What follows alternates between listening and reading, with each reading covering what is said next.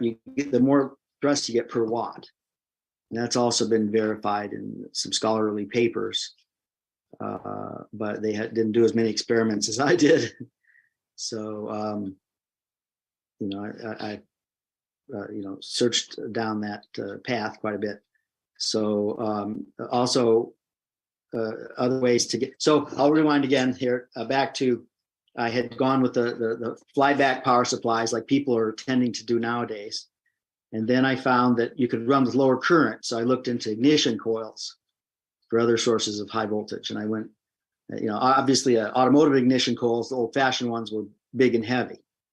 So I switched over to motorcycle ignition coils, which are, you know, epoxy insulated.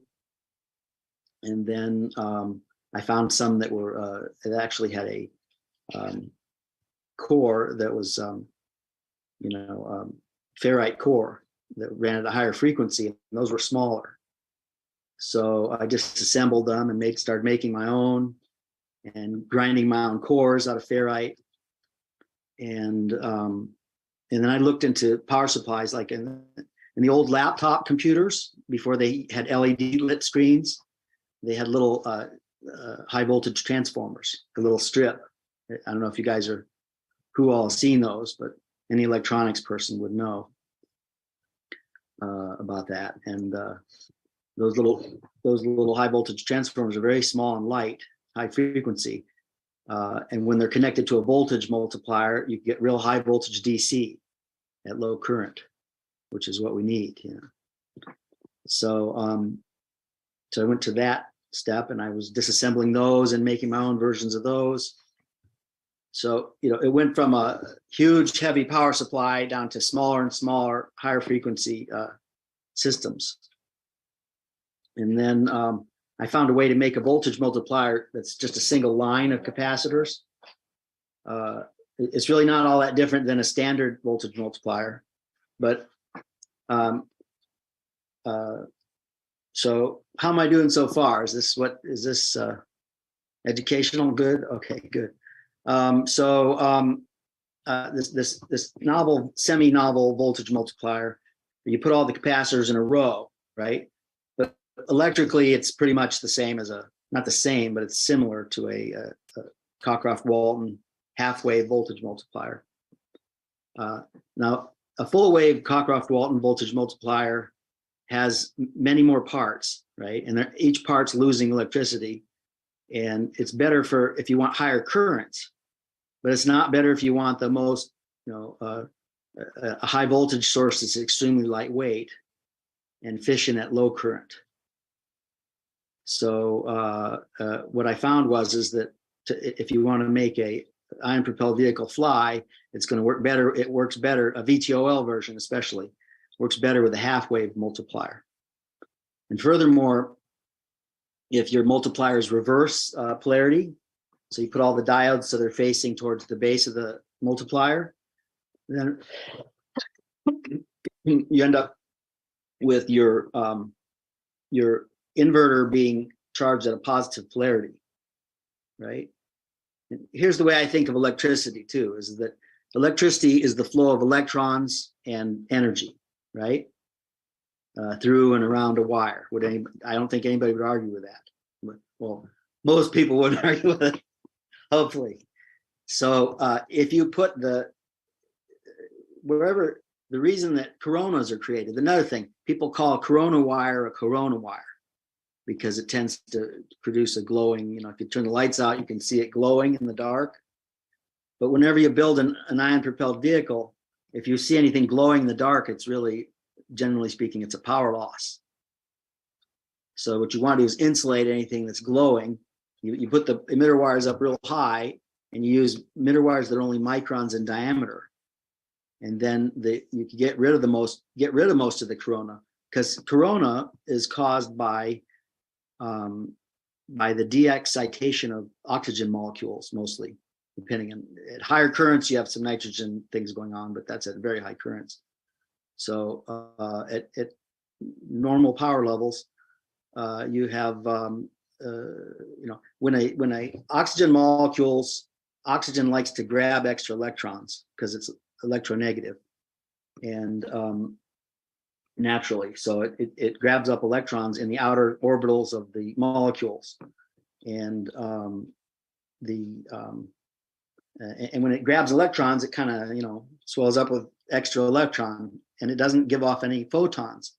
But when it loses an electron, it gives off a photon, and that's why you see that glowing, that corona, is because it's oxygen molecules de-exciting, losing electricity. So it's possible to make a vehicle that flies with by just adding electrons to that oxygen. You don't have to reach the ionization potential that you would, like with a xenon thruster, for instance. You can get super efficient ion propulsion by just adding electrons to oxygen molecules. So anyway, so I've gone from history of it, and I started going into the physics of it, right? More on the theoretical end, but it's not really theoretical. I've double checked all this stuff. So with some serious people, so it's correct and it makes sense. And so what you want for an efficient vehicle, to go fully into talking about how the thing's made, how to get more efficiency, thrust per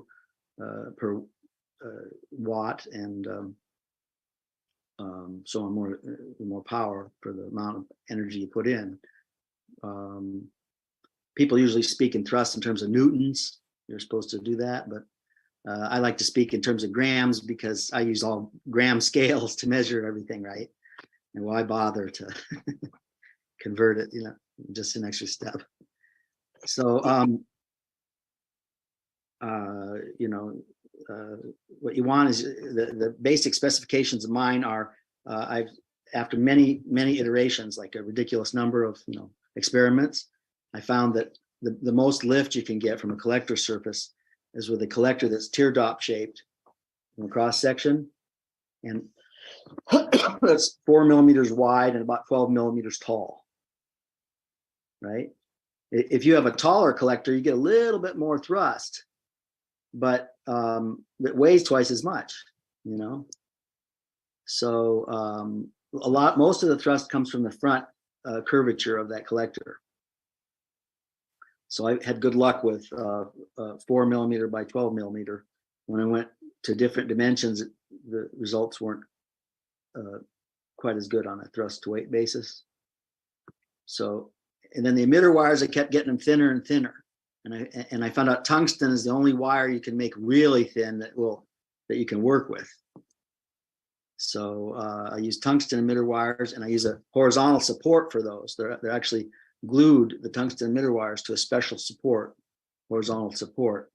They're not freestanding emitter wires like on a lifter, right? On a regular lifter, right? You just take regular magnet wire and you strip at least the bottom of it off, maybe all of it, and you run it between the posts. But on this thing, you have a special filament, no stretch, high temperature filament, and I glue the emitter wire to that filament.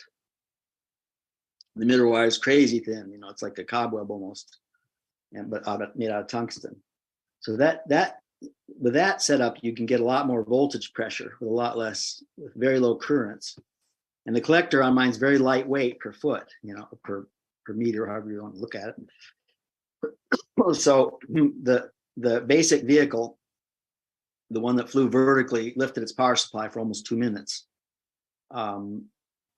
has about 59 feet, or almost roughly 20 meters of collector, concentric rings for the collector.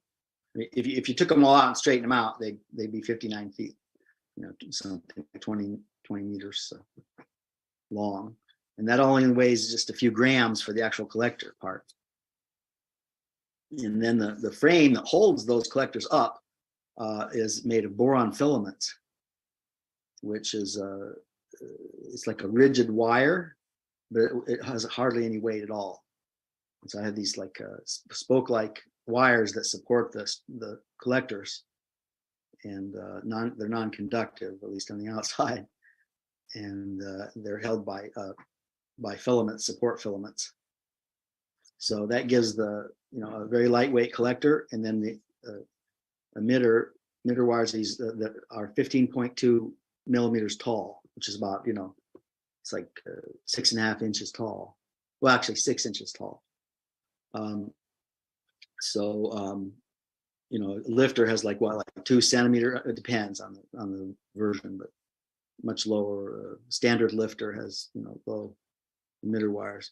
People would buy a power supply and they, with some good current to it, and then they hook it up and they start putting emitter wires lower and lower because it gets more and more lift, right? But the thing is that it takes more current more wattage per gram of lift that you do get.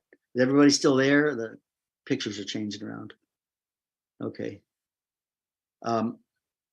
So it's more efficient to have the emitter wires higher, even though there's less overall lift per foot per length, unit of length.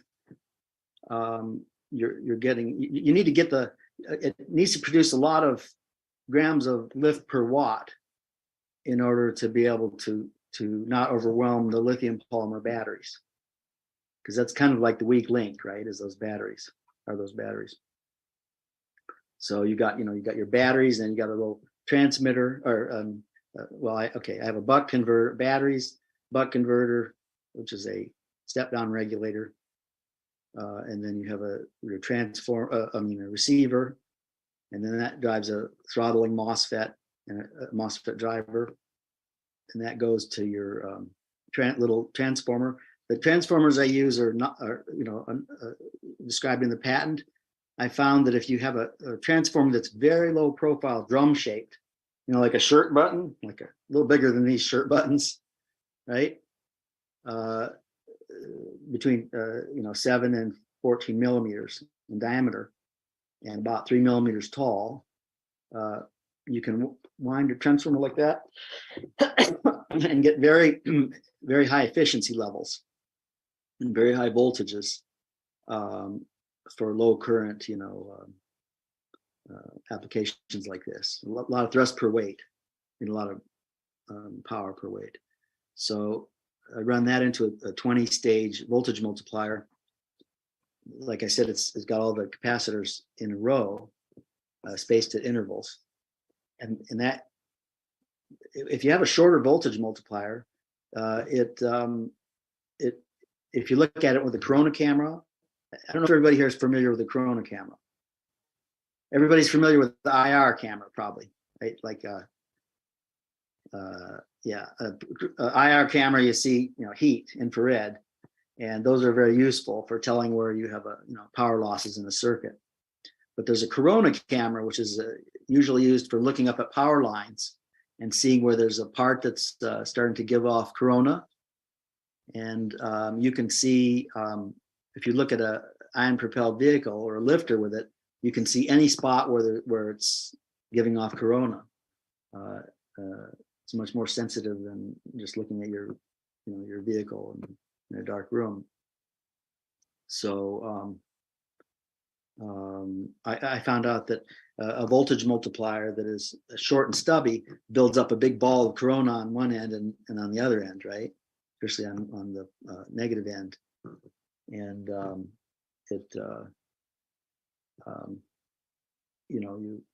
so what happens is if you make a longer voltage multiplier, the electrons aren't going to be migrating, because from the one side of the voltage multiplier to the other.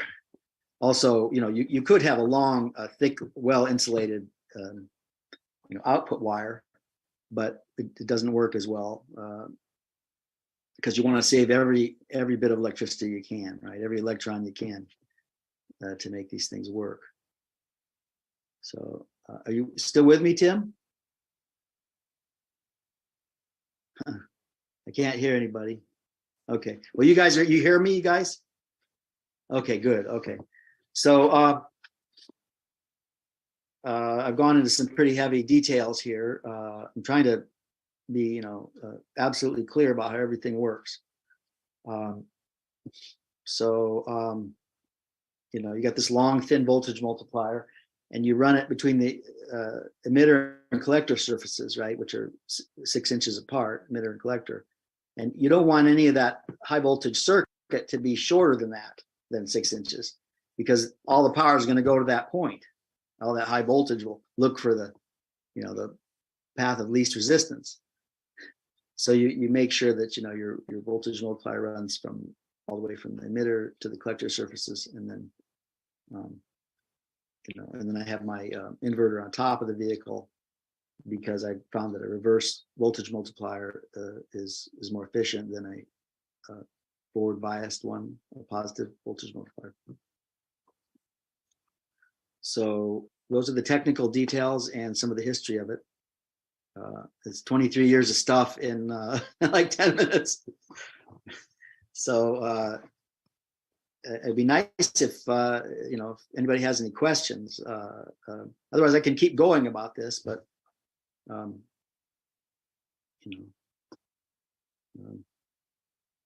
so let's see. Oh, I see somebody gave me a nice comment. That's nice. From Tom Gazillo to everyone question.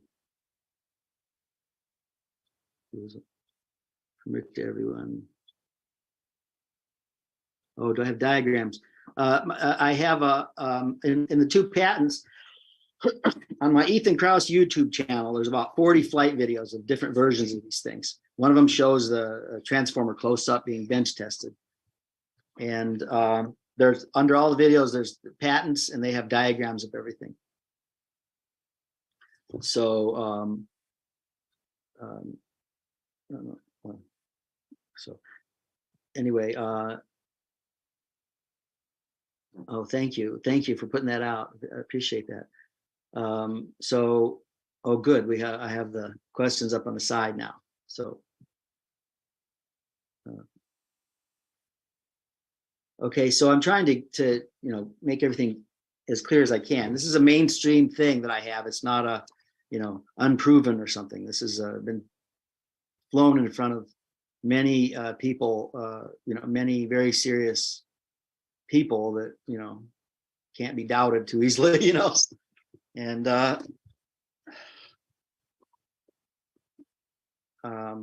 somebody mentioned about space. I have a big vacuum chamber in one of my shops, and it's pretty big. It's bigger than a coffee table, around those outdoor coffee tables. And I put a vehicle in it to test it, and the vehicle is almost as big as the chamber. And so I had to turn the vehicle on its side and get up in the chamber with it to plug the battery in, which, with all that voltage and the weight of the chamber and everything, it was, quite a bit. Oh, okay. Somebody mentioned, do I use balsa wood and aluminum? And no, I don't. Aluminum foil is quite heavy. When if those wings, if you stretch them all out, there'd be 59 feet on the smallest version that carries its power supply, and 59 feet of foil comes out to be quite a bit of weight, 20 meters of foil. So what I use is different thicknesses of aluminized I used aluminized polypropylene. Distance to collector, between collector and emitter, I mentioned before, is 15.2 centimeters, which is about 6 inches. Photos are, I don't have it set up right now to show a presentation along with my speech, but Ethan Krauss YouTube channel, will show everything you want to know. And plus there's a website, Electron LLC.org, that has some more details. But somebody wants some hard numbers for voltages and thrusts. The current voltage multiplier, the current high voltage systems, when they're bench tested, they output 42 kilovolts, which is it makes a 14 millimeter spark. And they draw about the ones that create enough lift to lift themselves draw about 1.5 amps. But that's on 100% throttle.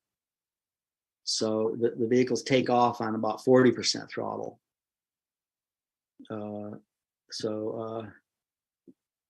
Somebody said they uploaded the patents. Good. I don't mind if inventors make this thing. I'm not trying to stop anybody from experimenting with ion propulsion. I would love to see some people replicate what I've done. It's just if somebody else does it, and then they said, look, I'm the first one ever, and take my stuff, and then they make, $50 million, and they don't share it with me. That's not very nice, So waveform. Somebody asked if I was exploring different waveform shapes and frequencies.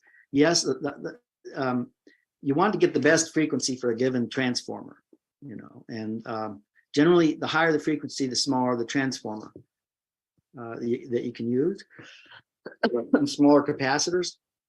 But the thing is that ferrites have a limit as to how high of a frequency they will. They have an ideal frequency they work at. So you can only go so high with the frequency. So the last transformer I measured was running at 380 kilohertz. But if you, like I said, you got to adjust it until you get the most throughput. So and you do that by changing capacitors around and inductors, but mainly capacitors. So oh yeah, somebody asked if I got some thrust in the vacuum chamber. I left you guys hanging on that. So I got the thing in the vacuum chamber, and I didn't expect it to produce thrust in the vacuum chamber without a propellant, so I added a propellant when it was in the chamber. And I had a little tube going in from an oxygen cylinder. First, I tried it with SF6 and outside of the chamber, and it actually got less lift. It didn't, which was somewhat expected, So I switched back to oxygen as a propellant, and it got a little bit better lift with pure oxygen, us being distributed over the top of the vehicle. So then I put it in the chamber with repellent tube running in through the bottom of the chamber, but I tried it without even pumping the chamber down, and all the lift went away, because the chamber blocks the sides of the vehicle, right? The vehicle fits right in the chamber. The sides are all blocked. A lot of the air on this thing comes into the sides. So when the sides are blocked, and the top of the chamber is covers the top of it too. So there just wasn't enough flow for it to fly in the chamber, even when it wasn't pumped down. So I'm going to have to try the vacuum tests with a smaller vehicle. So boron, tungsten, thanks. Somebody said they're loving the talk. Thank you too. What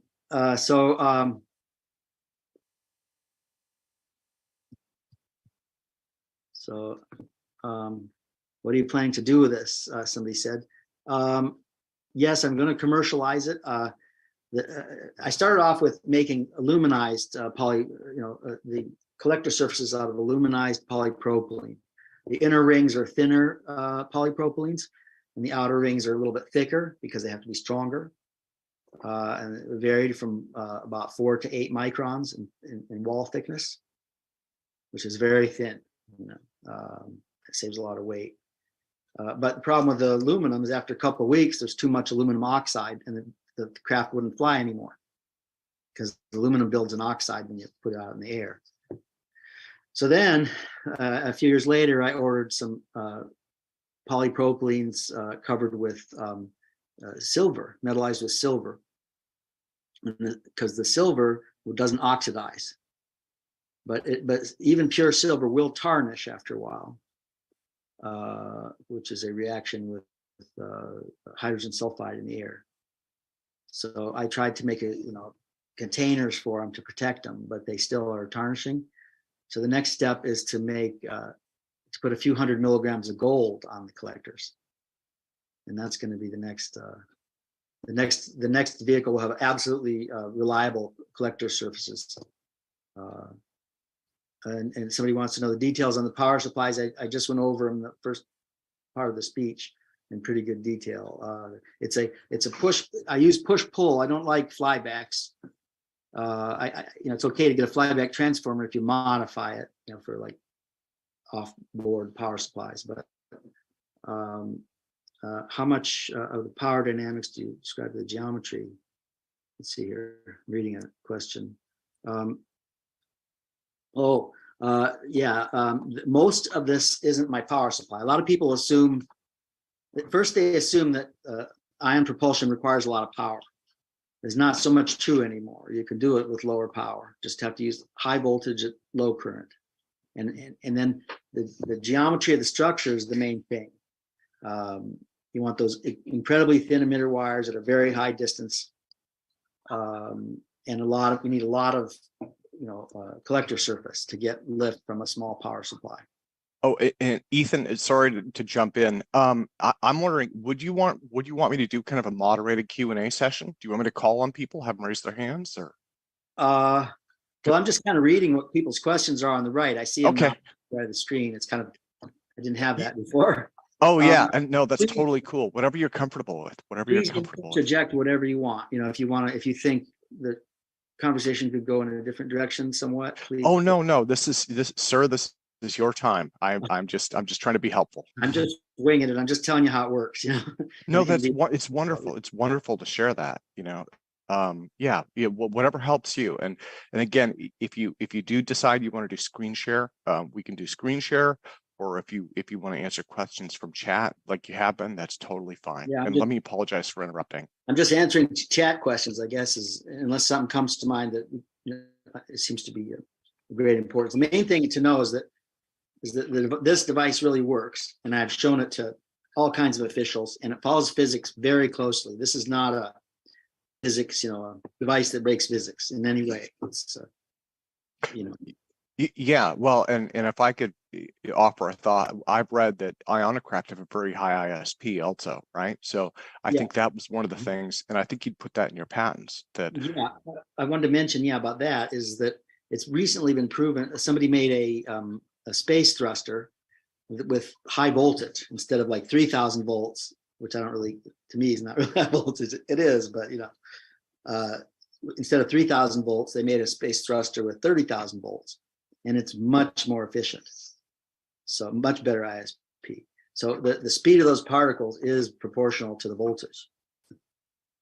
So this has a lot of possibility for wonderful ISP in space.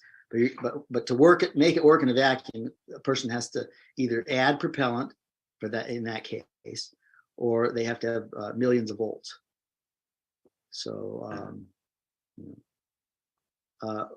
What would be the expected ISP in a vacuum?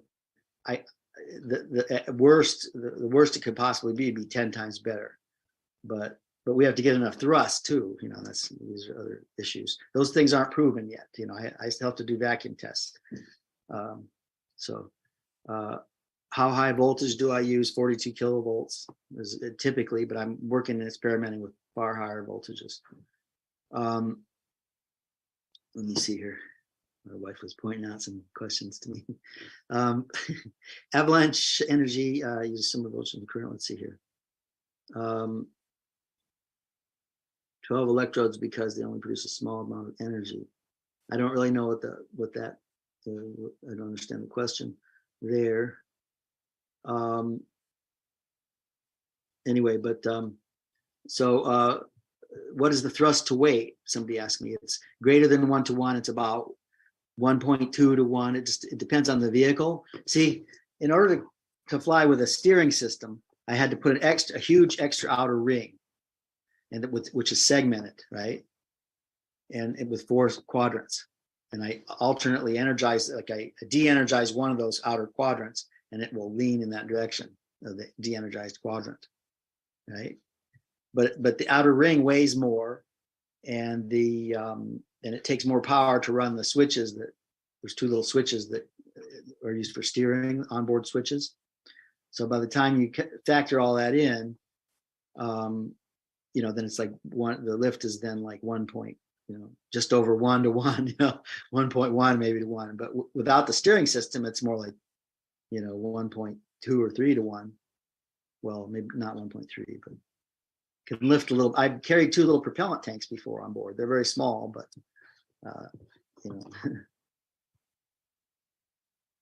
I didn't understand the question about the internal combustion engines and the 12 spark plugs, but just a comment. Okay, that's cool. So yeah, I am available to work with universities. The next steps with a business plan, Charles asked. I'm the patent is available for licensing, and basically I'm looking for investors and people that will donate to I got to buy that gold coated polypropylene and pay some people to help me, because it's all me sitting there doing the fine work, and I can only do work so fast, and so I would like, it'd be nice to have a team working on it with me.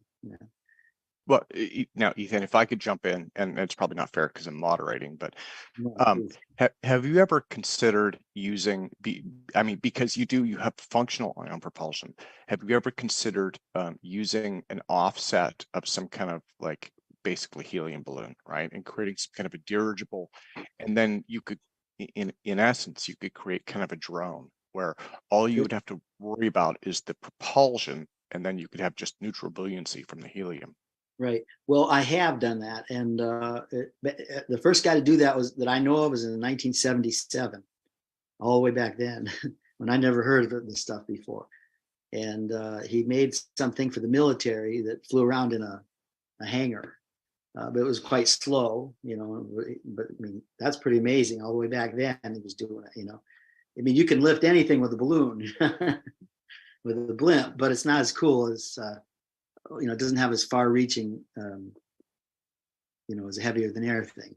Potential is, excuse the pun, is a heavier than air vehicle. So, back in 2003, I think it was, I made a balloon that's sort of flattened shaped, helium balloon, sort of flattened shaped rocket looking thing. I made it with clear balloon plastic, and I hung a power supply under it and a big lifter device, and I could connect up the power wires, and it would float up to the ceiling with the power supply on board. And then I would disconnect the wires, and it would come back down again. But it wasn't very fast. And I decided then, I thought, I'm going to make one with onboard power. I kept trying to do it, and it wasn't clear whether it was possible at first, and eventually I got that to work. So it will be much more efficient very soon, because right now about half of the power is used up in the transformer, because I have to really crank it up a bit, to get it to work well, especially at the end of the flight. And the transformer is running kind of hot. It's on the beginning of the saturation curve for the ferrite. So, that's once I get rid of that, make a little better transformer, change a few things, it should fly more like 4 or 5 minutes instead of 2 minutes.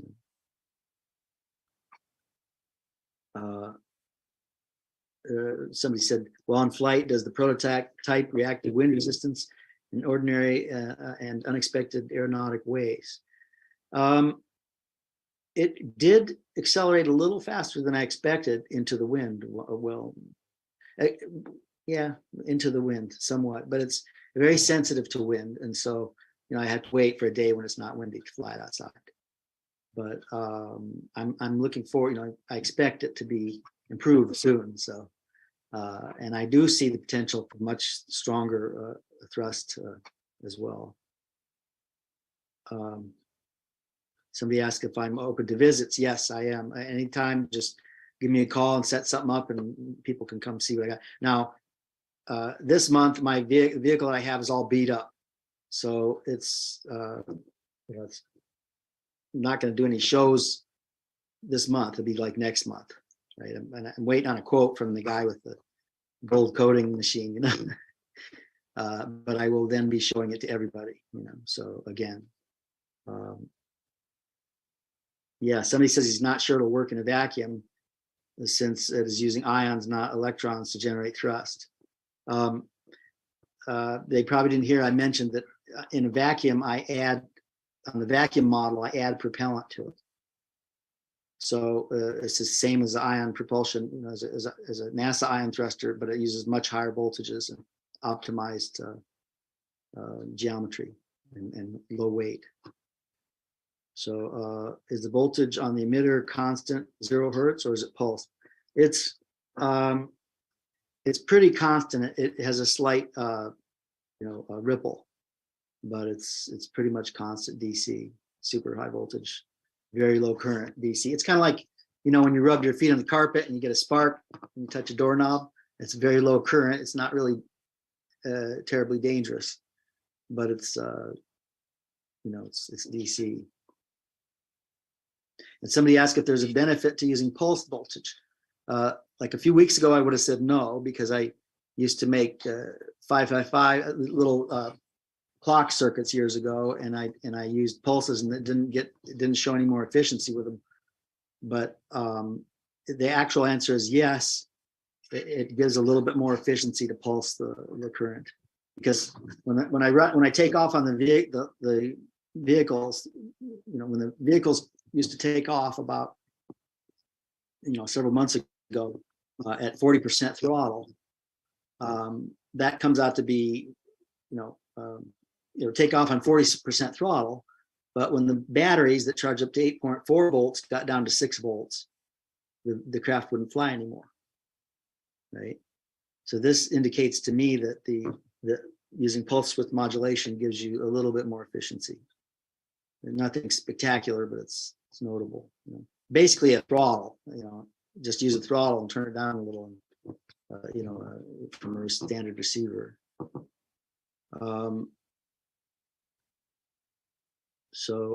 Sublimation provides a small number of ions under vacuum with high voltages.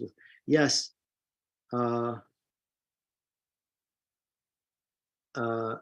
Yeah, there are things going on in a vacuum. For one thing, when you you know, when people measure the currents in these things, some of it's missing. It doesn't all just go to the collector and then neutralize and that's it. A lot of it leaks away. And when I was flying a vehicle in the early 2000s, almost a 6-foot one in a garage, my pant legs would charge up with static electricity. And I thought, you know, there's charged particles coming out of this thing for sure. You know, they're not all neutralizing on the collector. So, you know, and then recent measurements, somebody found that 10% of the current was missing from it. So, you know, I like my original experiment where my pants charged up. That's pretty conclusive to me, you know, that some of the electrons are getting away below the vehicle. So maybe even in a vacuum, you know, any kind of electron beam action there is going to create some bits of lift. But any real lift, you know, it would need to have either millions of volts for a real electron beam, you know, intense electron beams, or it would need to have a propellant added for that in that case, small amounts of propellant. Do I communicate with John Louis Nauden? I have sent him a letter once, and he responded. And he has an awesome website, and I think he does really cool stuff, and it's inspiring. He's a great person. So, but other than that, I don't know what to say about that. Who do I get? Did you communicate with Nauden or other ion scientists? Yeah, I've tried to send letters to most people, you know, and I'm always happy to hear from anybody. And I get inspired from everybody that works on the subject, you know. And Tim's very inspiring with his monster flying machines. So, you know. Did I say it? Yes, I did say theoretically a craft with millions of volts will work in a vacuum. Theoretically, it'll produce tens of grams of lift, but it hasn't been tested yet. So, you know, until the proof's in the pudding, you know. Since the thrust rate ratio is over 1, how possible would it be to use it for delivery of a CubeSat to orbit? Well, you know, vacuum tests have to be done, and I don't really know the ISP 100% until it's done in a vacuum. I don't know if I can get enough lift for it to keep going, you know, out of the, you know, when the air gets too thin, because you got to start adding propellant at that point. So those things are just not known yet, you know, and I can estimate and I can calculate what it should happen. I'm not familiar with John Paul, no. Airship to orbit. I am familiar with that. Yes, as a matter of fact, actually. I think it's great. Absolutely great. But I don't know much about it. I specialize in, just on Ionocraft experiment, ion propulsion experiments. Yeah, and experiments designed to make my device carry its power supply, be more reliable and efficient, and work on the steering of it and so on. So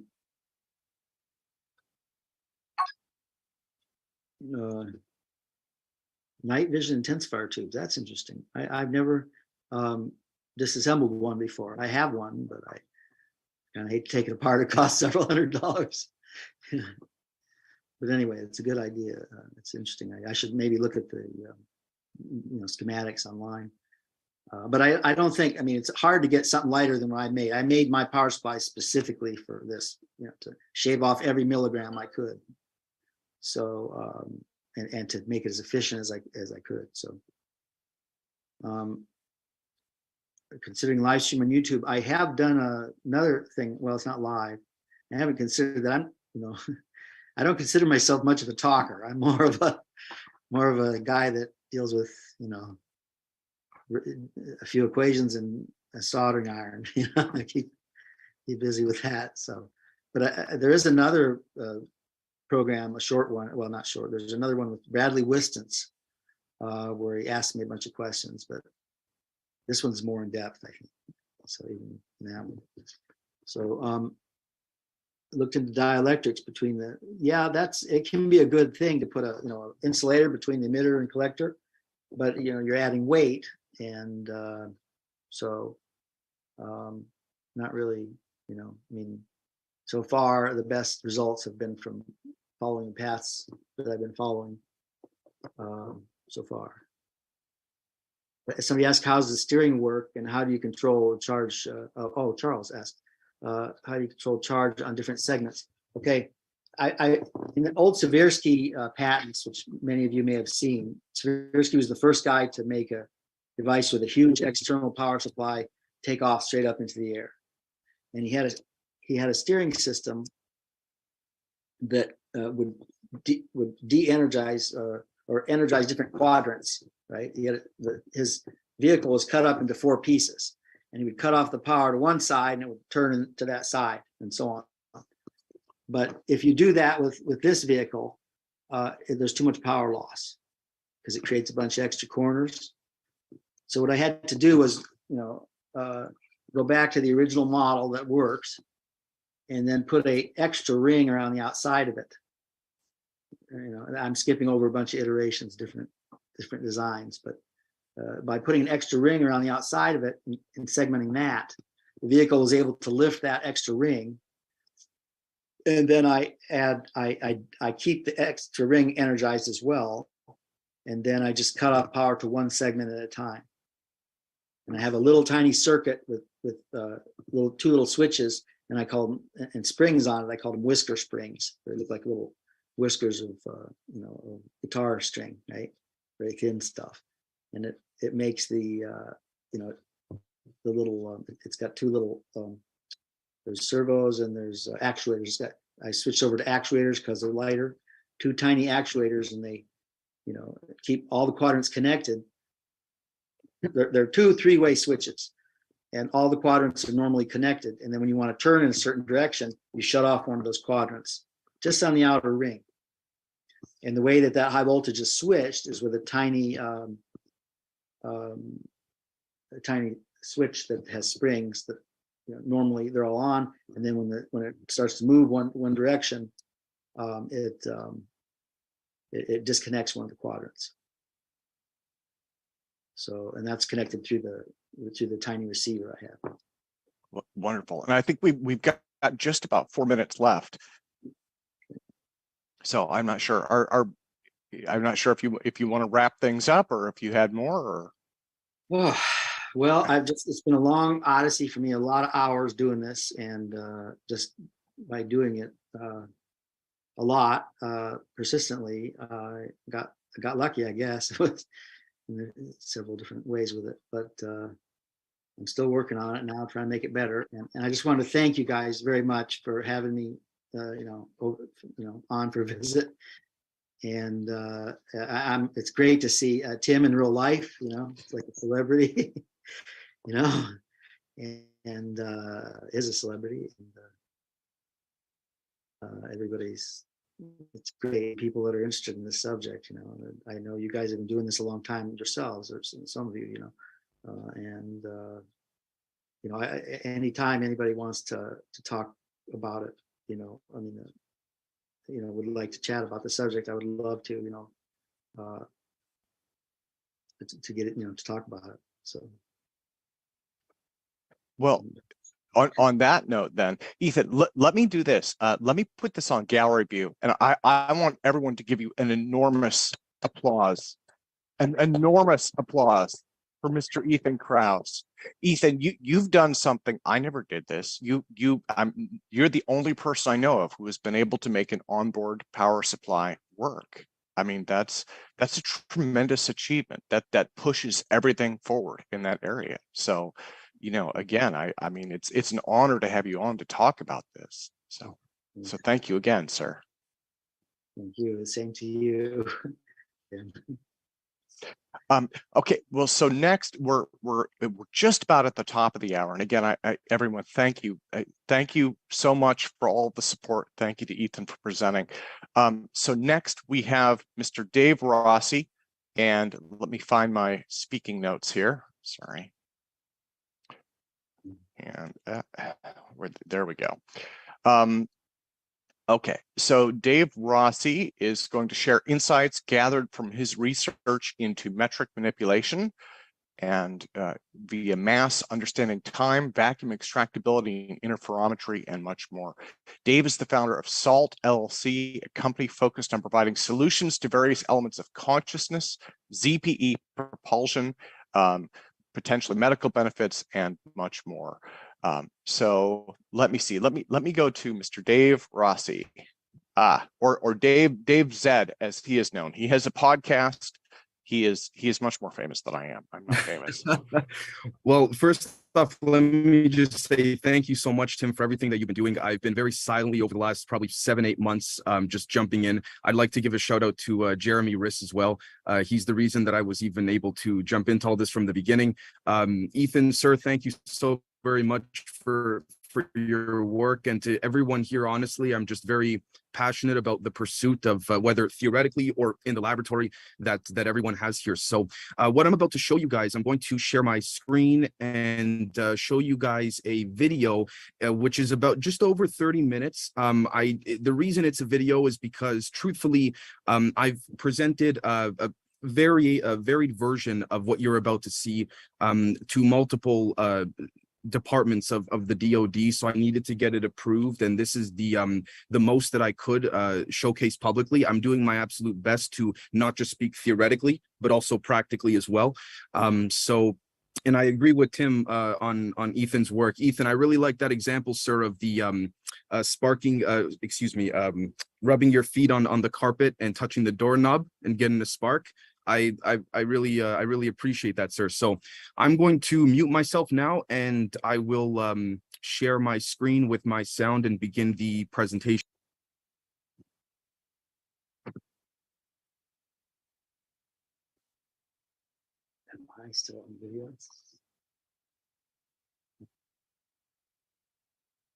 Right, good morning, good afternoon, or good evening, everyone. My name is David Rossi. Some of you may in fact know me by Dave Zed. I host and run the YouTube channel Generation Z, where we focus on a multitude of different aspects pertaining to the sciences, physics, all of that, you name it. But I'm also the founder and CEO of SAALT LLC, which stands for Strategic Analysis and Assessment of Longitudinal Technologies. I'm extremely grateful, humbled, and delighted to be here.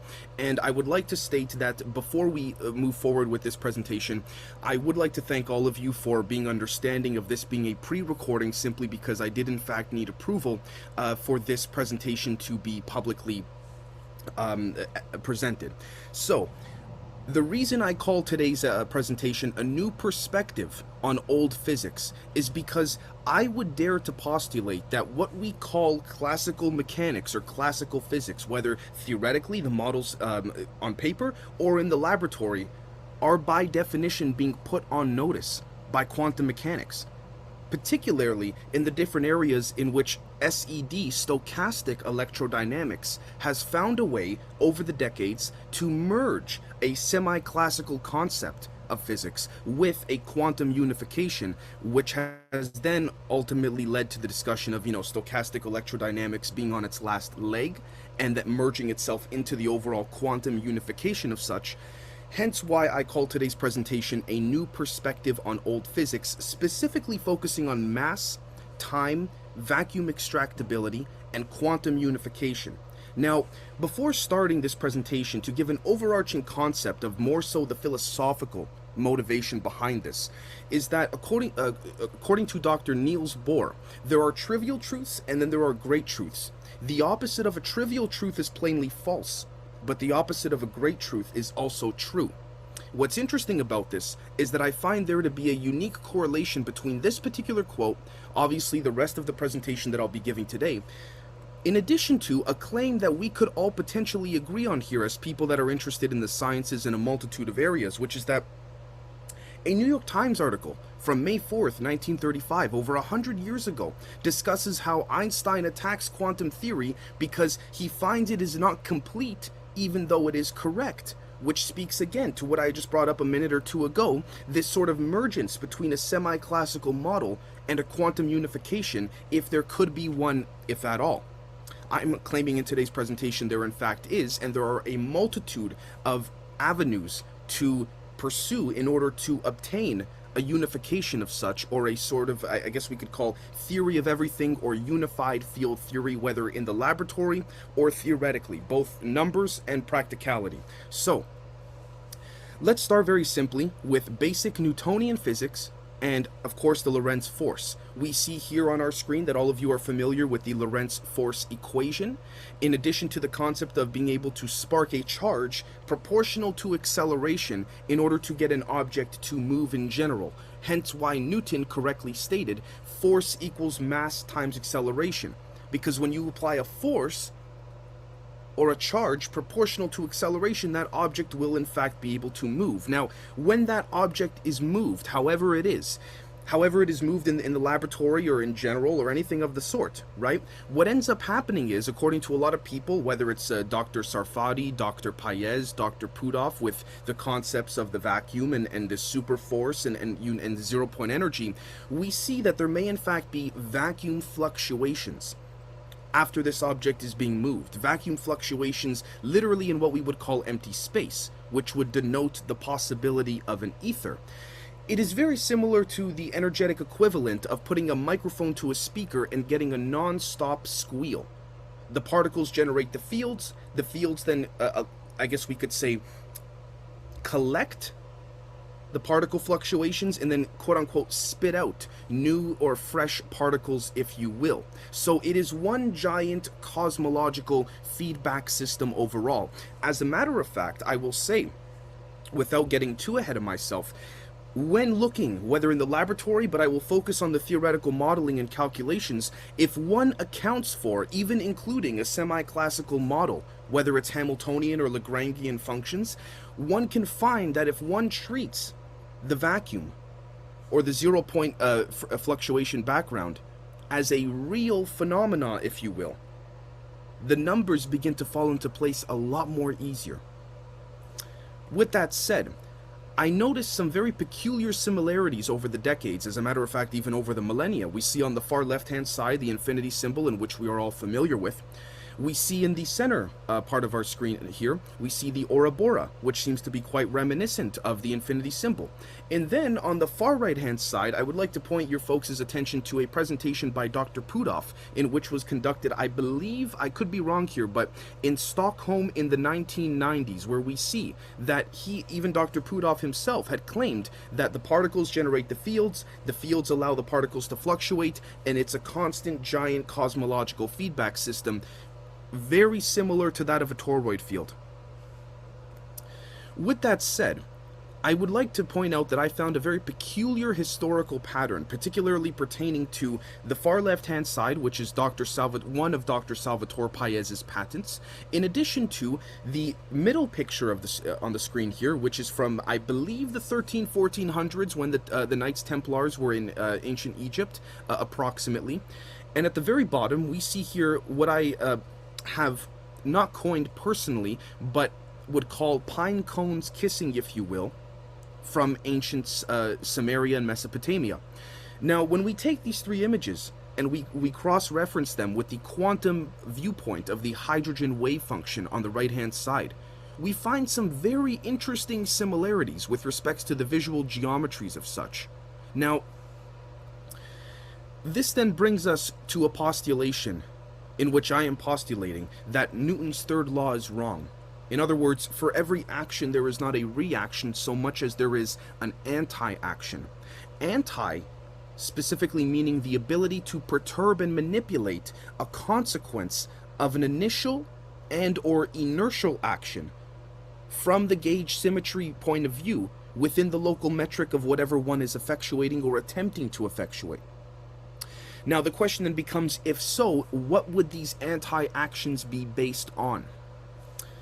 I would like to point everyone very strongly to Dr. Pudov's paper, Electromagnetic Potentials Basis for Energy Density and Power Flux, particularly where he says here in his background discussion, quote, "Though little discussed, there exists a rich literature on alternative definitions of electromagnetic energy density and power flux, the general purpose of which has been to attempt to bring clarity to some of the ambiguities associated with the standard definitions," end quote.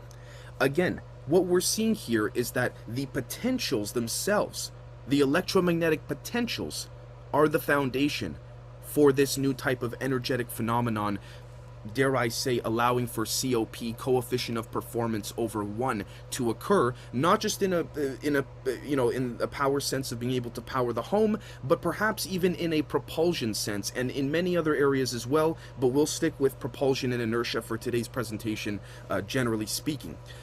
So one doesn't have to believe me or have to, again, listen precisely to what I'm saying or adequately, so much as one would need to even look at Richard Feynman's quotes, and we see here that the source of such quotations and lectures are cited accurately down below, and I quote, "In the general theory of quantum electrodynamics, one takes the vector and scalar potentials as the fundamental quantities in a set of equations that replace the Maxwell equations. The E and B fields, the electric and magnetic fields, are slowly disappearing from the modern expression of physical laws, and they are being replaced by A and phi, or again, the magnetic vector potential and the magnetic flux itself. As a matter of fact, fun little side note or side story, this is just a general approximation of the story, but when Richard Feynman and John Wheeler had found that the A field could in fact be separated from the B field, particularly within that of utilizing the Del-Cross operator, it was thought, because of the amount of power extraction from the potentials, of which we see here Dr. Pudov is arguing, that it was initially thought that the power, because of how, I guess you could say, extravagant it was, the output compared to the input, was vastly outdoing the input. And so it was thought initially that this was just an artifact of the mathematics. People thought, my gosh, it can't be possible, but it turns out that there's enough energy in the room that you are sitting in, theoretically, to evaporate all of the world's oceans, if you could get it all up in the room.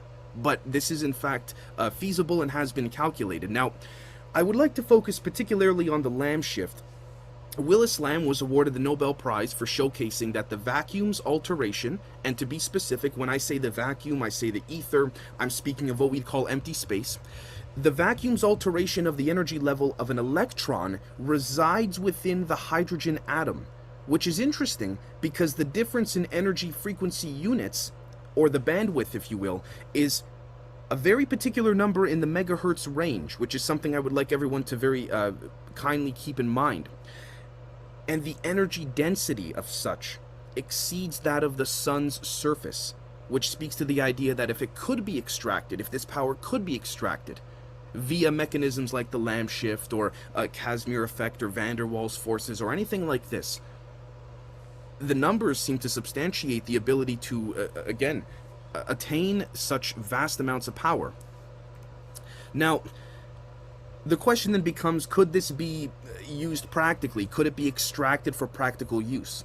Such may imply, when I mean such, I'm speaking to the Lamb shift concept, that when the vectors are summed to zero, both theoretically and in the laboratory, the potentials become more quote-unquote real than the fields themselves, due to making something real, quote-unquote, from nothing, or from empty space, which ideally would speak to the concept of as above, so below philosophically. It would speak to this idea of, again, order from chaos, something from nothing, generally speaking, merging physics with metaphysics, and I will be more specific, I assure you. And I also would like to state that I agree very avidly and strongly with Dr. Sal Paez when he says that science without philosophy is like a seed without water. Now, when the vectors are summed to zero, such may allow for thermodynamic manipulation, perturbation, and extraction from the vacuum for practical use purposes.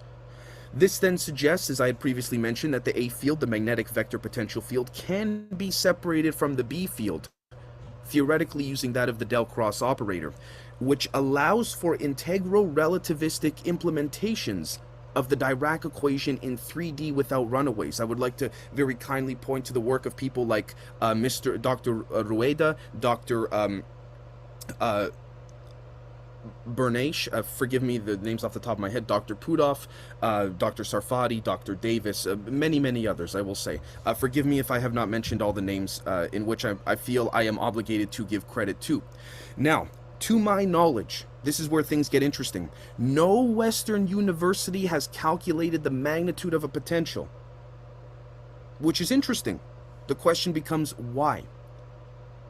I think it's because if one goes to read the original papers, circa mid to late 1800s, not what someone wrote about the papers, but the actual original sources, Gibbs, Heaviside, Maxwell, Lorentz, pointing, we will find that even the standard pointing theorem, of which is generally all of our engineering models are based off of today, in practicality as well, the standard pointing theorem denotes that a potential is infinite and reaches out far way past the wire. So for example, if electricity does not run through the copper wire, it hugs the wire.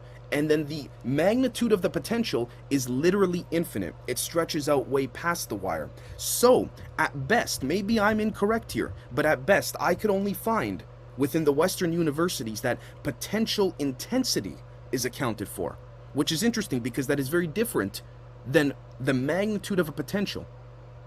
Again, potential intensity seems to be calculated in the textbooks that I have read upon researching for this presentation today, based off of an intensity of a potential that is just based off of an arbitrary unipoint charge, randomly stuck in empty space, as they call it. But even in that regard, the standard pointing theorem speaks to this concept of the potential being infinite, going way past the wire. So, we can see some of this substantiated in regards to a theoretical modeling, which is of course Dr. Pudov's polarizable vacuum theory, particularly the second paragraph where, quote, we see that accompanying the usual Lorentz force is an additional dielectric force proportional to the gradient of the vacuum dielectric constant, which would speak to this idea of curvature in loop quantum gravity, right? Particularly the work of Dr. Carlo Rovelli and the tracing within loop quantum gravity, as well as the concept that this curvature of space-time may speak to a larger state of unification.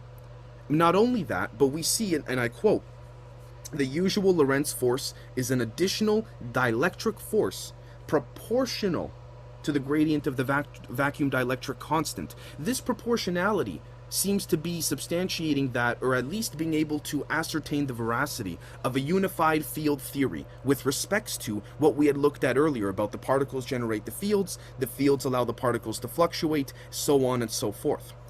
Now, you may say, Dave, this is all fine and dandy talk, But do we have any evidence for this? Well, I was able to obtain a 1999 Popular Mechanics article called Taming Gravity. I'm sure many of you here are familiar with Dr. Ning Li specifically. And of course, we all, there's been a lot of rumors and speculation as to, I believe she has since passed away, may she rest in peace. But as to what her work was doing ever since the late 90s, up until her passing. What's interesting, however, is that, again, I am quoting the Popular Mechanics article, speaking to the manipulation of mass, and I quote, basically, you are adding a couple of vectors to zero it out or enhance it, to zero gravity out or enhance it, end quote. These are not my words, these are the words of Dr. Larry Smalley, the former chairman of the University of Alabama at Huntsville Physics Department. The question then becomes, after the vectors are summed to zero, as we've seen in our previous slides and images that seem to be reminiscent of a lot of ancient, we could say, cave drawings, scriptures, descriptions, you name it, what does this say about mass in general? Manipulating mass seems to be able to show that this allows for a negation or attraction of particle distribution fluctuations, very similar to waves within a body of water, or I will give a more practical example, when you are changing the bed sheets of your bed, literally, as you're planning to wash them. As you pull the blankets off the bed, there's sort of that wave propagation, exact same movement. This allows for the manipulation of the relative perception of local time, local space, and the local objects within that space-time metric. Of course, in correspondence with other metric variabilities, but just to keep it simple for the sake of this presentation. Manipulating mass also denotes a correlation between the speed of light, angular acceleration, angular momentum, angular velocity, and how such is perceived across time, which speaks to this concept of, again, superdeterminism and many other things. How is this done theoretically? It is done by manipulating epsilon and mu, the vacuum permittivity and the vacuum permeability, or the electric permittivity and magnetic permeability. Very simple in that particular regard. Now, you may say, Dave, that's all fine and dandy, but do we have a practical example? Absolutely. So, say we have a laboratory, right? And the laboratory is split into two rooms with a wall dividing it down the center. One side of the laboratory is in fact a glass prism, where laser beams outside of the prism are shooting into the glass prism. The other half of the laboratory is just simply an observational room to observe and obtain the data and all of this. So once laser beams are shot into the prism, particularly multiple different beams, what happens is the laser beam begins to curve within the gradients of the prism via that of the kinetic, photonic, and phononic oscillations. Now what happens is the curvature inside of that glass prism, if there were to be someone or something inside that prism in the laboratory, in the first half of the room, you would see sort of a rainbow-like effect in addition to a potential Davies-Unruh thermal bath effect, if you will, right? Now, the laboratory observer not in the prism is only going to see the flat curvature of that energetic phenomenon relative to the other side of the laboratory. He is not going to see that phenomenon in 3D, let alone 4D, 5D, all the way up to 12 space. He is not going to see or experience that phenomenon in curved space-time. He or she is only going to see the flat curvature and intersection of that phenomenon. Now, this then makes us ask, okay, what does this say about empty space and our earlier discussed potentials? It says that they have the ability, as I just mentioned, to become an active local quote-unquote engine. Literally anywhere where there's what we'd call empty space has the ability to become a local engine via oscillatory concepts and approaches, one of them being ER equals EPR, the Einstein-Rosenberg model. Such can in fact be traced in loop quantum gravity. Again, particularly Dr. Carlo Rovelli and his team's work on, I believe, quantum split sources. For anyone willing to discuss that, you're more than welcome to reach out to me directly, and I love talking about those concepts within loop quantum gravity. Such can be traced via delta T variables in optics, which is interesting. It brings us back to that correlation between mass, speed of light. We see something happening here. Now, what's interesting is that on the left-hand side, we have an ATIP DIA file, which shows, particularly the second half of the paragraph, an inter-universe wormhole image at the top and an intra-universe wormhole at the bottom. But I would like to quote that Hochberg and Visser proved that it is only the behavior near the wormhole throat that is critical to understanding the physics, and that a generic throat can be defined without having to make all of the symmetry assumptions and without assuming the existence of an asymptotically flat spacetime in which to embed the wormhole, end quote. Which is very, very peculiar, because it speaks to this idea of, again, the pine cones kissing. If one can understand the tip of such pine cones kissing, as we looked at some of the images prior, whether modern or ancient, we will find that there seems to be an understanding of just knowing what the tip's geometrical values and functions are, and limits, and symmetries. We can then integrate it exponentially to the rest of that wormhole in a Lorentz propagative sense, excuse me. What I mean by this essentially is that if we were to look at a paper by Dr. Ibison and Dr. Pudov on the Lorentz 3D Dirac, we could say, integral relativistic 3D Lorentz Dirac equation without runaways. I'm paraphrasing that paper, forgive me, but we will find that you can in fact implement the Dirac equation without it having runaways in an integrated relativistic form, which is very, very peculiar, particularly when we notice that over here on the right hand side of our Wikipedia page, again, noticing here when we're looking at physical optics, there are, and I quote, there are different forms of the pointing vector. The most common are in terms of the E, B, or E and H fields. Now, what's interesting is if you look at the far right-hand side, and end quote, you will see that delta T in the dimensions section is dealt with quite avidly, so you don't have to believe me again in this particular regard. Now, with that said, we will also find that the pointing vector seems to be the most standard common usage, but even as I said earlier, the pointing vector shows that the energy propagation expands way past the wire in which the energy is occurring on. The magnitude is infinite.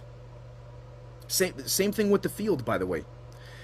Now, the question then becomes, if we're following Hochberg and Visser's approach here with respects to Dr. Pudov and many, many others, the wormhole throat behavior may in fact propagate what we call time.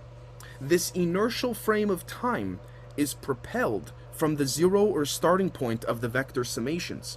So we see on the left-hand side image that the 0 point, literally the coordinate where it says 0, the very bottom right of the left-hand side image, is the beginning of a gradient's curvature, as Dr. Pudov's polarizable vacuum paper showed, that is, again, proportional to the propagation of this vacuum dielectric constant, of which the speed of light also seems to be proportional to as well. Now, those within the field of this energetic phenomenon would experience wormhole throat behavior very differently than that of those external to the field, very similar to the prism example we had given earlier. Now, you may say again, Dave, this is all fine and dandy talk, but what are some ways of practicality and using such vacuum energy to be extracted in the laboratory? Well, one way is a charged plate collapse. Now, for propulsion or inertial uses, it's not practical. As a matter of fact, I believe this was a proposition brought forward many decades ago by Dr. Robert Forward, I believe at Hughes Laboratory, under the Air Force Research Laboratory. I could be incorrect about AFRL there, but his whole hypothesis was, well, if I bring a bunch of stacked plates together, aluminum plates, and I charge them electrically, because of the Casimir and van der Waals forces and effect, the energy could be extracted from in between the plates, and then we can store that energy for use. Now, for propulsion and inertia, it's not practical. But it does lead to many other things, like what we now know to be flat panel displays and many other things of the sort. The reason it's not practical is because it takes far more energy to induce an effect on the plates being charged compared to what you would extract from the effect in between the plates. A second variation, of which seems to be far more feasible, is a plasma punch or pulse.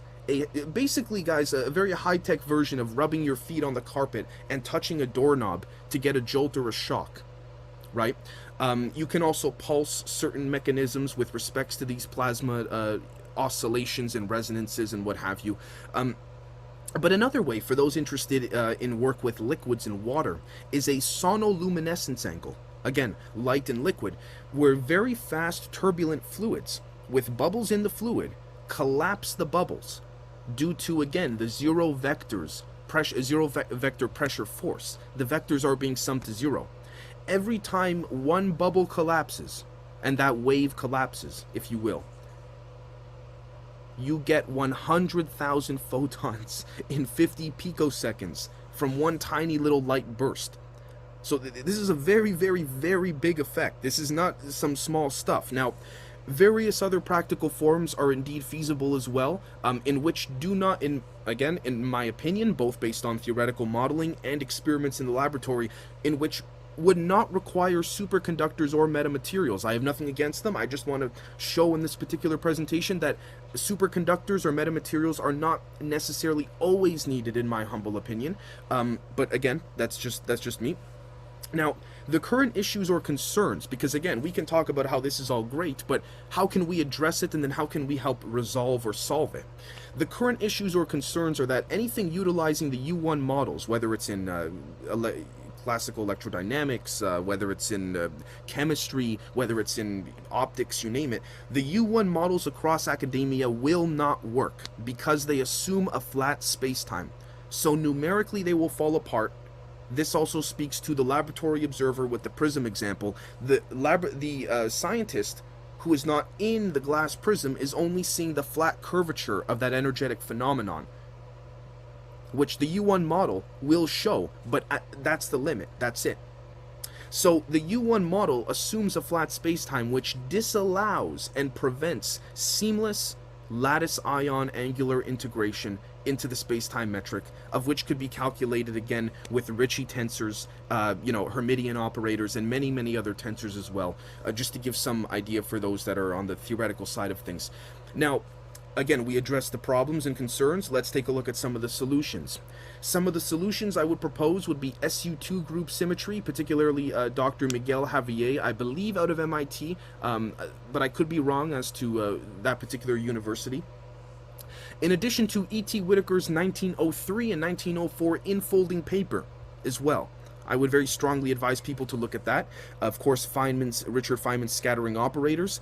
And very specifically, these last 2 points, I'd like to give an example for the chemists, or for those interested in more so in chemistry, to pursue a concept of stabilized disequilibrium, both in propulsion, but I'm going to use a chemist example here. So when people say for example, there's an energetic phenomenon, and they see some type of sulfuric acid, they think, or some type of what's been called, sort of gooey spider web, it's been called sometimes, angel hair, if you will. A lot of people say, oh, that's just sulfuric acid.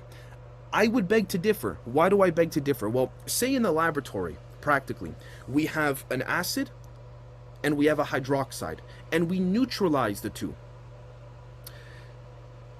It is normally known, particularly within the U1 models, as it's been taught to all of us, that during the neutralization of these two chemicals, the acid and the hydroxide, there is supposed to be a heat coming from that neutralization. In other words, there is supposed to be an exothermic reaction. But in this particular case, there isn't. So that tells us there are some peculiar properties within this particular acid and particular hydroxide that allows for disequilibrium to become stabilized in conditions where it normally would not be stable. So that's why when people say, oh, look, that's just sulfuric acid, I don't think so. There are some peculiar properties that are creating a situation where, again, disequilibrium could be stabilized. Now, SU2 group symmetry as well allows for the space-time peak across the local metric to occur. So the left-hand side image, we have a space-time metric, generally speaking, for those that are more visual. And on the right-hand side, for our visual friends again, we have a sort of, I guess you could say, peak in which would occur from the metric once certain conditions are met. Now, there may in fact be a potential longitudinal lock-in with these transverse waves. So again, if we were to focus on the glass prism example in the laboratory, the experiencer inside of the glass prism, or this energetic phenomenon, would experience something of what we're looking at right over here. In addition to, again, a possible Davies-Unruh thermal bath effect, but this would be the visual. Now, the external observer, of which I believe to be the case in which much of the literature today in quantum field theory, loop quantum gravity, SU2 group symmetry, is showcasing the viewpoint of the external observer. The external observer will see something like this. Not necessarily the entire template here, but I'm speaking more to just, again, a flat intersection curvature where the blue shift, red shift begins to, create more of a propagative effect that Dr. Puthoff and many others with respects to space-time metric engineering have discussed, where, again, sort of like if we took a bed sheet on one's bed and just kind of whipped it up, would be the same way in which when the space-time metric is voided, after the vectors are summed to zero, what then happens is there's a sudden blue shift in energy in the thermal spectrum. Because, sort of like when you are unzipping, for example, the jean pocket pants or something of this type, the jean material itself moves aside for that, we could say phenomenon to then occur. And in this particular example, the jean material, like clothing, would represent the space-time metric. So, some thoughts would be that would light propagation and time have direct correlations? Does the manipulation of local objects' masses perturb or effectuate such phenomenology within that of the local metric? And does time exist within photonic and phononic resonance and propagation? These are some thoughts that I think should be or could be avidly explored. Now, I would like to thank, truth be told, people from the APEC community, folks from that I've spoken to privately, whether from DoD or otherwise, or from even around the world, for providing a tremendous insight into angular geodesic acceleration, which would allow for such energetic phenomenon to occur. And when I say energetic phenomenon, I'm speaking to a multitude of different potentialities, not just for propulsion. Now, we have the four known forces, as we know. We have the strong nuclear force, the weak nuclear force, the electromagnetic force, and gravity. The question becomes, is there in fact a missing key, particularly within general relativity? If we were to follow along Einstein's concept and, given the Schwarzschild metric and all of this metric solution, is there a fifth force that unifies the other four? Maybe there's more than a fifth force, maybe there's multiple forces or multiple integrative approaches.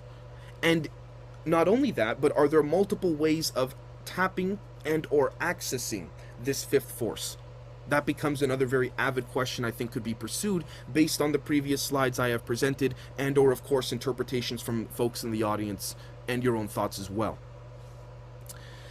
Now, I would dare to say, this is my humble opinion, multiple avenues towards the same undergird or underlying source would be Dr. Puthoff's zero-point energy, of course, and his papers, Dr. Salvatore Paez's superforce, Dr. Sarfati's EVOs, exotic vacuum objects, and of course Existics from our great friend and APEC community member, Gavin. I would like to thank our friend Gavin for coming forward in the way that he did, particularly in the APEC WhatsApp group chat for helping others in the community understand and explain his concept of existics and how it could be unified both with classical models and in many other ways as well. I do not mean to speak for Mr. Gavin, but I'd like to thank you, Gavin, for coming forward with your existics. It's a fantastic model in my opinion. Now, again, we are speaking to the different avenues of which this source could be tapped. Now, there are in fact in the laboratory multiple avenues of extraction, energetic selection of frequencies, etc., which would be high frequencies, low frequencies, and potentially unknown frequencies and bandwidths both above and below the current electromagnetic spectrum and the thermal artifact, particularly dealing with the thermal artifact more so on the lower levels of the thermal artifact, in addition to acoustic ranges and auditory phenomena, if we'd like to call it such. A practical example of a theoretical concept or situation where, again, I'm trying to push the limits here a little bit deliberately, in the sense of, we see that out of the Institute of Electron Physics, the Ukraine National Academy of Sciences, some tremendous people put out a paper on the essence of SGME, which stands for Slightly Generalized Maxwellian Equations. What's interesting is that after the paper was released, the paper had talked about dismissing the Dirac equation for a moment. There seemed to be to allow for more of a unified model with respects to Mr. Krivsky and Simokic's work. But the paper was immediately attacked. This is where it gets interesting, because the paper and the authors were attacked, but the equations themselves were not debunked nor calculated to show any other derivation that would suggest an incorrect or incomplete unification of the slightly generalized Maxwell equations. So it gets interesting, right? We see, for example, that, you know, people will attack papers, but not necessarily say, okay, here's the math to show why it can't work, right?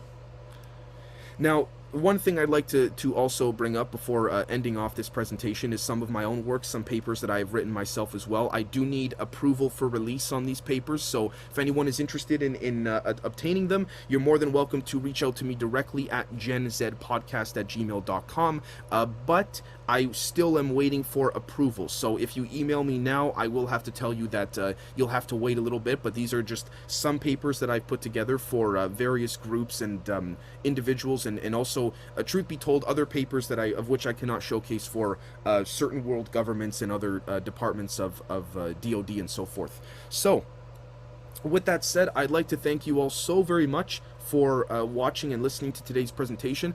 I hope this provided a little bit more of an insight into really going back to the basics of Lagrangian and Newtonian physics, and then trying to, I guess we could say, understand such from there, whether theoretically, and then of course bringing it into the laboratory, and then being scaled for commercial and consumer use.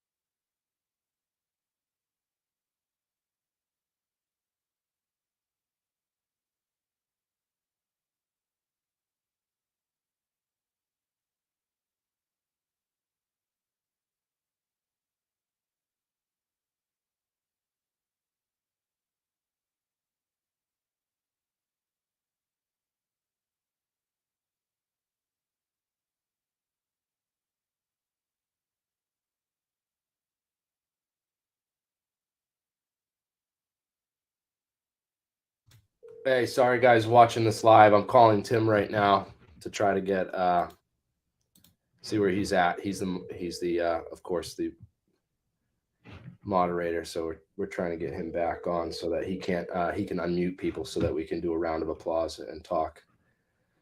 So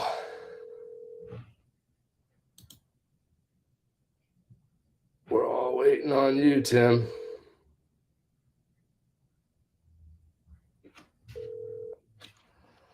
Try calling his regular phone.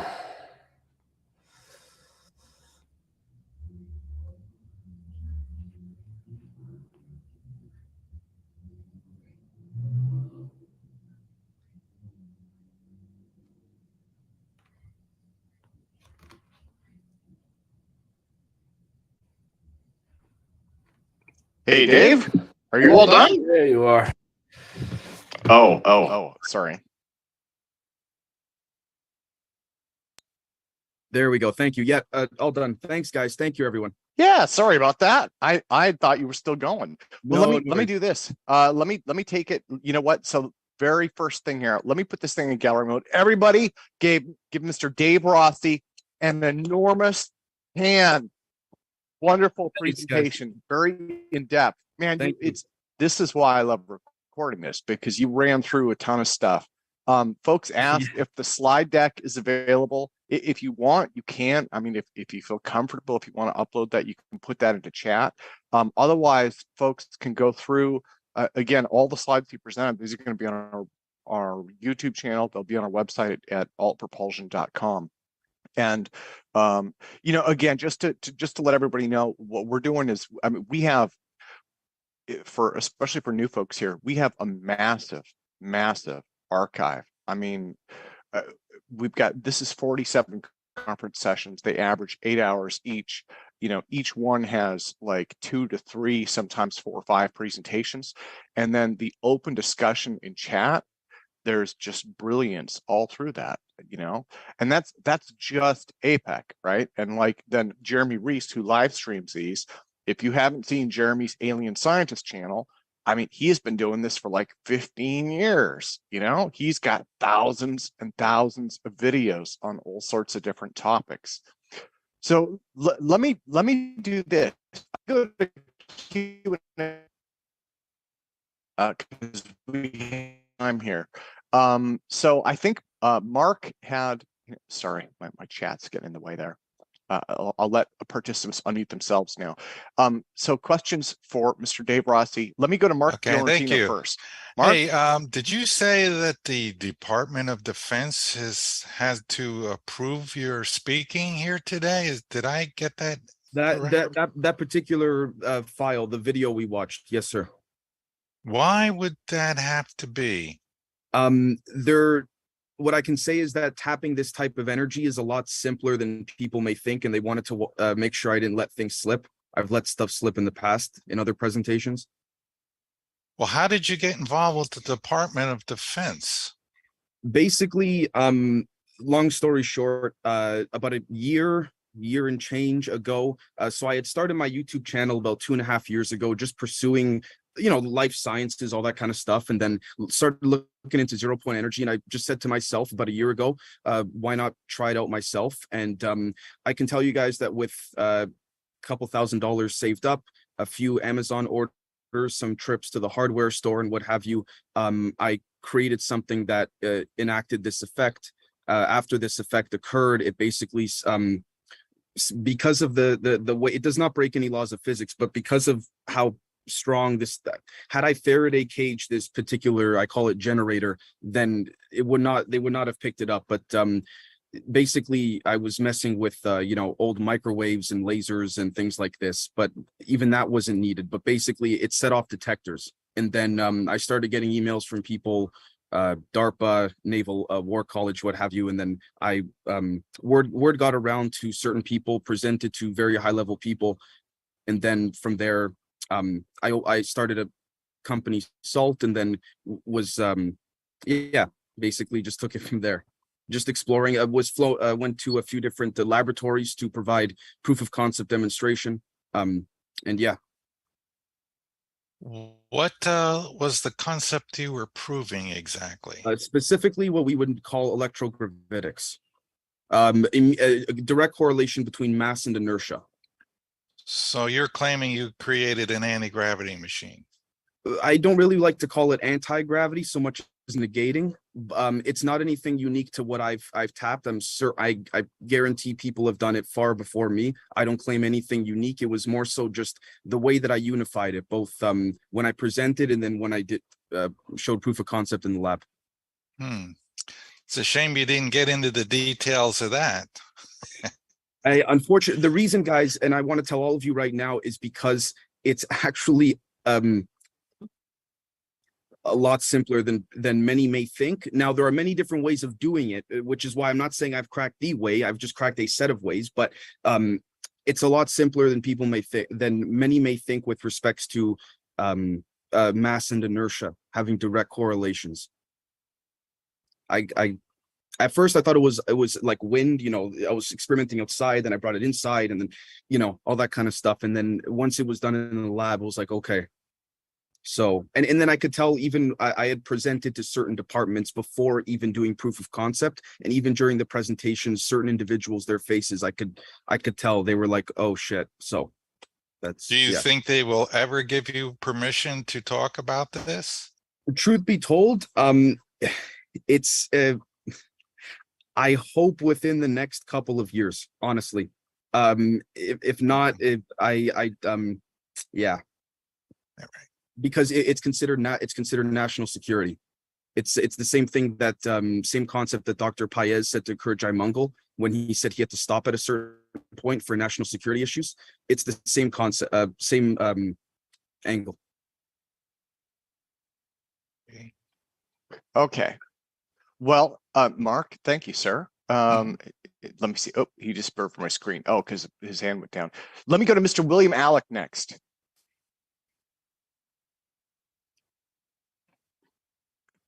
Yeah, Tim, can you hear me? Yeah. You know what? I need to put hands down after you guys start. In Zoom, you disappear when I put the hand down in the. Okay. Yeah, go for it, Bill. Okay, your guest, his name is Dave. Yes, sir. Zed, is Yes, that sir. correct? Well, Rossi. Zed was Rossi? the channel name. Dave? Yes, sir. Yeah. Okay.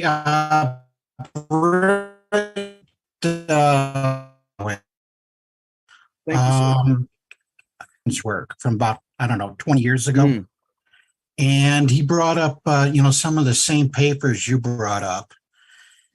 And, today, we're working with a simplified version of the Maxwell equations. Right. And the issue with that, is the simplification. And it goes back to the original the original Maxwell equations, which were done in this quaternion math solution. Right. Yeah. And according to Tom's work, and of course, I was fortunate to be there, at his lectures 20 years ago, and spoke with him personally on this subject. And he spoke quite frequently of what are called scalar waves. Okay, and it's scalar electromagnetics, and that, according to Tom, that's really the key to gravity and anti-gravity control, working with scalar electromagnetics, is the key to this thing. And what it is, it's not fusion. Fusion is like an extreme version of working with these scalar functions, where you take two particles and you just crash them, combine them together. And you don't have to do that. The objective here is to create the scalar function just by oscillating or resonating two particles together. Okay. And Tom referred to it as a Q cross Q function. And the output of this Q cross Q function, when you resonate these two particles together, the output of that is a sine squared function. And you actually see that on scope traces, okay, the sine squared function. And that sine squared embodies your scalar function, okay? And that's what gets you to scalar electromagnetics. And Tom, he was really into the, gravity and anti-gravity control. And so this function just relates to this oscillating function, which I don't know, I've been able to replicate it quite easily using the technology that I have here. And so, really it was coming down to Tom Bearden's lectures, that I saw a parallel, with what you were speaking about. Okay. So, I just wanted to mention that a key to this thing is not achieving fusion, but kind of like the halfway in between point of where you take these two particles and you force them together and you oscillate them, creating a scalar function. Okay. And that's what gets you to this over unity and this type of electromagnetics, which taps into these potentials that you were talking about or speaking about here. So I just wanted to mention that. I want to thank you so much, sir, for bringing up Mr. Bearden. I've read his work. I've watched his videos, his lectures, his presentations. I would have loved to meet him myself, and I think that there's definitely respectfully to everybody here, I have to just watch my words a little bit, but there might be something there. That's what I could say. If I may also very quickly address the I believe our friend Mark from previously, one of the reasons, guys, that I want to be able to say to demonstrate how I did it in a practical sense, but unfortunately cannot, is because basically let's just say I call it the generator. I call it when it's in its vertical position, it immediately gives immediate inertia right away. However, with a few adjustments, maybe 20-30 minutes worth of adjustments, and then just tilting it horizontally, it becomes weaponizable, and it becomes a rail gun, or EMP. It puts firearms out of business, which is why, again, if anyone can tap that in that particular regard, it becomes I get put in a lot of trouble in a legal regard. So I just want to be a little bit more clear in that sense. But with respects to Mr. Bearden's work, sir, William, I think that there's a lot of potential with vector scalar potentials and the oscillations and the resonances of that. And then that's what I was trying to say by summing the vectors to zero. So I would, yeah, exactly. Right. Yeah, because Tom mentioned that there's an engine, a vacuum engine that forms, when you have this zero vector that has all this internal structure to it, and it doesn't show up in any of the conventional Maxwell equations. I agree. You have to use an extreme form of this, which is the quaternion math, and then the scalar vectors begin to emerge from all that. Right, I would agree. If I could also politely, even I don't consider myself a lecturer or anything like this, although I appreciate the compliment. I find, guys, the more that I experiment in the laboratory, the more I realize I don't know anything, to tell you the truth. But I would recommend very respectfully to look at not what someone, as I said in the presentation, has written about the original Heaviside, Lorentz, Gibbs, Maxwell papers, even the Poynting papers, but to do your best to try and find the original source papers. There's a very significant difference, because the many of the academics today, not to take any jabs at them, but they don't really go back to bother to read the original papers, because they think that perfect job was done when it really arguably wasn't. So that's kind of then we get into the whole, for those that are more into the conspiring of JP Morgan and Tesla and all that kind of stuff. But yeah. Well, Tesla did that as well. Okay, and his magnifying transformer, he set up these opposing forces, and virtually no physicist knows anything about that. This is what I was trying to convey with the vectors to zero. Yeah, exactly. Yeah, that's the key to it. I would agree. This is simply one way that I would approach in probably about 5-6 different ways that I found to be the case, whether it's with just electricity and certain types of magnets, things like this, or even with liquids, like with ferromagnetic fluids and things like that. But yes, either way, there is a vector summing to zero, pine cones kissing. Exactly. And I found it's interesting because the whole key to this thing. I mean, maybe I'm going nuts here, but I found an interesting pattern over the ages of what our ancestors seem to have been trying to say with that same vector summing to zero. Now, maybe I could be dead wrong, but yeah. Yeah, well, there's a number of researchers that that spoke about this. This zero vectoring concept. Right. Absolutely.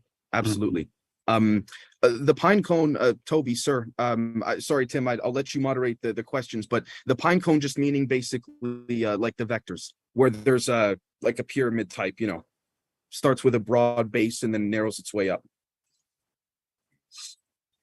You'll find that even in bio-nanoelectronics and even papers written by people like Charles Lieber from even a decade ago, they speak about that as well, a sort of resonant electrical occurrence that goes within the sort of it starts to oscillate at the bottom, and the reason it needs to be sort of a pine cone or triangle in shape is because the resonance needs to eventually squeeze right through the top, and it can't be done if it's got a broad base, essentially, but it needs that broad base to build up its resonance. So yeah, Well, let me go to, if it's okay, we got about 5 minutes until the top of the hour. Let me go to Jared real quick. And Bill, thank you, sir. Dave, outstanding lecture. Outstanding. Thank you, sir. Thank you. I have a couple of questions. Clarification question first. When you were talking about the Lamb shift of the hydrogen, and that's one of the areas where you might be able to tap into something. Yeah. Are you referring to like conversion of the virtual particles into real particles through like significantly high energy densities? Is that what you're getting at? Yes, when I had said that the potentials may be more quote unquote real than the fields themselves. Yeah. And then separating the magnetic vector potential, the A field from the B field. Yes, precisely. Gotcha. And then just two other questions regarding the stuff that you can't talk about. So whatever light you could shed on it. Sure. For your successful experiments, were solitons or standing waves, the buildup of energy in a location, is that playing any part in your experiment?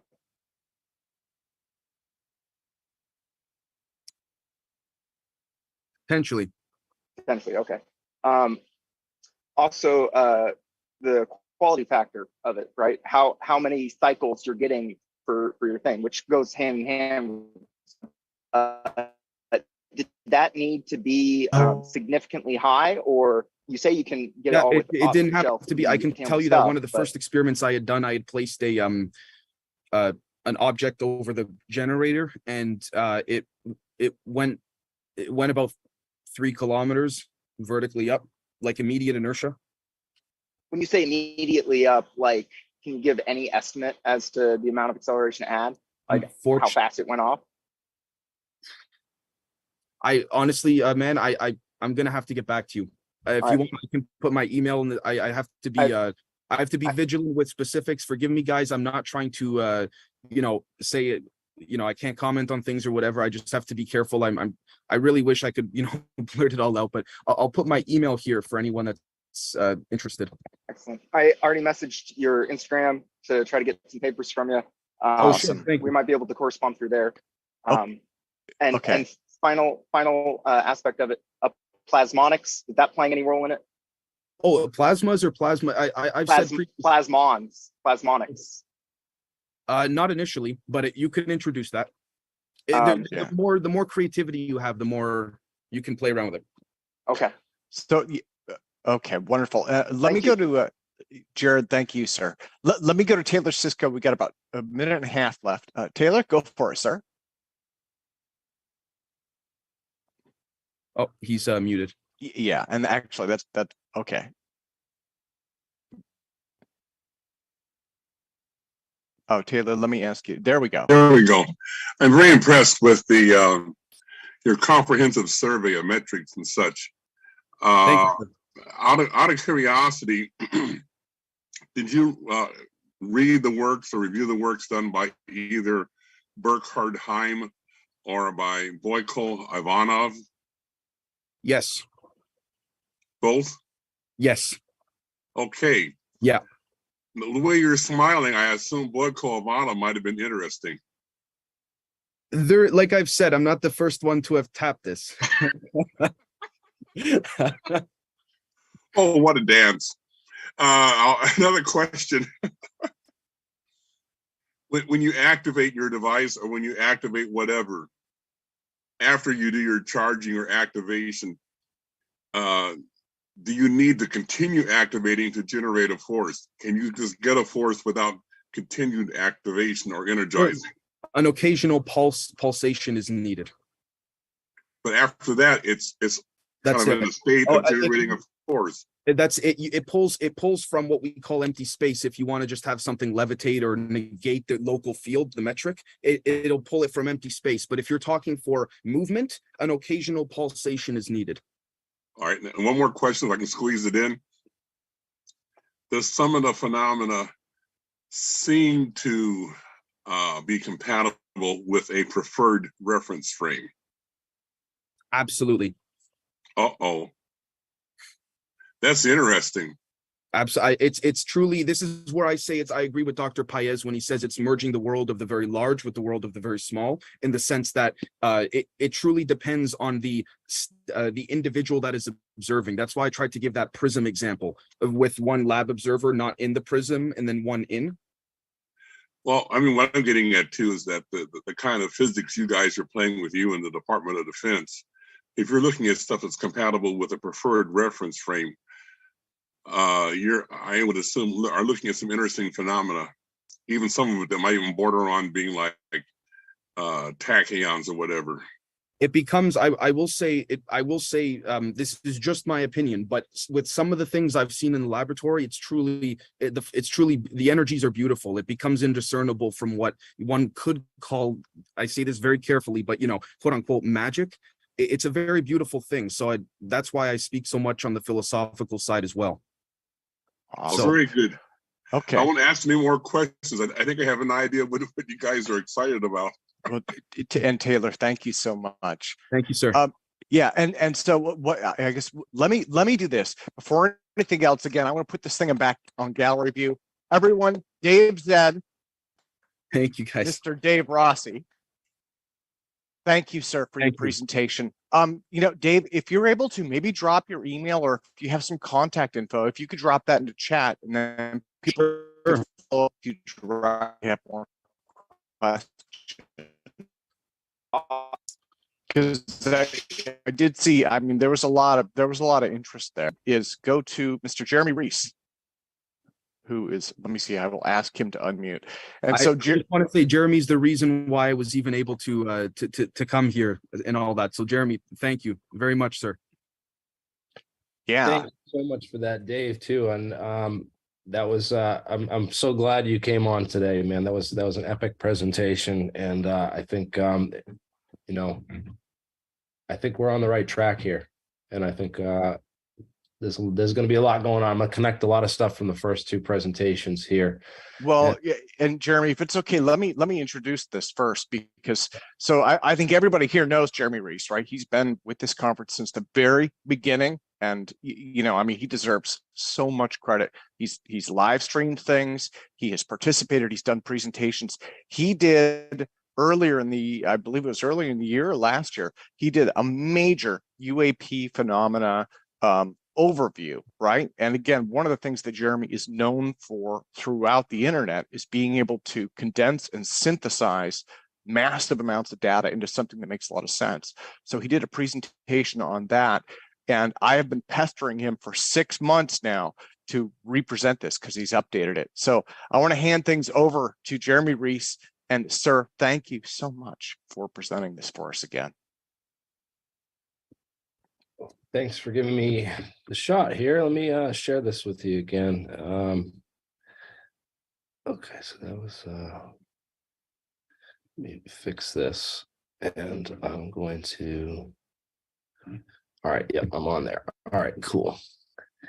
Just give me a second to I gotta find Zoom now. All right, there's Zoom. Share screen. Sorry, I'm running the live stream as well as this.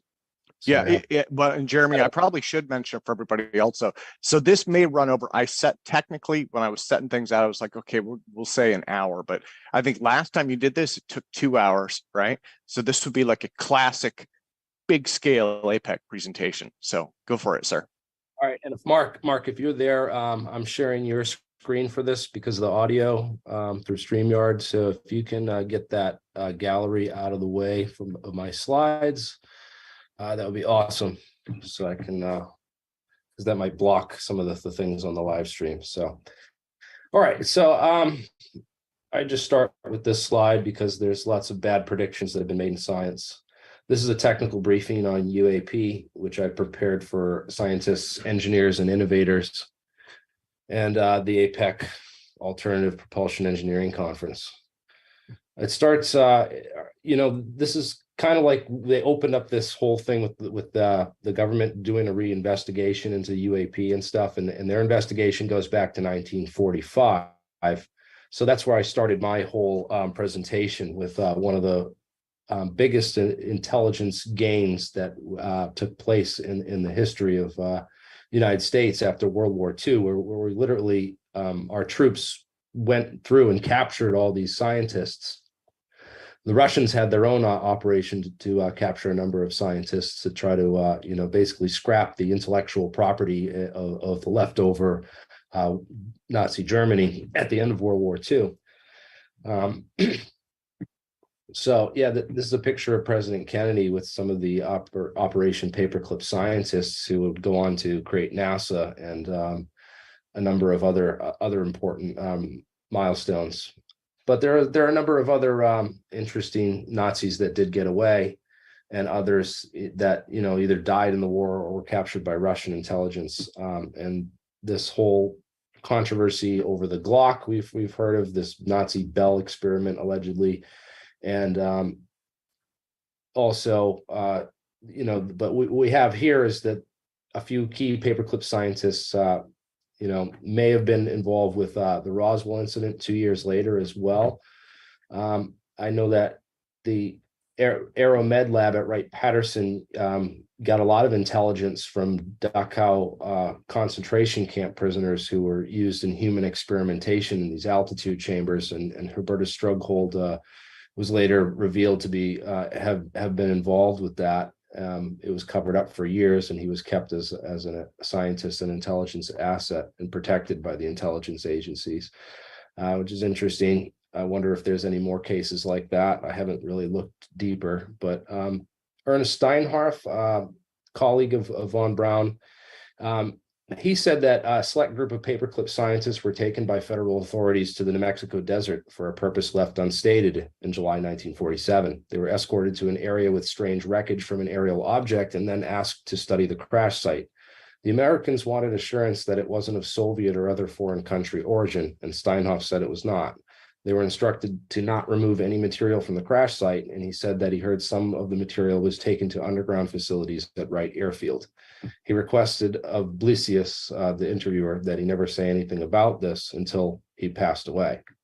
Ernst died in 1987, and this was published. Again, maybe it's nothing, it's circumstantial, but it's certainly interesting evidence in the chain of whether the government should be looking and its reinvestigation of these things. There are a number of other scientists as well that we'll talk about. Of course, there's the Horton brothers who were working on the Twining memo. There's a bad version of the Twining memo which makes it look like it was related to much more.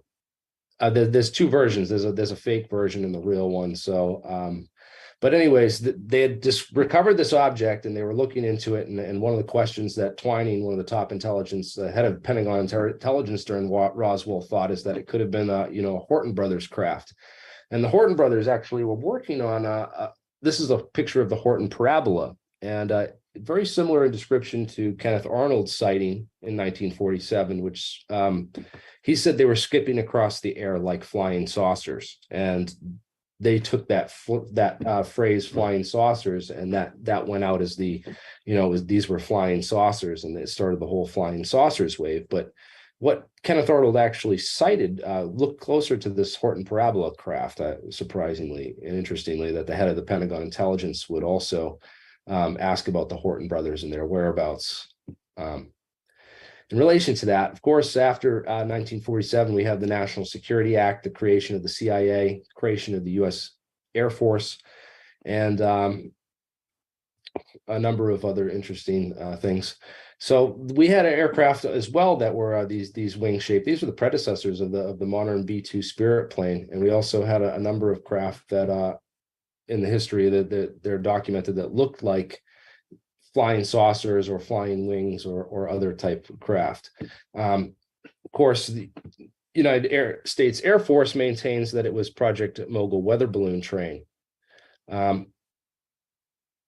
Even though high-ranking members of the Army R&D Foreign Technologies desk, like Philip Corso, wrote books saying that, no, this was alien technology and that we developed a whole series of these technologies from that. That's kind of old news, 1997. So I did my research into this. found a lot of background theory on the transistor and how it was developed at Bell Labs, and the whole the ideas that these guys were experimenting with P and N doped silicon, and how they actually put together this transistor. So a lot of this mathematics and crystallography and metallurgy and stuff like in mineralogy were known, and it could have led, I see a background progression where these things didn't just appear out of nowhere. They were working on this for 30 years. 10 or 15 years prior to the invention of the transistor, which I do not believe came from alien technology, but doesn't mean that we'll get into some what I think might be alien, can constitute alien technology. I'll try to get through all this stuff. The history of fiber optics. I mean, the Romans knew that light would travel through a flowing outlet of water, and so it's no mystery with that. Roy Plunkett, of course, invented Teflon, and there's a whole boring history of tetrafluoroethylene polymers that you can research on that. It's all interesting that, we create things a lot of times that have amazing uses and they're hailed as wonder inventions, only later to discover that, they've wreaked horrible catastrophes on humanity. So PFAS is a type of Teflon that was used in pans. So if you have any old pans, you might want to throw them away and make sure that you're not using old Teflon pans, because they could have PFAS in them. You could be poisoning your body and organs with this toxic chemical. So a lot of people don't even know about it. It's also in fire retardant foams. They actually put out a house fire in my parents' town, and it poisoned half the well water in the town with PFAS. Nitinol wire. These shape retention alloys are super interesting, and there might be reason to believe that aliens might, build their craft out of these things. Of course, the interesting thing about Roswell is the number of witnesses that talked about this memory foil, and I've brought this up a number of times. They said it was a fabric-like metal, or a metal-like fabric that was indestructible. That was Captain Robert McLaughlin of the U.S. Navy, who apparently took a piece of this to White Sands proving ground, of the facility there, and tried to have one of their top machinists drill a hole through it, to which they burned out several titanium bits and were not able to puncture a hole through the material. So interesting story, but is there any kind of basis for this in reality? I mean, can we make nitinol mesh wire fabric and do this? Does it act like this? So what was that material then, if it wasn't this material that these people describe that couldn't be burnt or bent or cut with a knife and stuff? Interesting. I talk about the ability of this nitinol wire, and I have this slide to show zero tolerance machining, where they can actually machine parts that fit together like seamlessly with zero tolerance.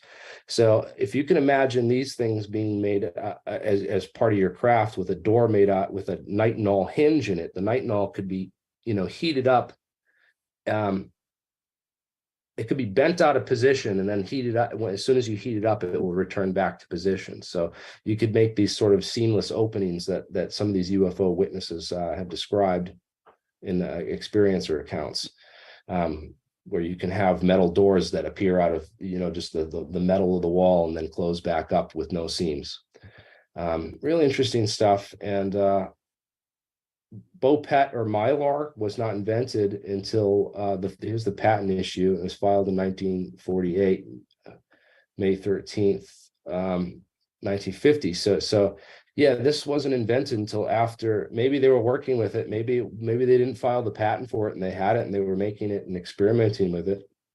Maybe it was a secret space program that had this Mylar, but Mylar wasn't invented until the year after Roswell, or the mid 1950s is when the BOPET films were developed by DuPont Imperial Chemical Industries. So it's unlikely that this was Mylar. Of course, it sounds even more like the remarkable properties of this material sound almost like a metallic glass alloy. talked about glass and metallic glass, but those weren't developed until the 1960s. So metallic glass alloys, as you know, have incredible performance capabilities. That you make a tuning fork out of this metallic glass, it will literally ring for 10 times longer than a stainless steel or titanium tuning fork. And the elastic limit and strength of glass alloys are off the charts in comparison to titanium alloys, steels, and polymers. So really interesting super materials. Definitely the type of material I would use to build the hull of my spacecraft. But again, I'm not sure if this is what that memory foil was, or if there's anything to that story, but I just find it super fascinating to look at real science and try to, merge it with lore or imagination or whatever you call it. So when it turns out you get these metallic glasses, it's this random orientation of this. It's a more dense structure than an ordinary crystal. So an ordinary crystal is like the least dense. It's of the three anyways. And then you have this other packing, which is called the quasi-crystal packing. And that's when you have certain symmetries, which are not localized, but they're global. Like if you zoom in on the crystal, these points are not symmetric. It starts to look the same. And the further you get out in this quasi-crystal, the more crazy it will start looking from this central flower. With the matching rules that are required for the quasi-crystal Penrose tilings. You think of a quasi-crystal as a Penrose tiling in 3D, and the quasi-crystals were theorized, by certain people. They're actually first created. We didn't even know we created them, but we first created these in the atomic bomb blasts of the 1940s at the Trinity test site. Because research, if you take trinitite, you'll find quasi-crystals in it that were generated at atomic blasts. And you can actually look at quasi-crystals from atomic blasts and be able to tell detailed information from the formation of those quasi-crystals. You'd be able to scientifically determine, the megaton release and the technical information about the warhead that was used to create them through these quasi-crystals. So lots has come out of this in the years past that we didn't know about. We just, rediscovered sometimes decades later. And it took this one, it was discovered, it's interesting. Daniel Schechtman did his NRC fellowship at Aerospace Research Labs at Wright-Patterson Air Force Base in Ohio in 1974. So the Air Force was apparently looking into this kind of stuff as far back as the mid 1970s. And this quasi-crystals thing, they were big on it. Apparently they knew about these things or something, but I don't know why he was the first one to discover it. And while he was there, I'd really like to interview him and learn more about that and the history of how this discovery happened. But the fact is, when this discovery happened, the mainstream scientific community, like Linus Pauling and other, established chemists, prevented the science from evolving for decades. Said there's no such thing as quasi-crystals, only quasi-scientists. So eventually Daniel Schechtman would go on to, I think, the 2011 or 14 Nobel Prize. He actually won the Nobel Prize later, but it took 4 decades because he had to wait for the old crowd to die out, the resistance, so to speak, to die out.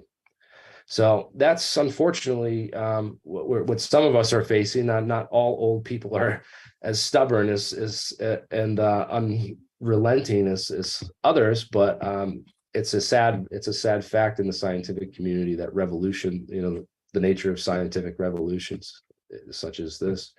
Quasi-crystals can also be used to warp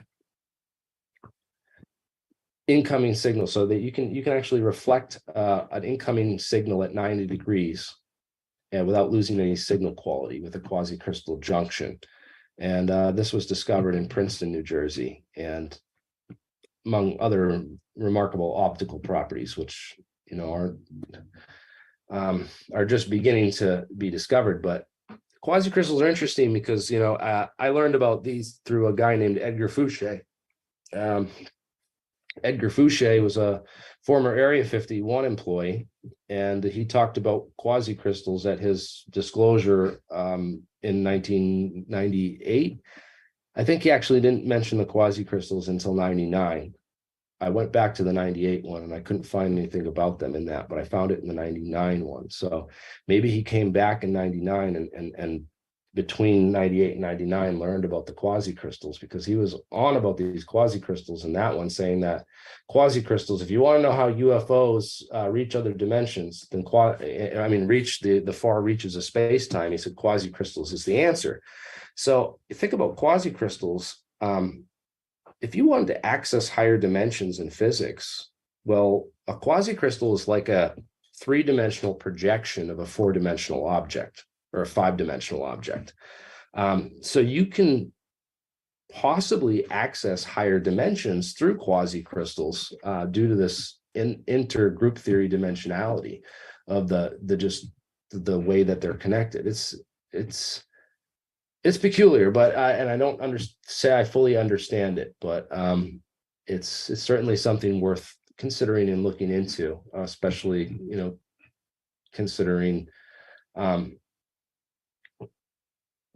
I don't know. It also, I would say considering the source, but Ed, I'm still not sure about some of the things that Ed talked about, because he had this whole TR-3B flying triangle craft that he said was this, Tom DeLonge showed this on Joe Rogan, a fake video of this thing he called the TR-3B, and he wrote about this in Secret Machines. But I've never found any hard evidence for a craft. And he said this thing was massive and that they built, they were building these things for a secret space program and that they ran on anti-gravity. He said that it used a mercury plasma accelerator ring called the magnetic field disruptor, rotated to 60,000 RPMs, which is incredibly fast, at 250,000 atmospheres, which is a massive amount of pressure. And he said the gravity is only reduced by 89%, but I don't know how much of that I believe, because I've never found any evidence for it in the last 10, 15 years. And recently, after I took part in a documentary film about the TR-3B and shared what I knew and my experiences and everything, I found this a whole bunch of secret craft that were developed by Teledyne Ryan. And we'd always thought that Teledyne Ryan was responsible for if there was a TR-3B contractor, but, because they did do the TR-3A, but then you find out so much stuff about these flying triangles that they were developing in the 1970s. And you find out it's all part of this stealth program, that these things were ultra quiet and ultra small. And that, that makes me question the TR-3B story. This came out in 1998. So this is 2 decades after this. So it doesn't seem like it would be a cover story for, this operation, because this is already old news at that point. We were having, this is when Teledyne Ryan started introducing the Global Hawks and some of these other UAVs and sold out to Northrop Grumman, I believe. I think they sold out. The whole company sold out in 1998. And actually, when they did, they gave all their archival footage to the San Diego Air and Space Museum. And they actually posted this footage 10 years ago. And it's been up on the internet with 78 views. And just no one ever knew about it until Stephen Greenstreet found it somehow, which was awesome, man. Special thanks to Stephen Greenstreet for finding that and putting that out. The B-2 Spirit Bomber was, of course, these craft were a lot of the test craft for the B-2 Spirit Bomber, which came out of this. B-2 Spirit Bomber is an interesting case. It was built at a place called Site 4 at Plant 42, Palmdale. And even though they had a budget and they paid for a production run of 133 B-2 Spirit Bombers, in the end, only 21 were produced.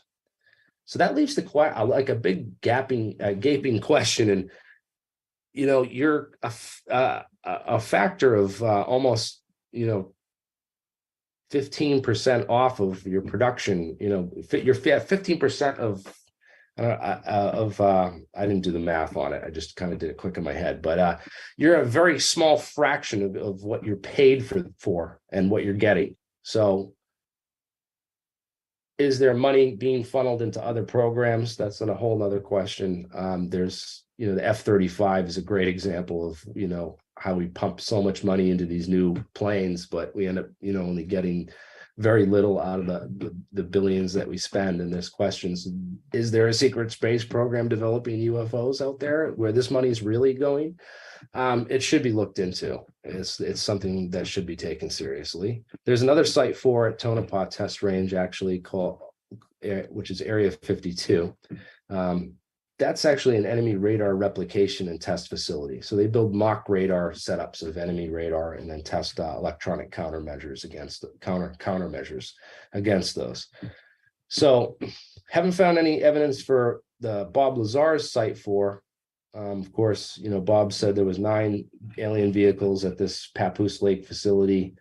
A couple months before that, John Lear was on George Knapp saying that there were 11 in this hangar out there. And just so happens that his friend Bob got a job out there and was able to see all that. It's amazing story. Element 115. Still can't completely rule it out. As much as I've debunked a lot of the stuff, I think that element 115, if you look at the science and the physics of it, there is an island of stability here. And when you look at things like hafnium isolation and other laser induced, where you can take gamma rays and basically trap these, if you pump the same energy into these radioactively unstable isotopes, you can actually get them to remain stable. So there might be a way that we could stabilize this using, high-powered gammas pumped into it. But again, this is super dangerous to be working with, and not sure. Ricardo Storti is the expert on this. If you want to look up him, that was APEC from 312. If people are interested in seeing a more scientific, in-depth analysis on the whole Bob Lazar thing. I got way too much other stuff to cover in this to really get into it. Other than the fact that his story of the 2 scientists dying sounds a lot like the Lewis Slotin accident, the Demon Core criticality test that killed 2 scientists out in Los Alamos. The Demon Core did anyway. John von Neumann, another interesting high-level security clearance, Manhattan Project physicist. Allegedly, lots of questions on whether he was brought out to the Roswell crash site. Some of these scientists from Los Alamos who worked on the atomic bomb would have had the right physics qualifications and security clearances to be brought out and introduced to something of that nature. So I certainly question why he would devise von Neumann probes in 1947, just months after Roswell. Wrote a whole paper on self-replicating automata, machines that can build copies of themselves and go out and explore planets. Interesting concept. Another interesting scientist, physicist who directly testified or reported to in an interview with Wilbur B. Smith in 1950 that he was privy to reverse engineering of this alien technology. And he was a scientist who worked on hyper and ultra high tech frequency engineering, which is it's curious. And I wonder if there's more when you really start digging into these people's career, because I found a number of scientists that I started digging in more. I'm like, oh wow, they were involved in this too and that too. So this whole question of the MJ12 group, very curious. There's a lot of suspicious deaths involved, like James Forrestal, the alleged leader of this MJ12, who was the first Secretary of Defense in 1947 after Roswell. And then others like Frank Olson in 1953. He was an American bacteriologist and biological warfare scientist who worked for MK Ultra program and was found in a very suspicious murder. Never solved. Roscoe Hillenkoetter, he was the acting director of Central Intelligence during July 1947. And he told the New York Times, behind the scenes, high-ranking Air Force officers are soberly concerned about UFOs, but through official secrecy and ridicule, many citizens are led to believe the unknown flying objects are just nonsense. And that's how it's been ever since, apparently. Project Grudge, 1947 to 1949, was, they chose a bunch of people to pay them to, it was a joke.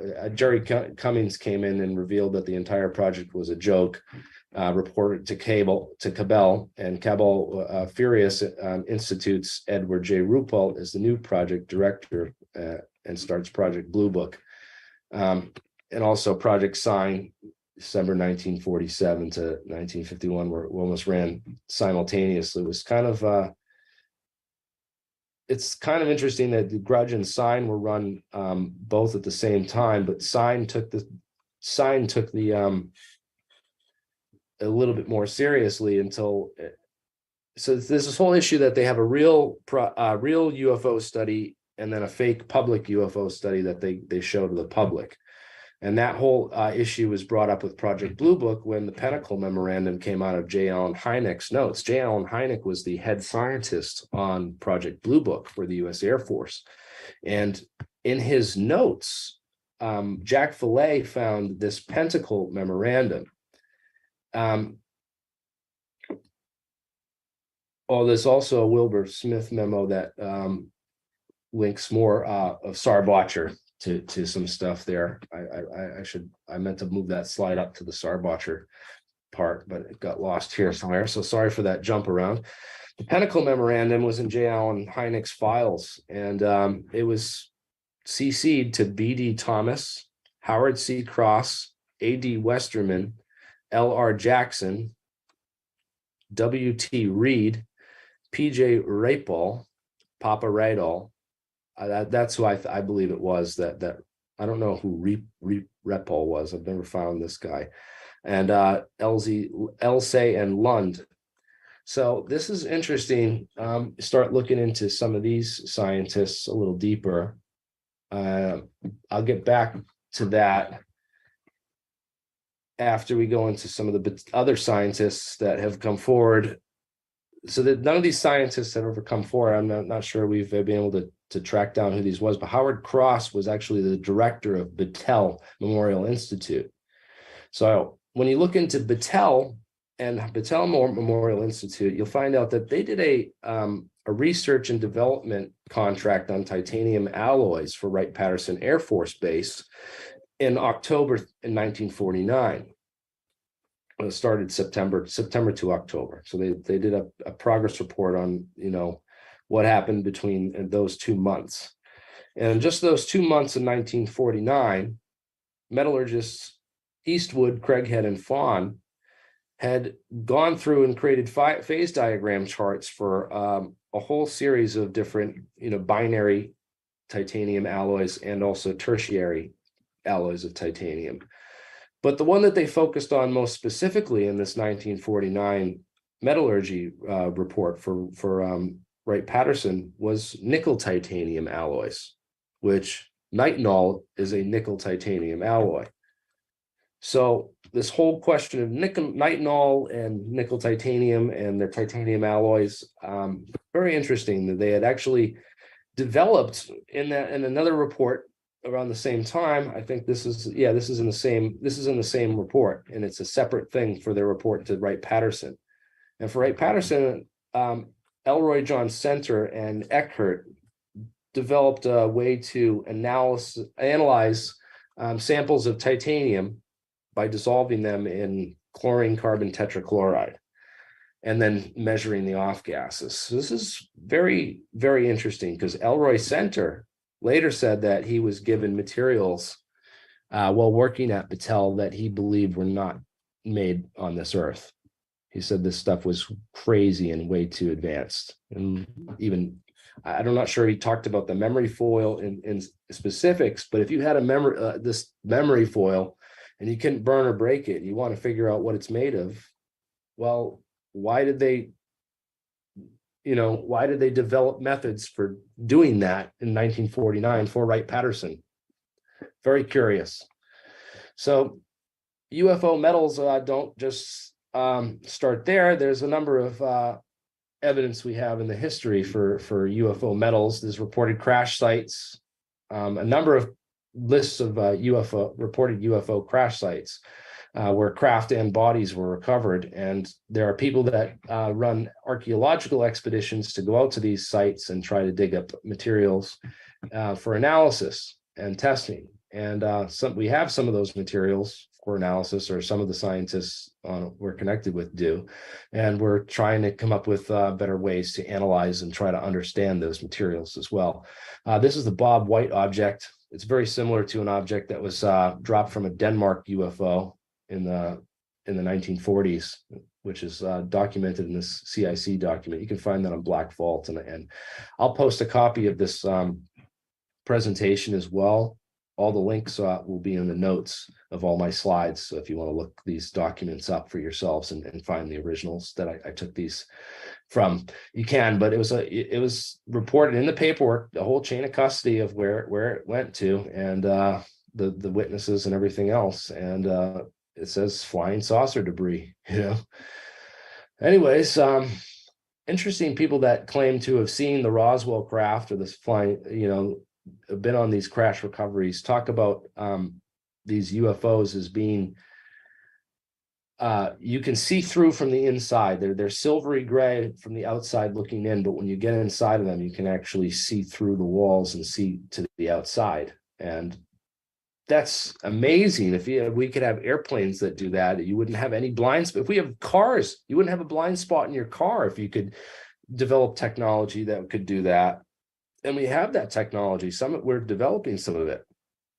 They have these this InvisiShield technology, very similar to how this might work, where you could literally have, you know, translucent walls where things could be, you know, light could just go through the walls.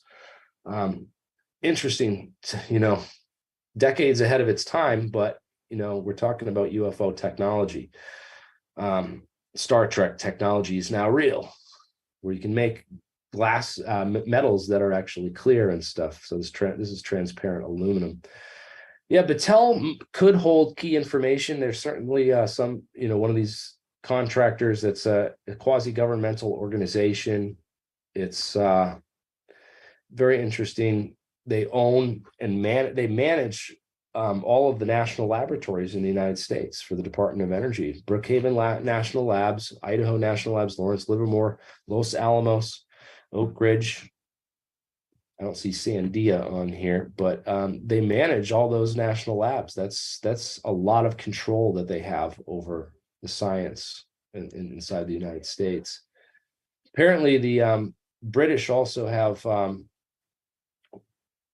a similar thing with Marconi Industries. I didn't get the chance to put that in here, but Marconi, the Marconi Corporation, there's been a number of scientists who were shown things and came up with inventions that they couldn't talk about to their wives, and they were all happy and convinced. And then a month later, they travel to some weird place on a weird day and then end up committing suicide. And there's a number of these scientists that did that, who worked for Marconi, that I'm just starting to learn about and investigate, but there might be some connections there to some stuff, because they talk about some of these people that get exposed to this for the first time, and their wives' reactions to it, because they can't talk, and they spend hours just staring at the wall, and like weird stuff happens to people who get exposed to, or shown.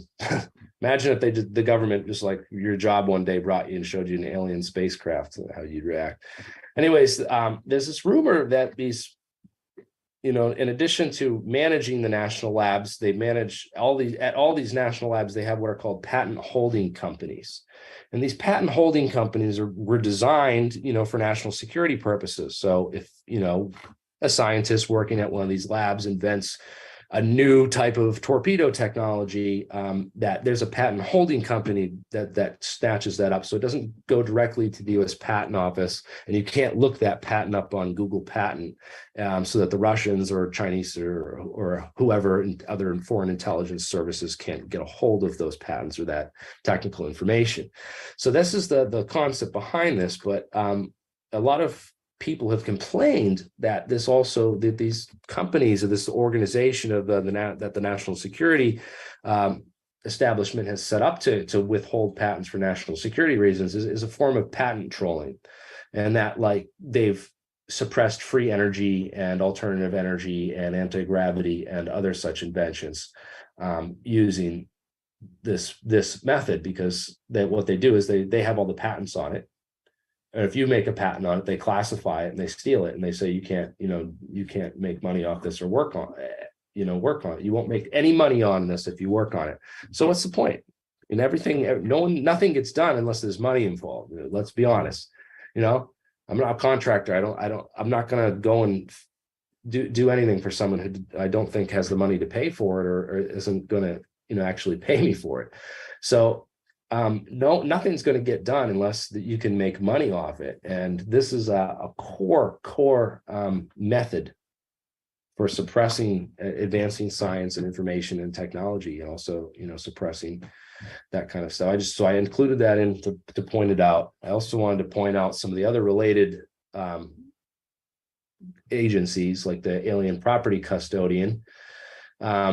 It was created under the Trading of the Enemy Act in 1917, and this was a real governmental office called the Office of Alien Property, or the Alien Property Custodian.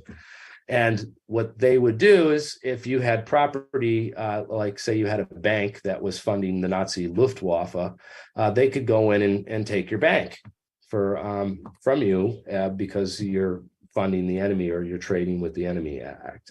Or say that you had an invention and it might get out. They could take that invention and take it as property of this office.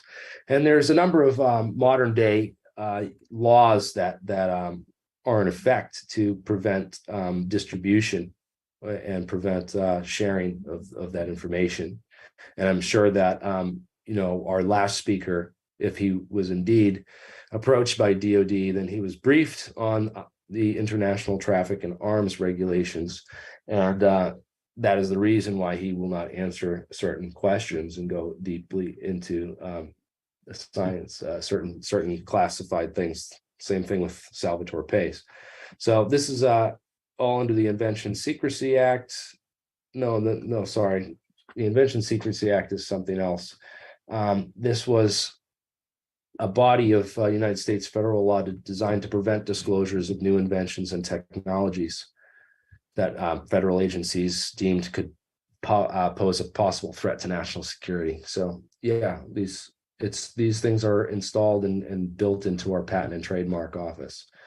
One such example, I don't know necessarily that this was held classified, because a lot of things happened, right? So 1946, we jumped around a lot. I'm going back to 1946 now, a year before Roswell. A scientist named Edward Purcell and Felix Bloch discovered nuclear magnetic resonance, that atoms had a spin or a resonance to them, that you could talk to them through this and get information from them via these spin resonances. And this started a whole new field of science that was classified for a number of years until it really came out in NMR machines and stuff, where MRI machines, they took the NMRI out. They used to be an NMRI machine, but people were afraid they wouldn't get in a machine that said nuclear on it. So they just called them magnetic resonance imaging machines. And they talk to your protons through by tuning to the wavelength of your protons. And there's a big magnet that you go through, a big giant coil magnet. Magnet spin aligns all your protons. And then a secondary coil gives you a jolt in the opposite direction to set all your protons back off, and then they reset themselves. Well, this can cause some problems in the human body.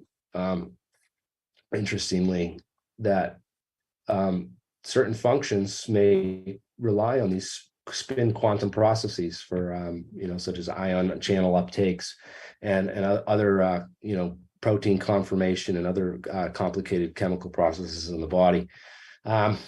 Worth mentioning, John Archibald Wheeler, of course, was involved in a lot of top secret research along with Edward Mills Purcell. Edward Mills Purcell ended up being recruited by the CIA to run Project Rainbow, which was their whole invisibility stealth program.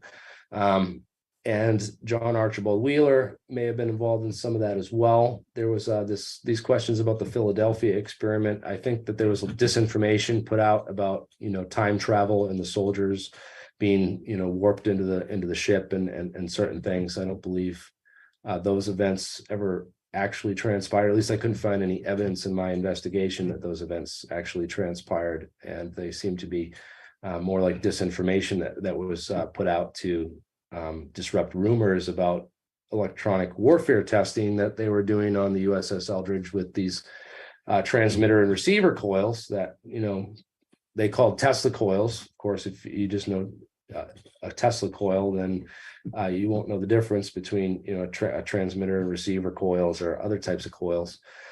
So I think that they were doing degaussing or deviation and degaussing of the ship. They were trying to make it radar invisible by using, different types of receiver and transmitter coils. But again, until documentation comes out on that, this whole thing is going to be a big mystery and something we're going to continue to talk about until someone digs in and really breaks that case.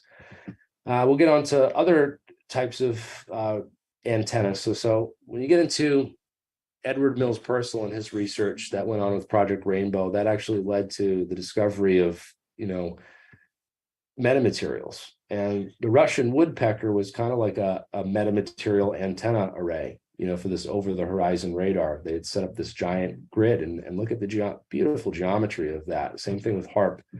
And that geometry lends to the electromagnetic response and projection capabilities of these types of antenna arrays. So we've known about this since I think it started in 1958. So they hired Purcell for that. The CIA Project Rainbow actually started in 1958. So there's about a decade of gap. So right around the same time NASA was being discovered.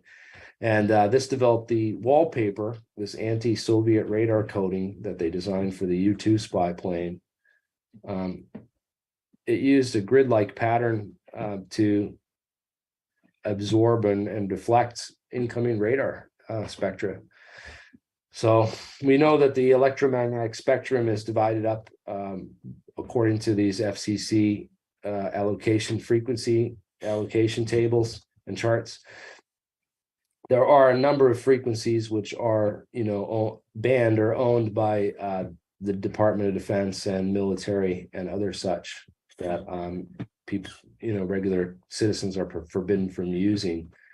And it's interesting interesting place to look and go study too. I just figured it worth mentioning for really quickly that this was developed during Project Rainbow. They mapped the whole EMF spectrum and figured out which frequencies were good for what, which ones were bad, which ones caused, harmful interference or problems with the human body. And, the 60s, they discovered the microwave auditory effect and, a number of things so that they were able to find those frequencies that were bad for the human body and then block them off on the allocation tables so that, it's no longer legal for people to be broadcasting on frequencies that could, harm you.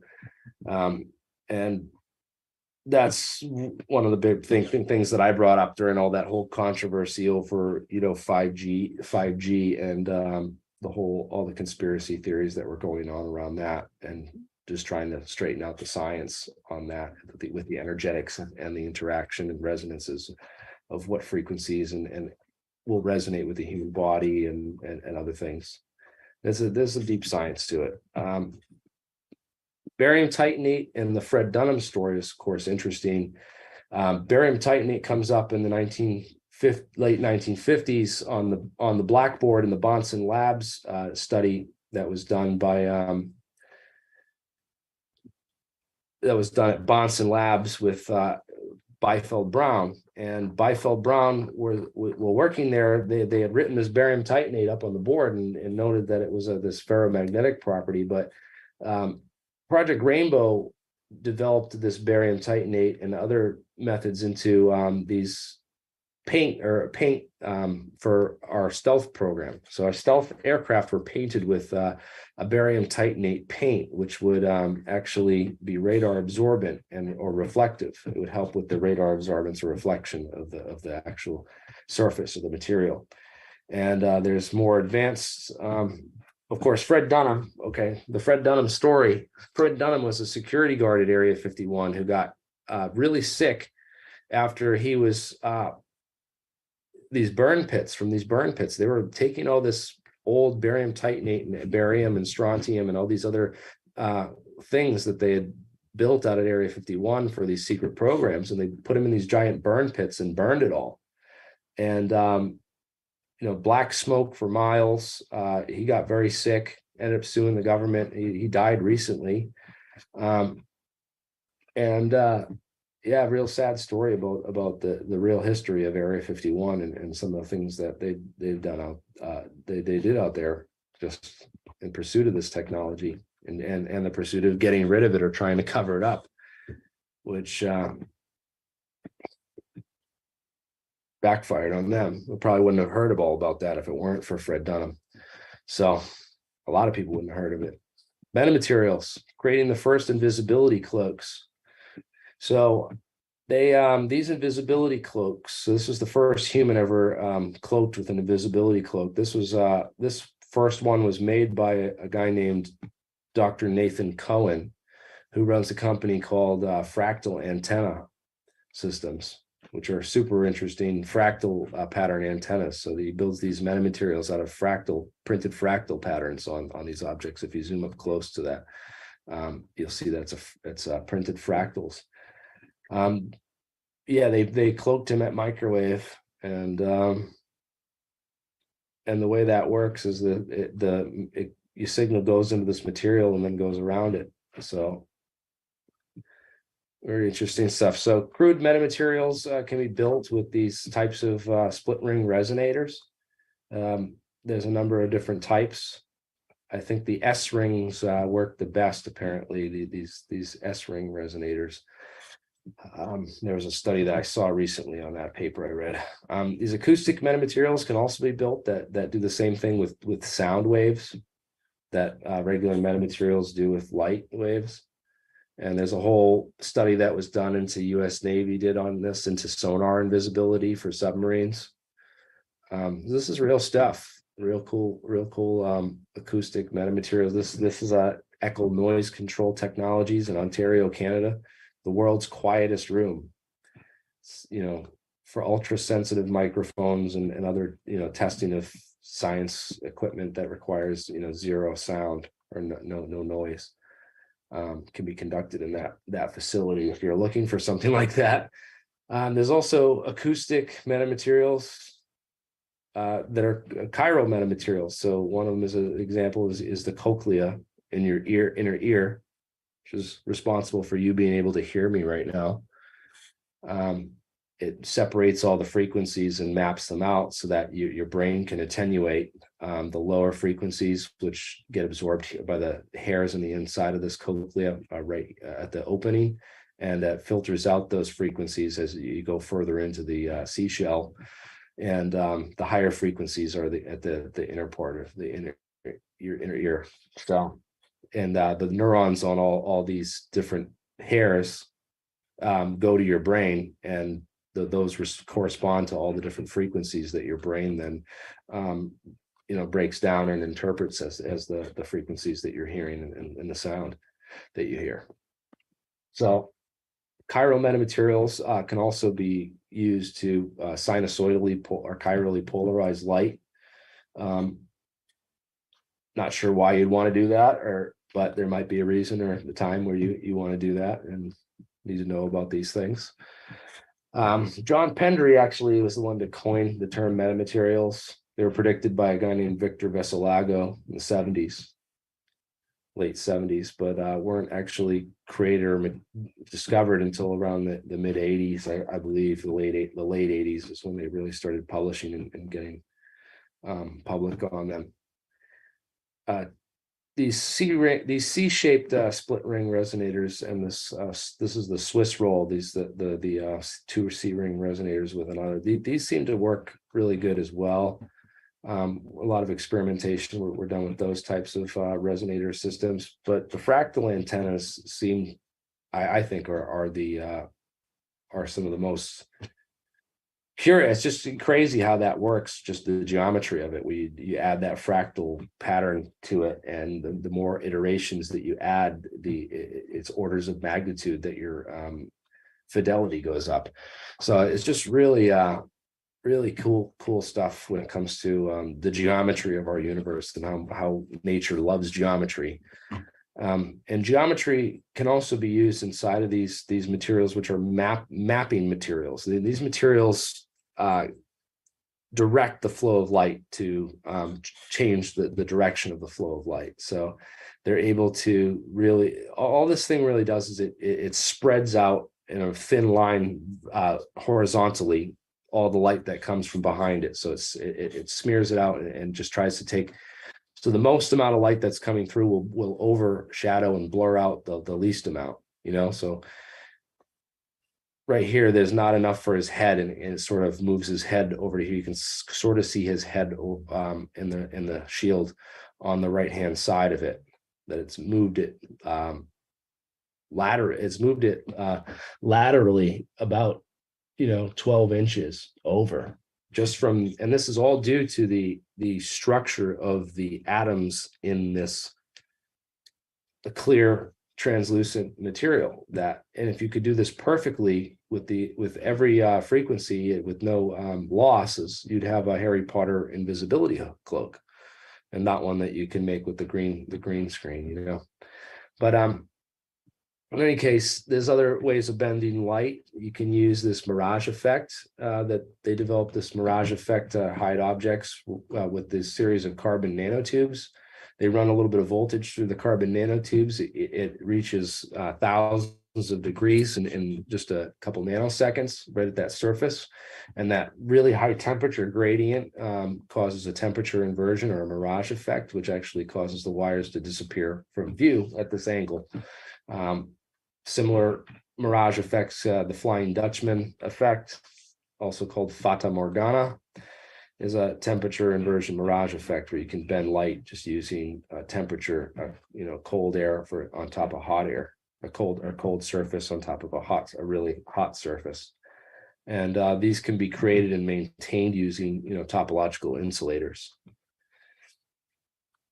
So lots more sources here I have on invisibility theory, documenting it, as far as it goes back to everything we can find in the academic literature, a deep overview of sources on invisibility. And if I'm missing any that are earlier than this for the initial development of this, I would like to incorporate those or get more information on those, because I know there are probably a lot of classified stuff that may not have been included on here that may have come out or is still coming out. Recently came out about these BAE has developing this adaptive camouflage protection using these chromatic hexagon shaped cells, which can heat up or cool down. They even have ones that can change color. With these hexagons, so the hexagons can change color, and they can also change their thermal imprint, so they can make the thing look like a SUV from far away. This is a thermal infrared thermal imaging camera. All those drones that we're finding the tanks in Ukraine using thermal imaging. Well, the tanks have this technology. You're not able to see them.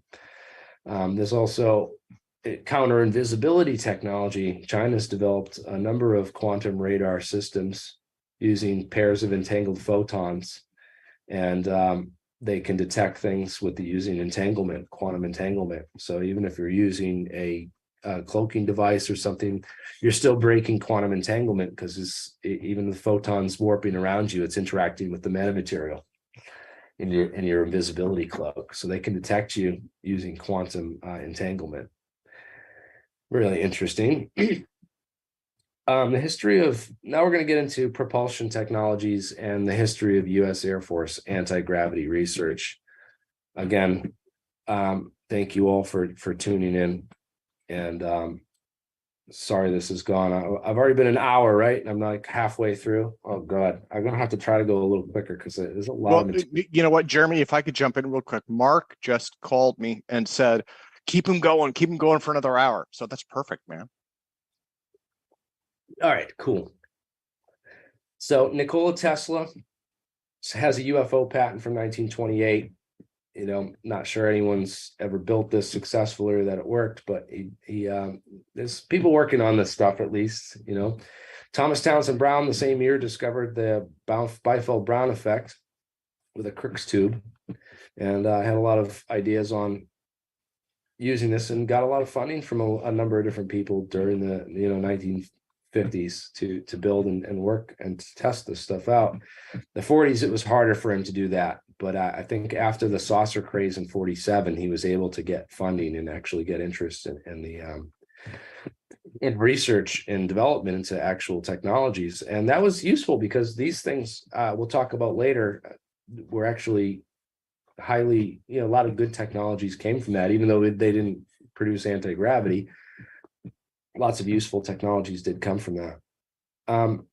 So there was a 1957 quantum gravity meeting in Copenhagen with this was Oscar Klein, not to be confused with Felix Klein of the Klein bottle fame. Charles Meissner was there, discoverer of the Meissner effect, and a number of other scientists, famous scientists of the time. There's a lot of other interesting contributors to the 1950s GR literature. I include in here with some background of it wasn't a very popular subject until it seems like the 1950s or 60s. It took off a little more. But earlier in 1957, before this quantum gravity meeting that they held in Copenhagen, there was a more interesting quantum gravity meeting that was held at the secret college in University of North Carolina, Chapel Hill. And this secret gravity conference I learned about from Eric Weinstein, and apparently Mr. Smith was one of the attendees, was actually Richard Feynman of the Manhattan Project, one of the PhD, a Nobel Prize winning physicists, one of the most smartest men who ever lived, and he was there attending this secret gravity conference in 57 under a fake name. Very curious. 1955, we have the Bonson Company and a letter from Andrew Bonson to Bryce and Cecil Dewitt, thanking them for their contribution and also helping and coming by the lab, and that the Air Force has now shown some interest in our work, thanks to some of his comments and stuff. So the Air Force, 1955, getting interested in the Bonson Company. The Air Force also working with Bryce and Cecil Dewitt as their head physicist for this secret college to sort of investigate these things for them as a cutout or what have you. So they're not, interesting. This gravity conference is a lot of interesting stuff in those papers from the gravity conference, including discussions of wormholes and torsion physics, lots of different ideas for a role of gravitation. Lewis Witten was also part of this, and it's curious whether there's an argument that Eric Weinstein had, I think, with Brian Greene, which was great, where they argued back and forth on whether Witten sent modern physics on a wild goose chase with the whole string theory, and that string theory was just invented to disrupt and throw people off of all this better physics that was being developed with this at the time. I don't know. It's certainly curious, but Richard Feynman,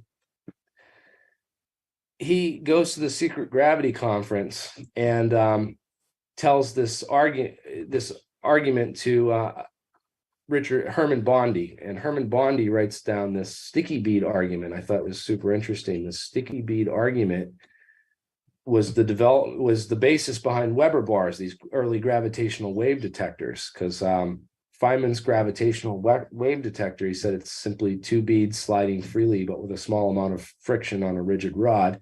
As the wave passes over the rod, atomic forces hold the length of the rod fixed, but the proper distance between the two beads oscillates. Thus, the beads rub up against the rod, dissipating heat.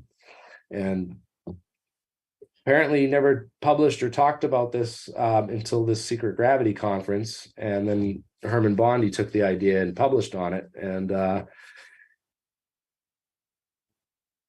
then, we have Joseph Weber. He was a U.S. Naval Academy gravitational physicist who built the first Weber bars, the first gravitational wave detectors. And a lot of the LIGO interferometer stuff is based on research that Joseph Weber pioneered. And Weber also worked on U.S. Navy laser technology. So in addition to that, he spent a lot of decades during the 1960s helping to develop lasers and laser technology. The history of laser technology from when they built the first working laser in 1960 up until some of the more advanced lasers. Laser physics, I'm not going to get into all of it. It's not, we don't have enough time to get into it. This is just the real core stuff that's focused on anything related to the U.S. Air Force or government interest in UFOs. All right, so here we have propulsion concepts of advanced propulsion concepts, Project Outgrowth of U.S. Air Force Rocket Propulsion Laboratory at Edwards Air Force Base, published in June 1972. And this is when they were starting a lot of laser research and laser physics research, as well as, unmanned aerial vehicles, and that kind of stuff. But they realized in this report, and you can see something happened in the late 1960s at the close of, 1968, they closed Project Blue Book, of course. And the Air Force then goes and publishes this 4 years later, saying that, this Project Outgrowth, saying that, we really need to outgrow our old ways and our old technology and find out how we can grow into the new ways and develop the new material science and some of the other things that we need. So I think at that point, they might have looked at some of all the nanotechnology and all the advanced physics and really thought it was beyond them to really get a hold of that and understand that stuff. And that's apparent when you read this report and look into it. There was, of course, back to the lasers, the slide's out of order. Q division still classified the powerful lasers that they were doing out there. I'd really like to see an experiment done with a really powerful laser using it with the Cavendish experiment to see if we can alter gravity using really high energy light. And we'll get more into that later. Nonlinear optics, interesting branch that gets in, when you start pumping these lasers to these really high energies, the electric field, the polarization of the vacuum, can't handle all that energy going through it. So you actually have nonlinear effects that pop up in optics when you get up past that Schwinger limit. The vacuum itself becomes nonlinear, and the superposition principle no longer holds. A lot of UFO reports, there's the classic sound that a UFO makes. Everyone knows, what does a UFO sound like? That pulsating. Well, that's caused by a beat frequency in physics. So when you have two frequencies that are going over one another, two or more, you get more than that, you get this four-wave mixing effect, and you can get some interesting nonlinear optics and intermodulation phenomenon. It's also alleged that you can use this for pumping states of atoms and pumping materials because the four waves of this leftover energy. But there could be mixing of waves in this, and that's why it's important to look into the physics of this kinds of stuff. Of course, the four-wave mixing that I got from Paul Laviolette, who is sad. I'm saddened to say Paul Laviolette recently passed away. he was on, you can go look up he was also on a guest here before in the past on the conference, but his book talked about this, one of the first to really talk about this and reveal this microwave phase conjugation and these phase conjugate mirrors, which are, really interesting mirrors that reflect and the incident angle. It doesn't reflect off it at the same angle, it reflects back no matter what angle you shine at it. And there's weird effects and weird things that you can get from these phase conjugate mirrors. And I encourage people to go look into those materials a little more, because apparently you can use these phase conjugate mirrors and this microwave phase conjugation with this 4-wave mixing to pump these materials and actually get propulsion and lift out of it. And it may have been developed off of this, but this technology really goes back to Lake Marabou and Project Skyvault and the Lightcraft whole stuff, which started, with John Lewis and Mirabeau at Rensselaer Polytech in the 1980s, and went on, was talked about briefly in a couple, Future Fantastic was a mainstream thing that talked about these laser light craft of the future and how everything was going to be these light propelled spacecraft, and that disappeared.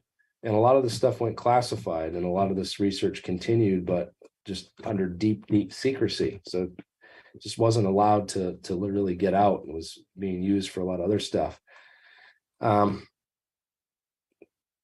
technical papers, 1986, laser powered magnetohydrodynamic generators and stuff. There's patents on all this stuff going back.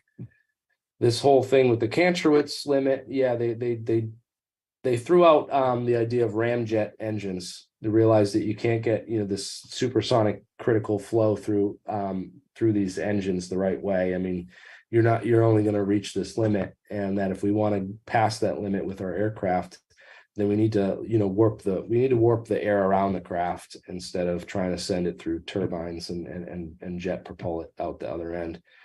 And so this is a patent by Kevin Kremeyer, I think is the name, and it blasts a laser induced air ignition. So they blast a laser a distance L out in front of the nose cone of the vehicle. And actually interesting that NACA did this in 1947 with a nose cone. So they had this nose cone, this airspeed head, right? It said it was an airspeed head for pilot instruments, right? That's what it says in the inside Chuck Yeager's XS #1. Well, that's the public version that they give you. All right. The classified version, which they don't tell you, is that this nose cone was electrostatically charged to a very high voltage. And that voltage created an air spike that would basically reduce the bow shock in front of the craft. This X1 would never have been able to break the sound barrier if it didn't have that electrified nose cone, which is a classified component of the technology. And this, of course, they got rid of the nose cone, and now they use this laser where they can blast the air, and it's much more powerful. They literally heat it. They supercavitate the air out in front of the craft so that they can remove all the air resistance. And apparently it works in water as well for these hypersonic supercavitating torpedoes. Also found this other interesting patent on laser-based flow modification to control vehicle flight paths by the same inventor, that they can shine lasers on the wing of an aircraft and create these same effects to create flow modifications, so they could turn your plane or control your plane or make your plane crash using these lasers, which would leave no physical trace of, on the aircraft itself. It would only warp the air that's going around the craft and cause the plane to malfunction. Curious. 1958, 1960 Bonson Labs experiments by Thomas Townsend Brown in North Carolina. I talked about this before. I talked about the barium titanate, how you can see it up on the board and one of the on the blackboard in the background of one of the film that you can get thanks to Stan Dio. having posted the whole thing. The Bonson Labs were an air conditioning manufacturer who had a bunch of money because air conditioning was big, and they were one of the few companies back in the 50s that did it.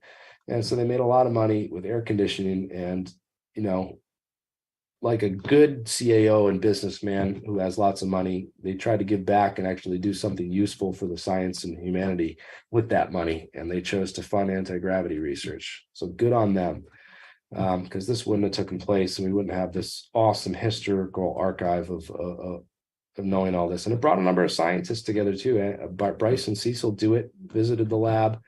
You can see John Lear's father invented the Learjet, go to the lab at one point. There's a number of interesting personnel and scientists who show up to the lab and go check it out.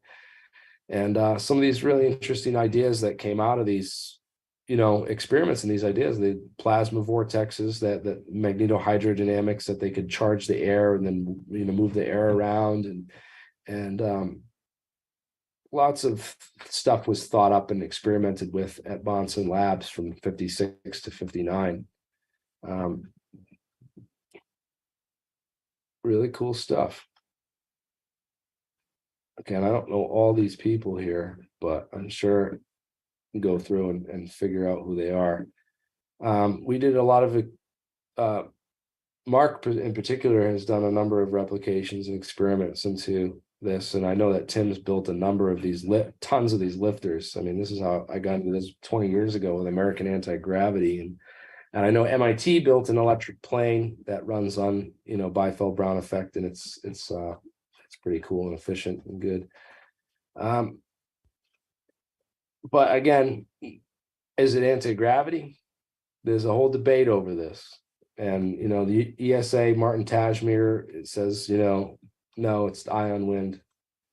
And, you know, there's a debate going back and forth on it. But one thing is for sure, that these materials have some unique properties based on these hysteresis curves.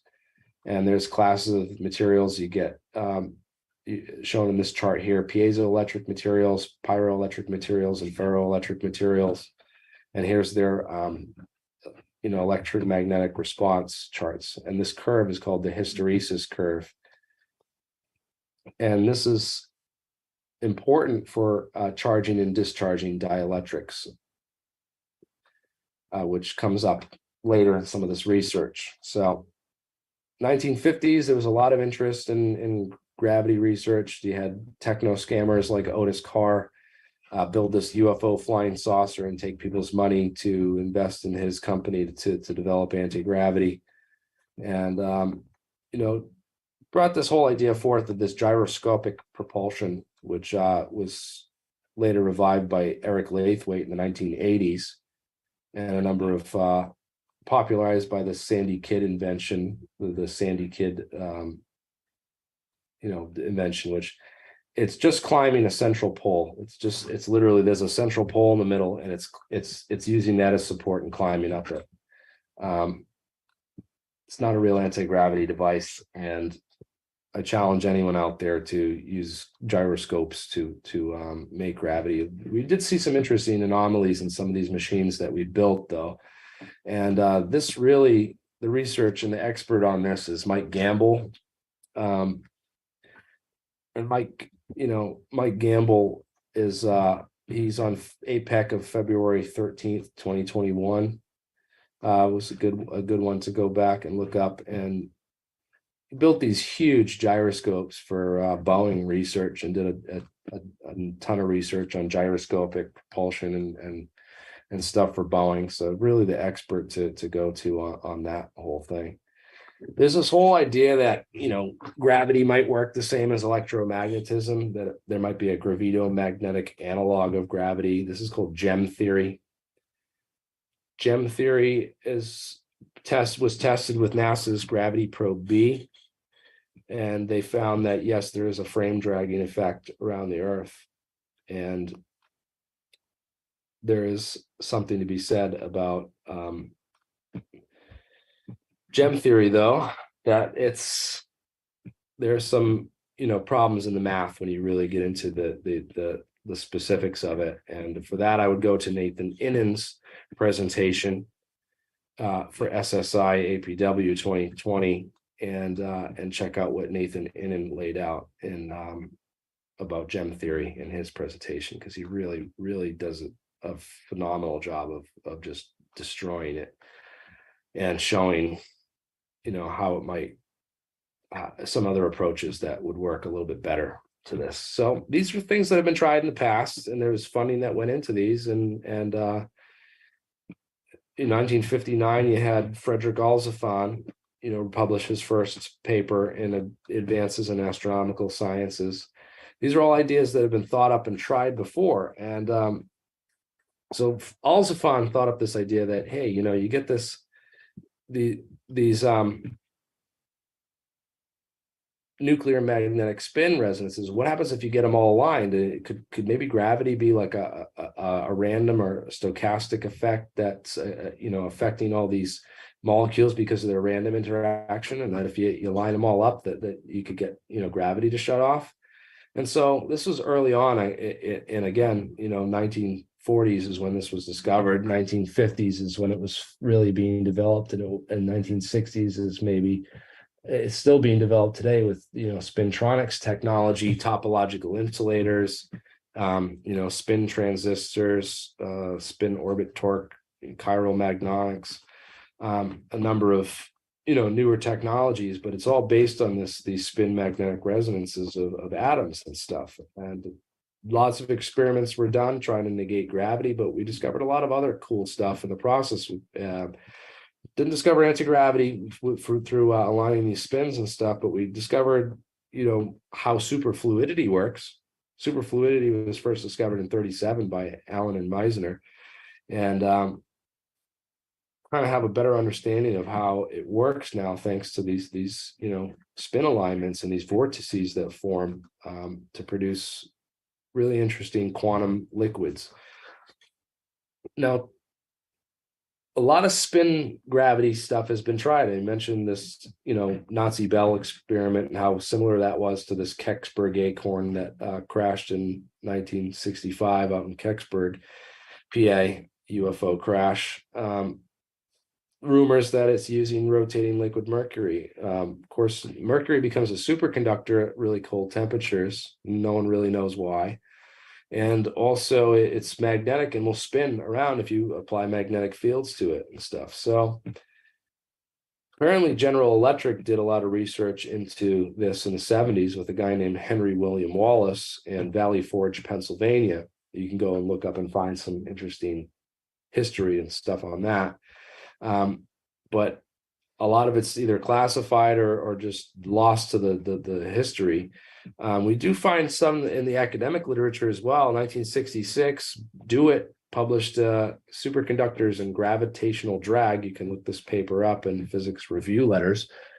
And really interesting that, he was predicting that spinning superconductors could produce this gravitational drag. And it seems to be related. Of course, we all know about Project GRASP and Boeing and Podkletnov, Ning Lee, and NASA on their research with spinning superconductors and how that might produce gravitational effects or anomalies. Now, why might that be? And in some of the deeper physics, you get into this whole idea that everything's waves. It's all spatial geometries and wavelengths. It's the fields that create the matter, and then the matter that creates the fields in this sort of background feed loop cycle that kind of produces everything in our universe. And these interpretations of physics, I think that the pilot wave theory or Bohmian mechanics is the proper approach. I don't believe in determinism and the Copenhagen interpretation and some of these other ideas. I think that a lot of it lies in just the connections of space time. Maybe it's all space and time. It's just the way that it's connected. And the other theory is that space and time might just be emergent of quantum entanglement and something else that's going on the smaller level. Certainly interesting that the universe seems, well, first off, there's quantum spins and some of that other stuff that's can be resolved through geometry and really the math that you have to dive into to really get a grip on that. The UFO materials, I'm back to this now. Apparently, I didn't move that around, and this is a big presentation, but these things might be supercavitations, might be, you know, terahertz waveguides or waveguides that are used to pump a light into.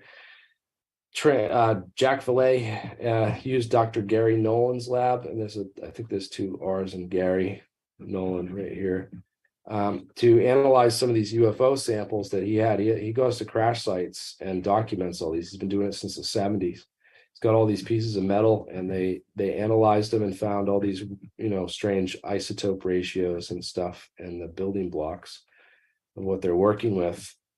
A lot of those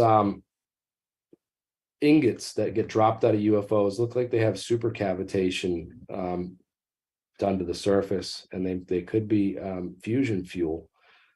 There's a theory that they're, you know, cold fusion or some type of supercavitation fusion fuel that's being used to power the craft. I did a whole coverage of the series of lectures and also colloquium presentations of all these top scientists at cold fusion. This was in 2014, which is almost 10 years ago now. So, and half the guys in this room are dead now. And I got all that on film and recorded it from back in 2014 and preserved that for future generations. This is like tons of cold fusion research that's blacklisted by the mainstream, being conducted by very intelligent, very serious, very real scientists. And I encourage anyone who's interested in learning more to go check that out from back in 2014 when I covered that at MIT. Yeah, lots of stuff on these models and how cold fusion might work. There's also mechanical metamaterials and these ideas that, you know, parts of these ships or alien ships might be engineered or designed using mechanical metamaterials, as well as photonic and other types of metamaterials. There's this whole talk about the terahertz gap, is this gap in the electromagnetic spectrum where stuff doesn't really work or doesn't break down, and it's associated with the 0 point energy of the atom itself. That gap in the spectrum, apparently it's related to the fields that produce matter or mass, and it's right smack in the middle of the spectrum. So you have everything that's on this side and then everything on that side, and this is right smack in the middle. And apparently it's this where the 0 point field coincides with the structure of the atom, which gives rise to the Higgs field. And there may be something to that where you can warp gravity using strong enough terahertz waves. Of course, you get down to this, this is imaging and tweezing. So you have to correspond your wavelengths to the size of whatever you want to interact with. And this is like scanning electron microscopes, tomography, you know, deeper, and then X-ray diffraction, NMR. Again, these materials, why are they layered? What could possibly be going on here? Well, this kind of look like Bragg mirrors or dielectric mirrors. They could be creating the acoustic pyramid, or the pyramid of Chichen Itza. It was proven in a paper here by Nico F. Deklerek and Joris Degriek that it's a real world example of an acoustic Bragg reflector, where it takes an incoming clap or single pulse and returns a series of sharpened, very rapid return pulses, which actually they clap and it sounds like a bird when it reflects off the pyramid. They say, oh, it's a Quetzalcoatl, and I don't know how it does that. Well, it does it because of Bragg reflection. Could have something to do with these photonic crystals in the structure of these surfaces, where you're pumping, you know, pulses into this of light into this, and it's breaking it down or reflecting it in localized coherent structures, which that coherence is maybe important for producing and setting up entanglement and coherence. And of course, terahertz comes up in Isaac Kemp's PhD.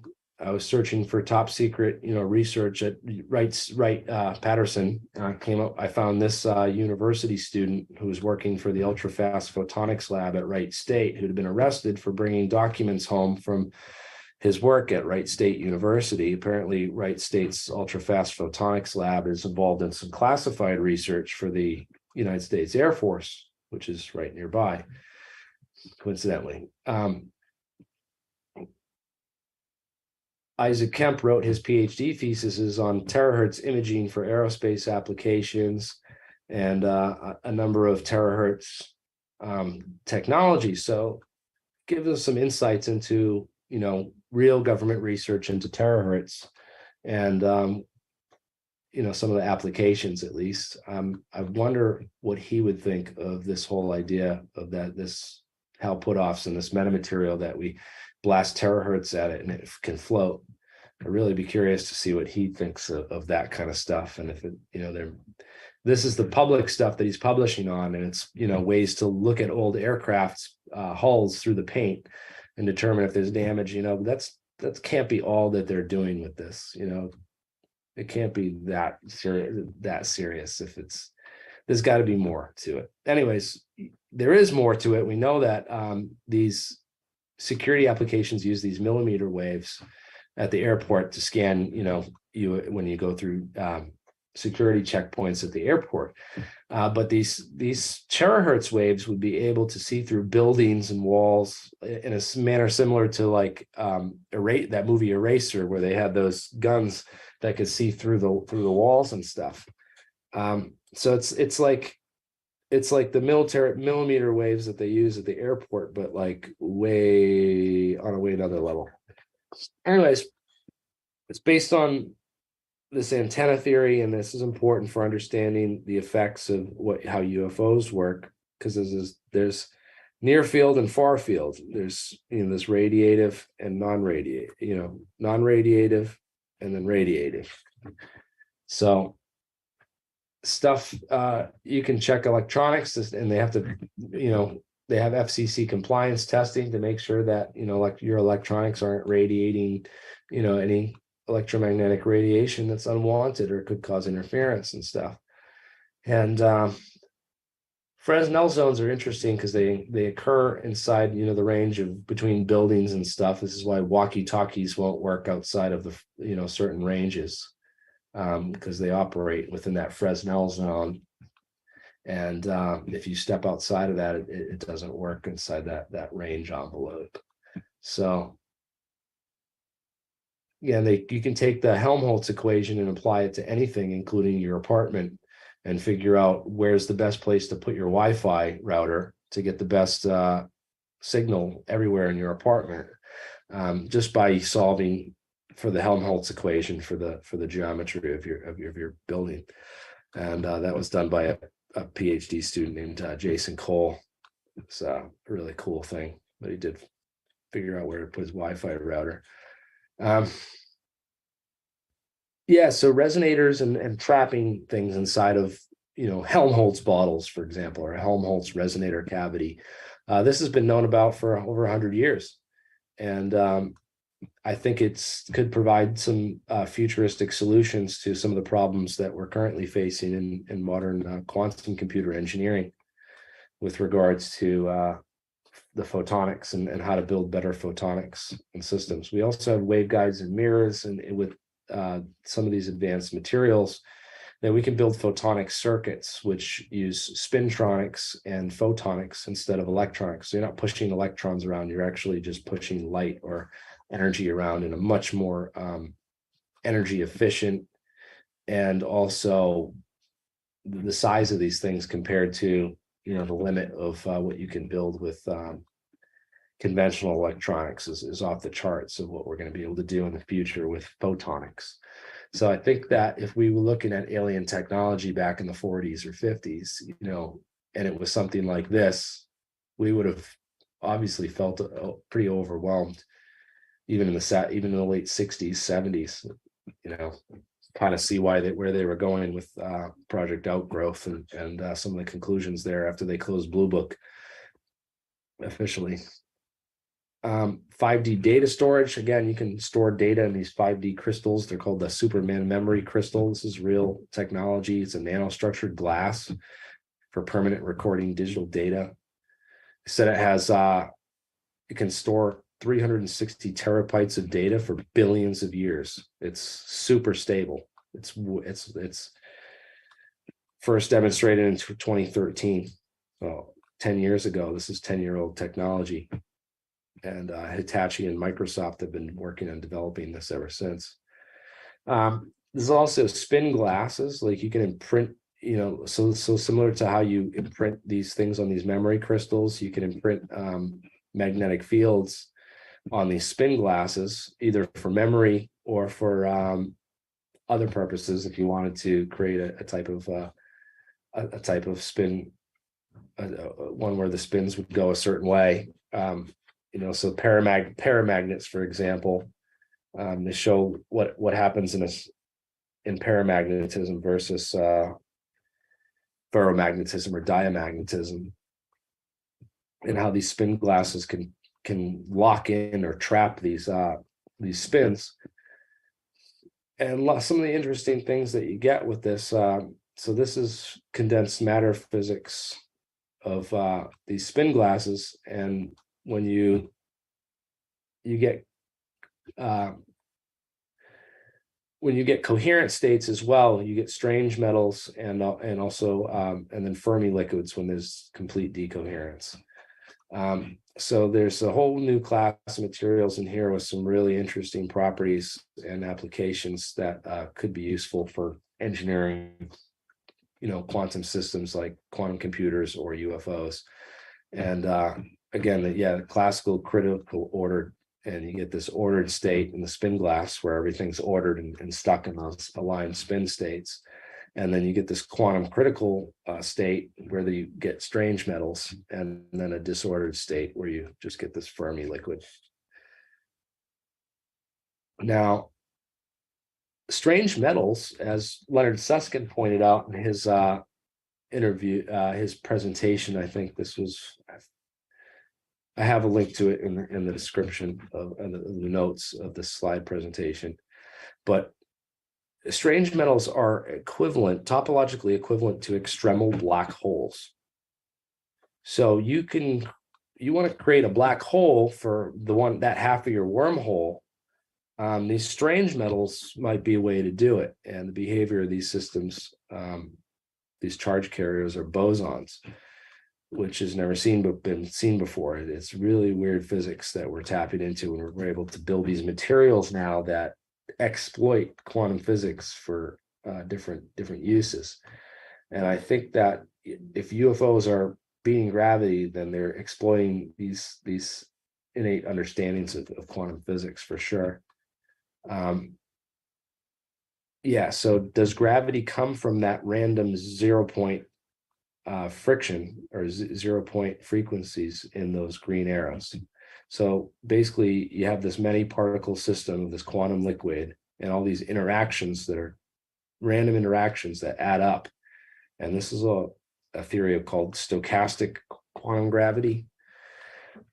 But it basically says that if you can order all those interactions and figure out those interactions and figure out what's going on to and at the quantum physics of mass and those interactions that produce mass, then you might be able to warp the fabric of space-time. Well, how can we do that? And is anyone working on this? Well, Lockheed Martin hired a physicist named Bernard Hayes, and he wrote a number of papers on this idea of generating inertial reaction forces through the vacuum and gravity and the quantum vacuum hypothesis. Very interesting stuff. Skunkworks advisor, from 1996 to 2000, who knows? Hal Puthoff wrote some papers with him, and the interesting approach to general relativity using polarizable vacuum, where you can locally alter your permittivity and permeability of free space, thereby, changing the way that gravitons are that speed of gravitational interaction with the craft. Very interesting stuff, but how do you actually produce it and create it? Well, that gets into a number of things. We already talked about Sal Pays and his US Navy patents, and some of those ideas he's had with the Schwinger limit and the superforce unification, polarizing the vacuum, that you pump enough energy and you can create these positive and negative energy states. There's an idea that muons might produce anti-gravity, but they there's an idea that antimatter might produce anti-gravity, but that was disproven recently. So we're back to square one with this idea of this dynamic Casimir effect or moving mirrors. This was mentioned in DoD, the DR Defense Intelligence Reference documents by Eric Davis.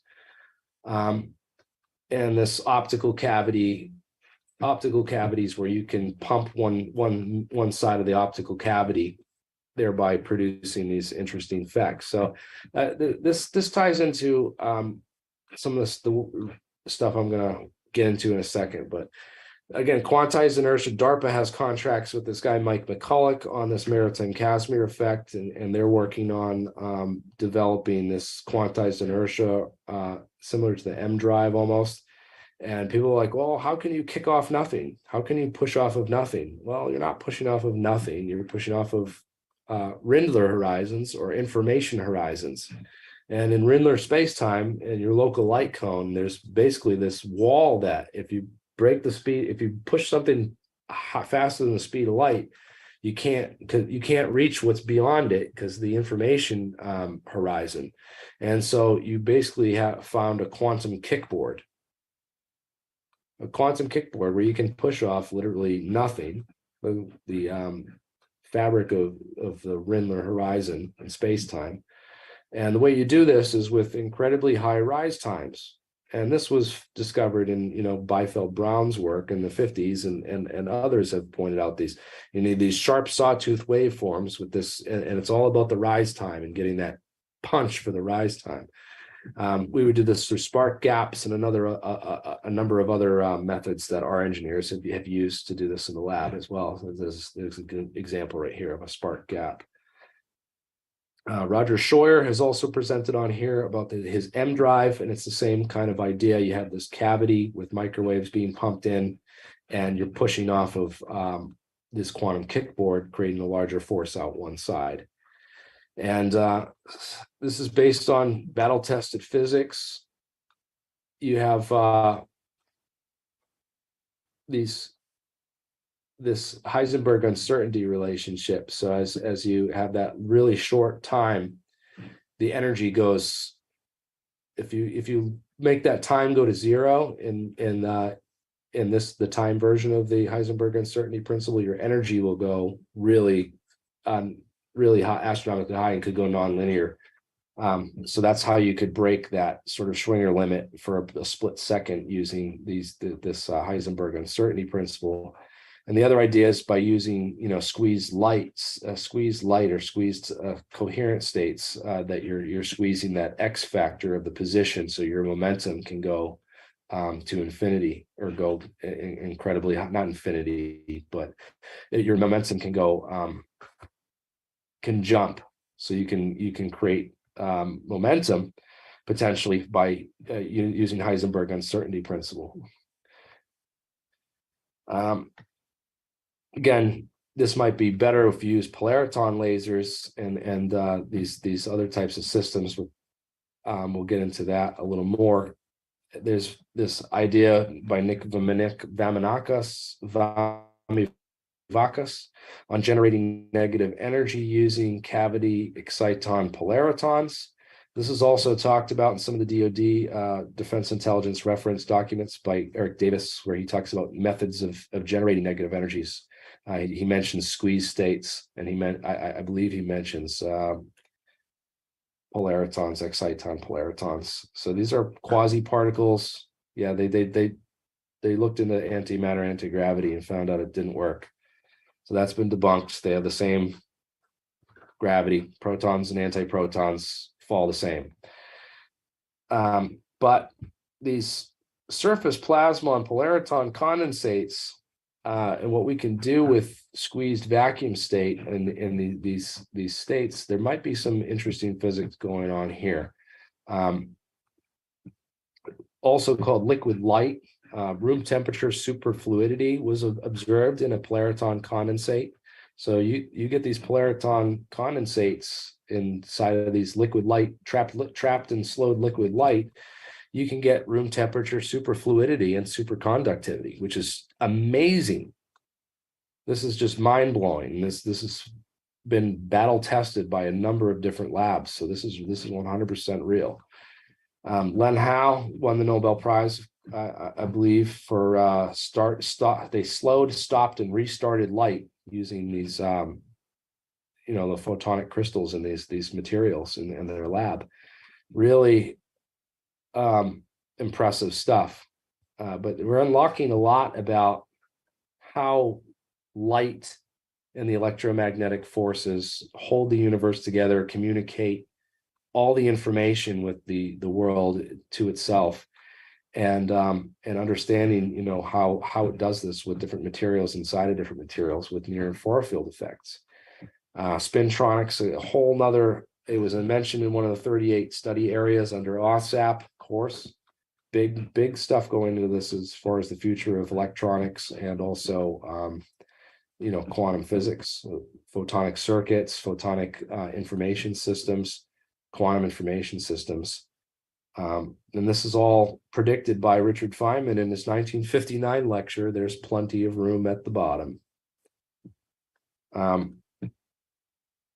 Again, get into the Hal Puthoff stuff with the dielectric filling between two metal mirrors, and this wave propagation, and this in these what could be the physics behind these bismuth magnesium samples, the bismuth magnesium samples that he alleges were part of the Roswell wreckage or Roswell craft. And we'll talk about this whole idea a little bit. I have some new ideas on this that I want to get out, and it's the last slide. Metamaterials, of course, yeah, you can pump metamaterials, and the energies are high enough, then nothing will get in, because your energy of this will be higher than whatever it is you could block. So yeah, you could create some pretty crazy force fields and shields, even using these types of technologies in the future potentially. Jack Sarfati and his low power warp drive theory on how the tic-tac works, the stress energy tensor and how we manipulate that. It's good theoretical physics, but I'm trying to focus on the experimental side of this and how we can actually, just break it down for the engineers to actually try to build this stuff in the future, and what physics need to be looked into for that. I think that these, so this diagram here shows the phase state, displaced vacuum coherent state, squeezed coherent state, squeezed vacuum state, and just regular vacuum state, and what that means in terms of the Q quadrature and P quadrature. And these Glauber states are interesting, along with this Frank Condon principle. This comes up in some of Wheeler's later work in the 1980s. Well, they were, which I thought was super interesting.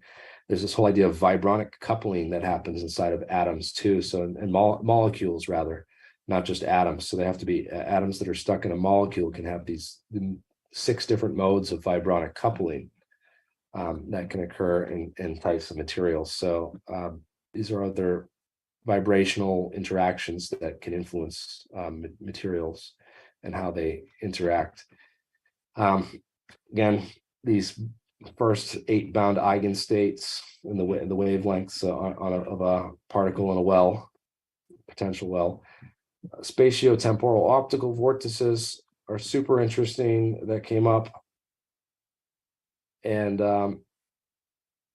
basically, you can create pulses which could potentially transfer information, accelerate particles, or perform spectroscopy by using these metamaterials in the circular concentric rings and pulsing them.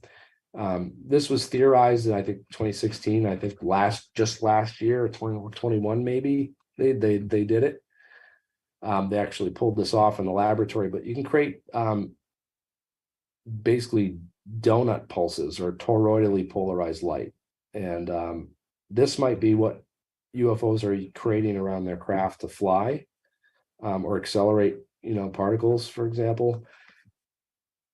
There's this mass energy equivalence, which very simply stated by Einstein, E equals mc squared. But if you solve for mass, it just says that mass is energy divided by the square of the speed of light. So therefore, we should be able to create mass if we have enough energy in the right form. In the right form, it has to be traveling in a circle, though, because the c squared is the speed of light squared. And that means it's looping around it itself. So you have to have energy that's trapped or spinning in a circle. And this came up recently. This phonon. This came up actually this morning. I was researching stuff. If you combine a photon, a phonon, and an exciton, you get this other crazy particle, quasi particles that they're inventing and now creating, and created colorful names for these. But I had this idea that if you took trapped light in a structure similar to a cymbal and then vibrated it with the symbol's frequency, that you could create a phonoton, because it's elusive. It's theorized, but no one's ever actually created one of these phonoritons. And I thought that this might be a way you could actually do it. It'd be interesting to test the gravitational properties of this. And also test the gravitational properties of what happens if we trap light in a circle and get tons of it spinning, and what effect that will have on gravity. I'd like to, Mark and me are going to work on setting up a very hypersensitive balance so that we can do Cavendish experiment. And then once we get Cavendish experiment working, we're going to start, experimenting with, high powered light and see if that has any effect on gravity itself. And that's where I'm currently at with how I think we should go with how UFOs fly and how they actually work. I think that, space-time is emergent and it's woven through the fabric of quantum entanglement. And that, all the laws of relativity are emergent from this deeper physics of quantum entanglement, that everything's really connected everywhere all at once in this weird way. And that if you can create enough light, this ER equals EPR thing might be able to pump enough light into another part of the universe, or somehow get these two states to be entangled. Therefore, you could create a wormhole between them. That you basically create enough light, a light channel that's strong enough between these 2 points in space, then you've essentially created a wormhole. And this was in 1935. Albert Einstein and Nathan Rosen published this paper, which demonstrated the principle of this, that the region containing the curvature singularity. And again, it's like as David mentioned in the last podcast, it's all about the geometry of that opening, that throat. It's all about the geometry of the throat. It doesn't matter what's on the mouth of the other end. It just matters how do you produce that throat and create that wormhole throat. And could it be that if you put enough coherent light between objects, that you can create a wormhole using this structure of light itself, or quantum entangled light? You have to trap light, vibrate it, and squeeze it. And if you can do that with the squeezing and the states, you might be able to get some interesting physics out of it. Of course, it's beyond me, and I think I've exhausted everything I can on. Maybe in another 10 years, but this is where I'm at with how I think they work. And what I want to try for the future is experiments that involve, setting up these super sensitive balances that can measure gravity very minutely, or these maybe some of these. I'd like to set the thing that the DoD had in that hypersensitive needle that they were using to detect gravity in that recent. I forget where that was. That was a really cool thing. But yeah, experiment like that where we could produce stuff and then test its effect on gravity. I think that if you get enough of these quantum entangled particles and that you can squeeze their locality, you can get them to maybe tunnel through space-time in a wormhole, or maybe create just a brief wormhole around the craft that you could like Alcubierre drive. And this can be done through light pumped metamaterials. Or I don't know. That's the conclusion end of my presentation of a lot of the technologies that I've studied and where I'm at right now. And I'm happy to take questions and talk to people because I'm kind of over the monologue at this point. Well, Jeremy, you're all set. Look at that. So many slides, man. So many slides. Let me do this. I want to put this thing on. You know what, Jeremy? Let me stop your screen share, sir. Okay. Oops. Sorry about that.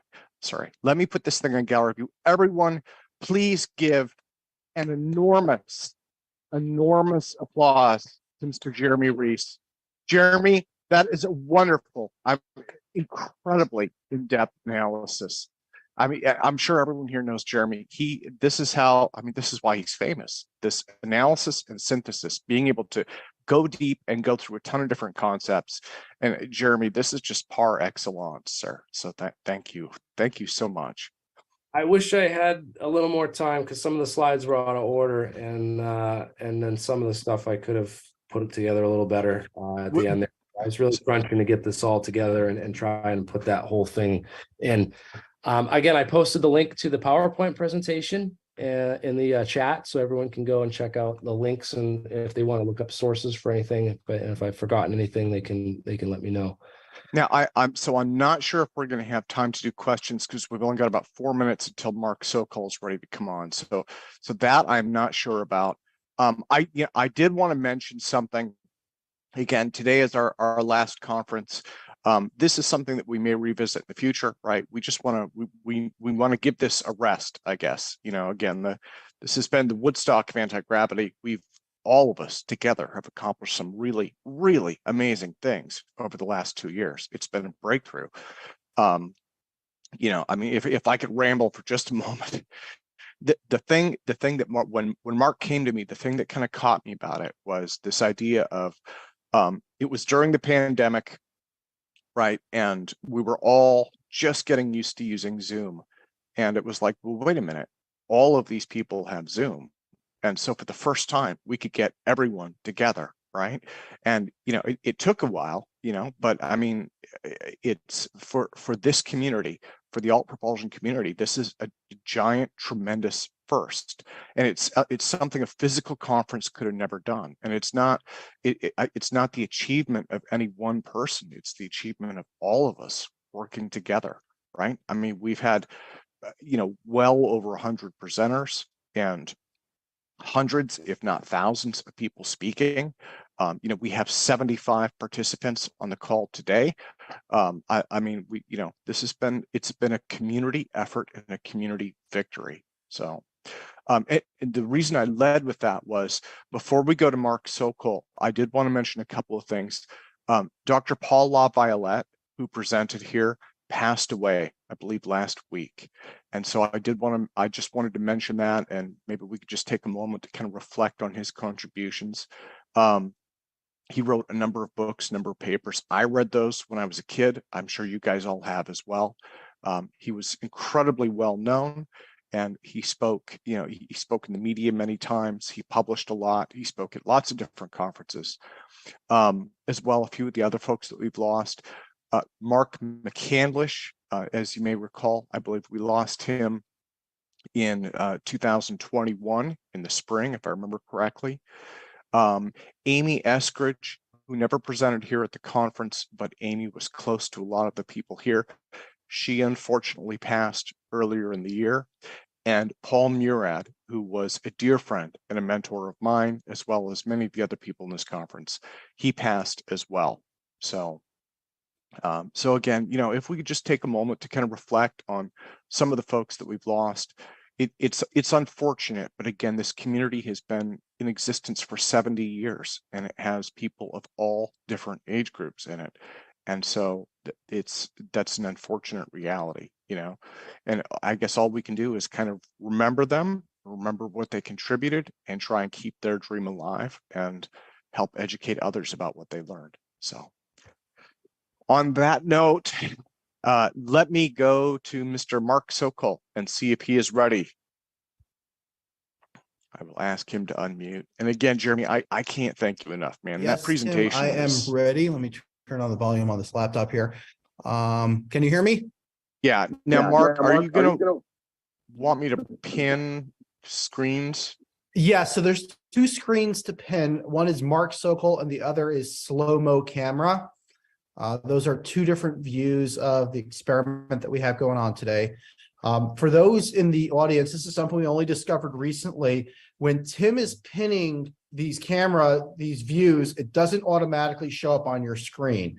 So it's all dependent on the settings you have at home, whether you're going to see both those views simultaneously. Yeah, and Mark, if I could jump in, and this is something Mark mentioned to me, everybody here, you guys will have to do this yourselves. If you look up slow-mo camera, you can find that and pin that view. It's SLO-MO, right? There's no W in it. Or Mark Sokol, or both. And I'm recording this with both of them side by side. So you will see them pinned side by side in the recording. But if you want to see it live that way, you're going to have to view one or the other. Perfect. Yes. Another person that passed, who I just found out about recently, hasn't presented on the conference, but her husband has. This is Susan Alzafan, David's wife, recently passed as well. And condolences to David on his loss. But it just strikes home the importance of having this conference and, you know, what we've achieved here. We got pretty much all of the big names in alt propulsion, and we put them all together. And me and Tim have been talking about whether we should end the conference on a high note or continue dredging on. And one thing that came to mind was Jerry Seinfeld and his comedy show back in the 80s and 90s. He ended it after just a couple seasons because he ran out of material, and it's been memorable ever since. End at a high note, people remember it well, and we'd rather do that than to continue on and just pull in whatever presenter is available, you know, and lose in quality. The experiments here at the Falcon Space Labs are going to continue. We are going to continue doing live streams both on YouTube with Jeremy Reese and with Bernie's channel on an ad hoc basis. We may use the email list to put out emails for when we have live experiments. But again, a live experiment is very timid. It's dependent on a lot of things. Things go wrong. It's not easy to put together live experiments. Actually, the experiment that we're working on now, we've been working on it for 7 hours right now, preparing it. So this is the latest version of the Podkletnov gravity impulse experiment. Now, I know you guys have watched a couple of variations of this earlier, and we had leaks and stuff. So let me show you the latest updates of what we've done, what we've learned working with this experiment, and what we're doing in order to perfect it. So we have an acrylic tube and a large Helmholtz coil. It's powered by that hybrid battery, nickel metal hydride battery on the bottom. One addition that we've added is the styrofoam over here, which is going to insulate the liquid nitrogen a little bit better, hopefully. Also, the opening where the copper tube enters into the vacuum chamber, that was widened from 3/4 of an inch to 2 inches. It's only a half-inch pipe. So that gives us a 3/4 inch ring of the special epoxy that we're using to decrease the tension on the acrylic, and hopefully it won't crack in this experimental setup.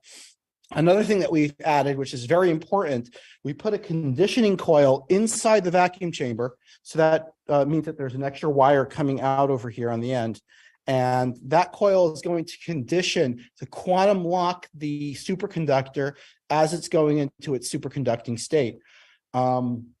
And that was critical to the experiment. It is in the, it's set up right now in the same phase, in the same magnetic orientation as the Helmholtz. So what we're going to be doing is, as we're making the superconductor cryogenic, we're going to be powering that coil. But as soon as we're confident that it quantum locked to that state, we're going to be powering down that inner coil because it will no longer be necessary, and turning on the Helmholtz for the firing. Another reason for doing that is because the Marx gen, which is going to be impulsing that superconductor, will likely short out to the power supply for the coil, and we won't get any spark going in the right direction. So we need all that energy going through the chamber versus coming out through these wires that are powering that inner coil. The inner coil is surrounded by a little piece of insulating foam just to mount it properly. Now, as for the gas that's inside the chamber, it is kind of like a vacuum. It's not a pure, perfect vacuum. Nobody's ever achieved perfect vacuum, but based off of Tony Robertson's suggestion, we did include a little bit of helium in the chamber. So what we've done is we've pulled the vacuum off the air. We've backfilled it with an inert gas with argon. Then we pulled a fresh vacuum, backfilled it with helium, pulled a fresh vacuum again, and backfilled it with helium, and then pulled a fresh vacuum again. And that is where we're at right now. The gauge is right around negative 29.5. I guess that's millimeters of mercury. So another addition that we've added, and this is the first time we've done it. On the grounding end, there is a rod going through, a thick copper rod. So there won't be any ionizing happening on the copper end, on the grounding end, which we've seen in the past. Also, our grounding puck, I don't know if anyone has noticed this in the past, but it is made out of solid silver, and there is a piece of graphite stuck in there as well. Graphite, of course, is a material that has a very high electron drift velocity.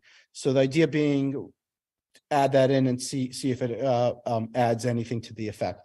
On that goes to a threaded rod on the outside, which is connected to a thick grounding ribbon, which goes to ground, which is also attached to our Marx bank over there. Another thing that we've added, and this is really cool, this is something I was excited about for a while. This is a double laser.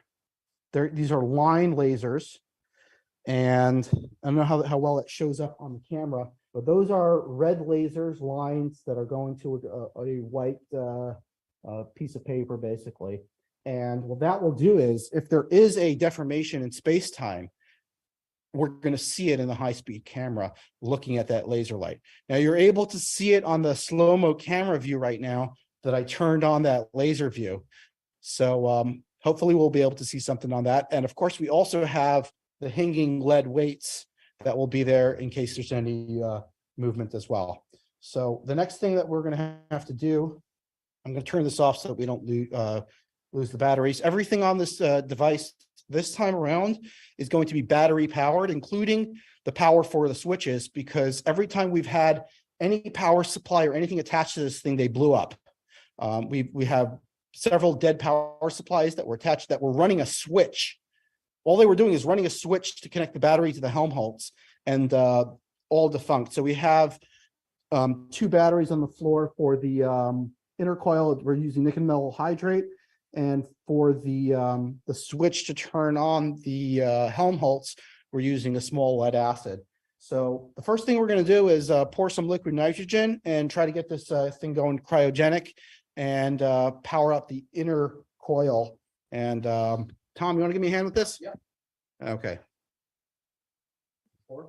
Yeah.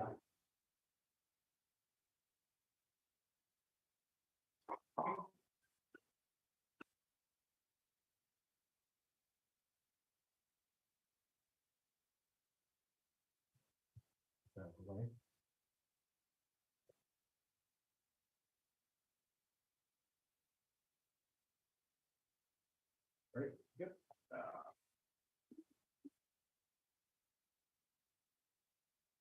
The guys at the store already know me.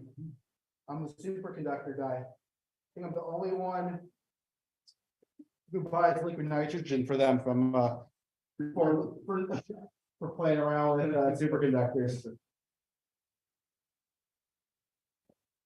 Okay, here we go.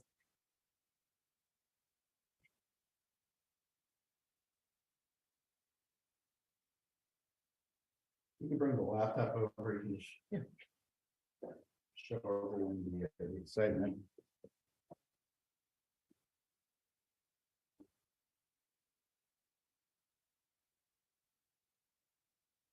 Oh, another thing, if anyone comes down to the lab and helps out, we're running a giveaway, free Falcon Space t-shirts.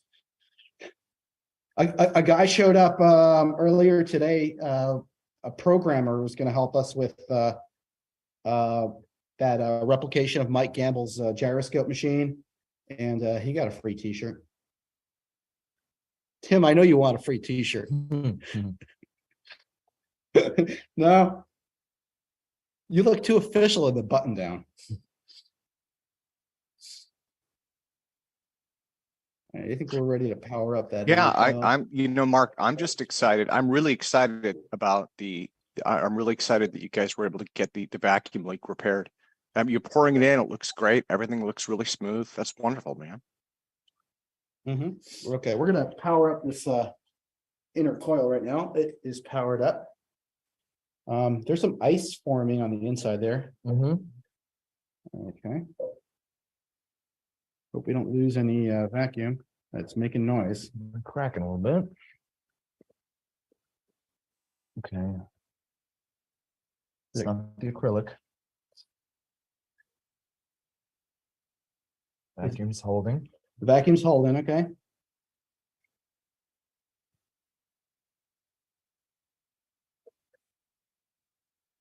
We are seeing some condensation buildup, but it's not as bad as it was in the previous shots. We're putting a lot in there too. Yeah, we might need a bit more this time because we have that coil there, which is a source of heat in a spot where we really don't want there to be heat. It's bubbling big time. Bubbles. We might be losing some of our foam.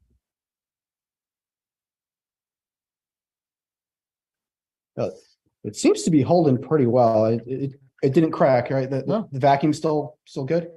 Vacuum's good. Okay. Acrylic is good. Tim was begging me to test this before. I'm like, Tim, if it breaks, we might only get one shot at it. And I don't want to do that off air. Well, if APEC's going to go out with a bang, maybe this is the bang.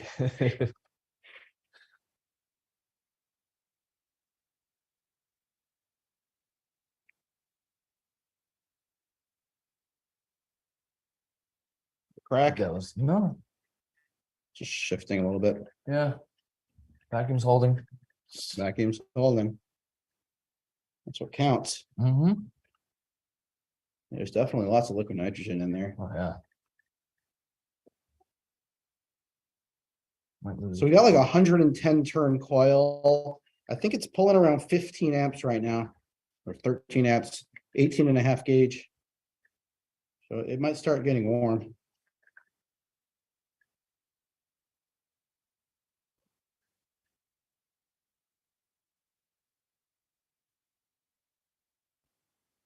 Okay, once you put this back and go get the high-speed camera ready for firing. Tom's gonna be over on the other computer getting ready for getting set.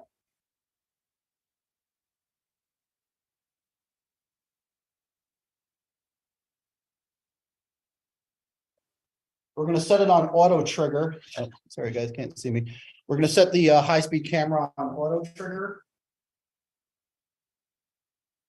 So you won't have to manually be there pushing buttons.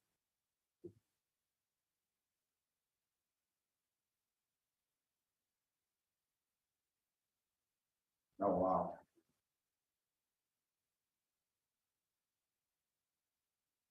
It's bubbling away.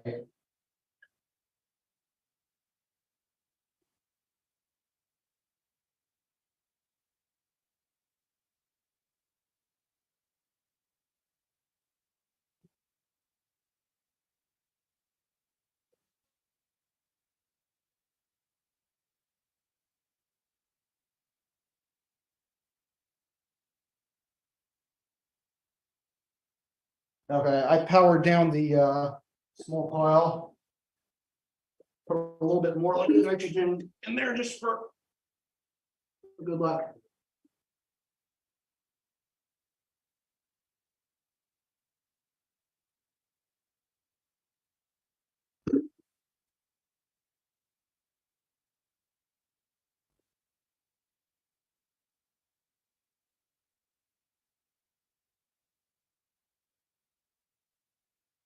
Now with the inner coil powered down, we're gonna have to remove the leads for it, because those leads are literally direct lines that would allow the Marks bank to short out to the wrong spot, which we don't want.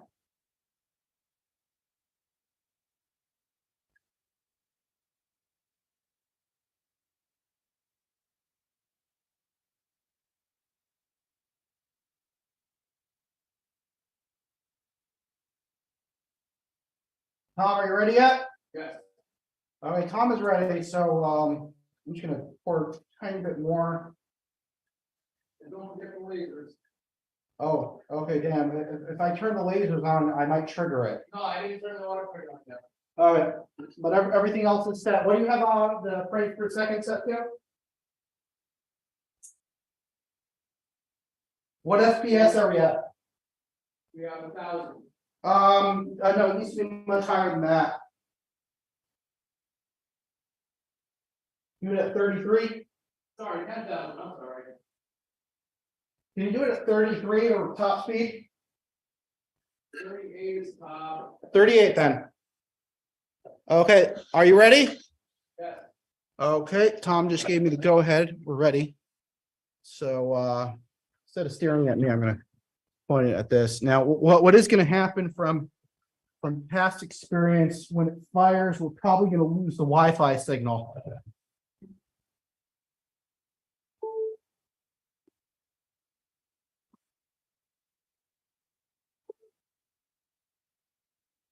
Okay, we are slowly charging up.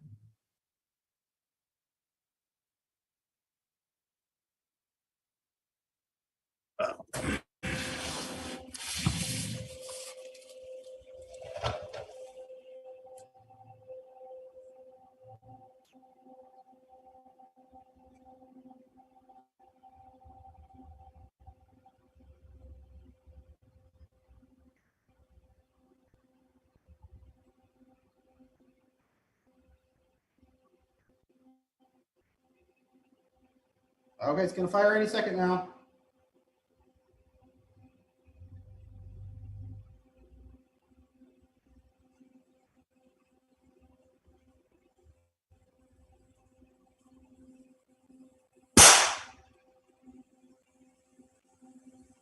Caught it?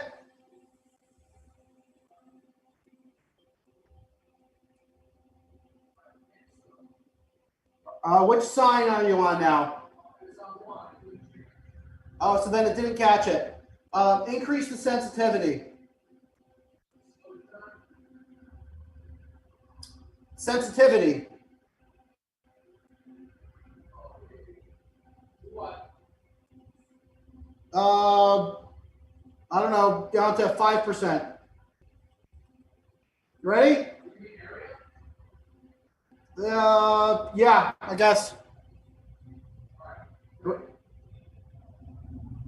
Okay, charging up.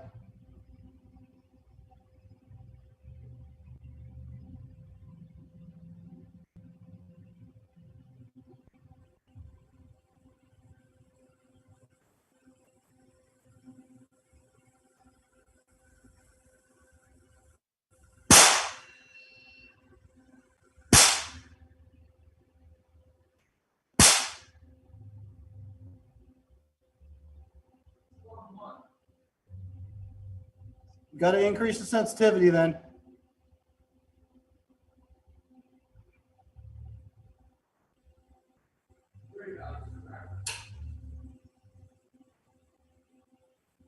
You want to trigger it manually?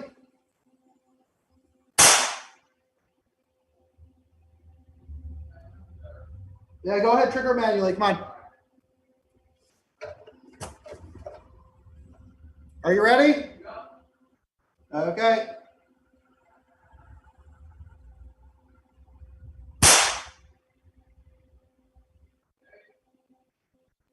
Doing it again.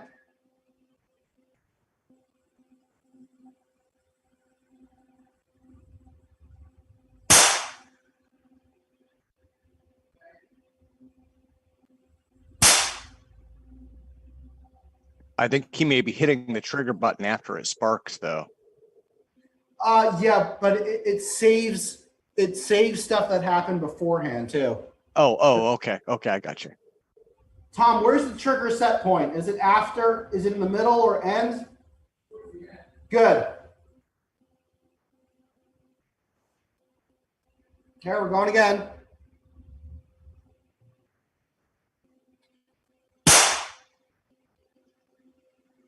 That was a powerful one.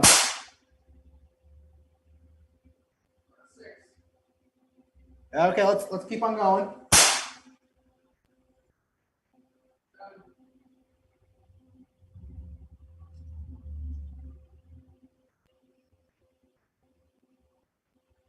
Okay, charging up.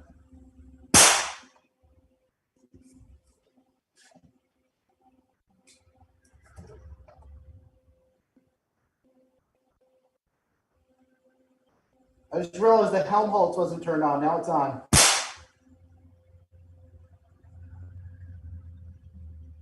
Okay, we're doing one more. How many more signs do we have? Okay.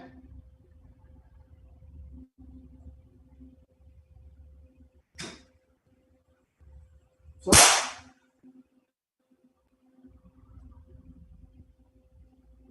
okay. The Helmholtz was not turned on for those previous ones, so it wasn't done right. These last two are going to be correct. Okay, slowly charging up.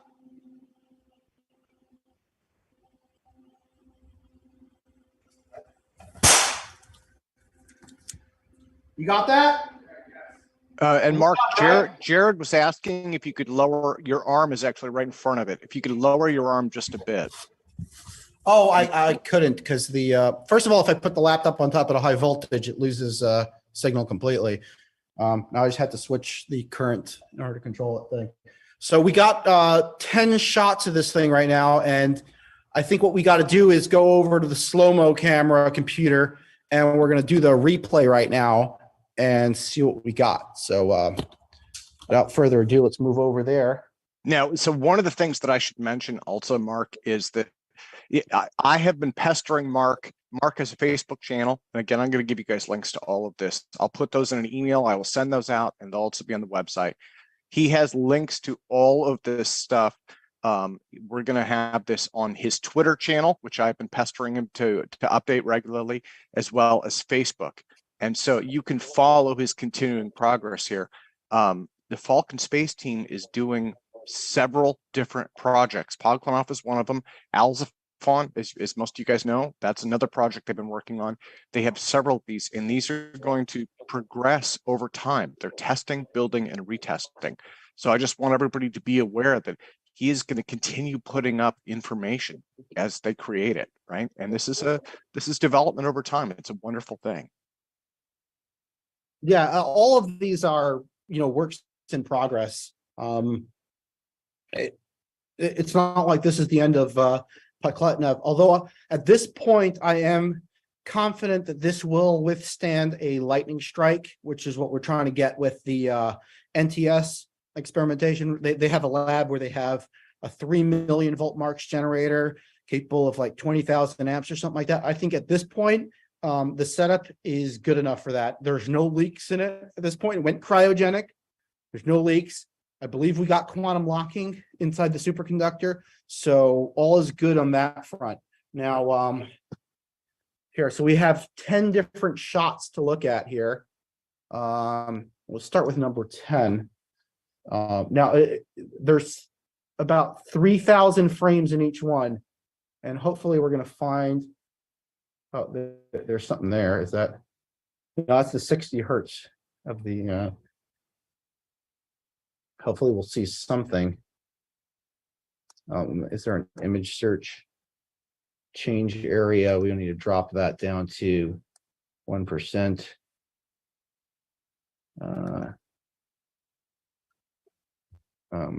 Search type of one.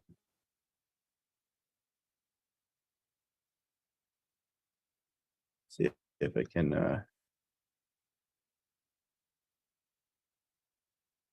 play speed and options. So basically we're playing back sine 10 right now. Hopefully we got it. This all happened within this was less than a second for each one.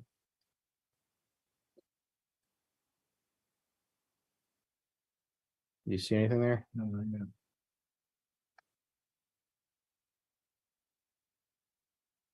You very dimly see the laser light. Should light up with the flash on. Yep. The flash at this frame rate, 38,000 frames per second, is only going to be about just a couple of images, if it was even captured in this one.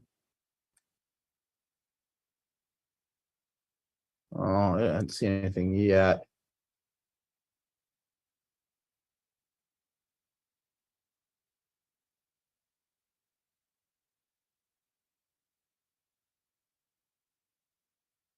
Here, Tom, you want to? You can do the search for all that. On other fronts, we are going to continue the work here at the lab.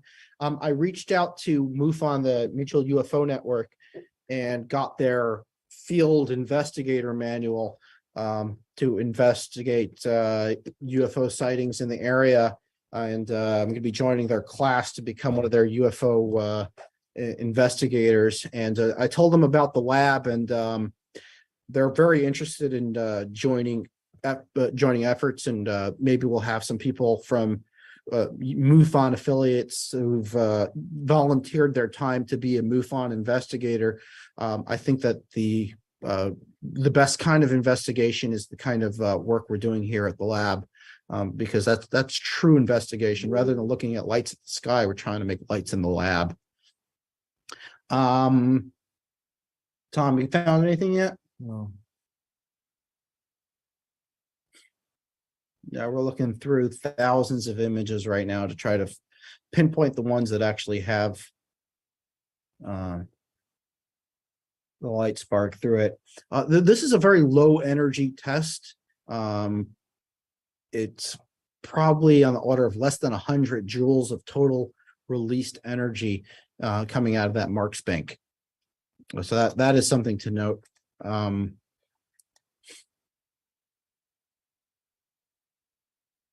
If you click on play each image,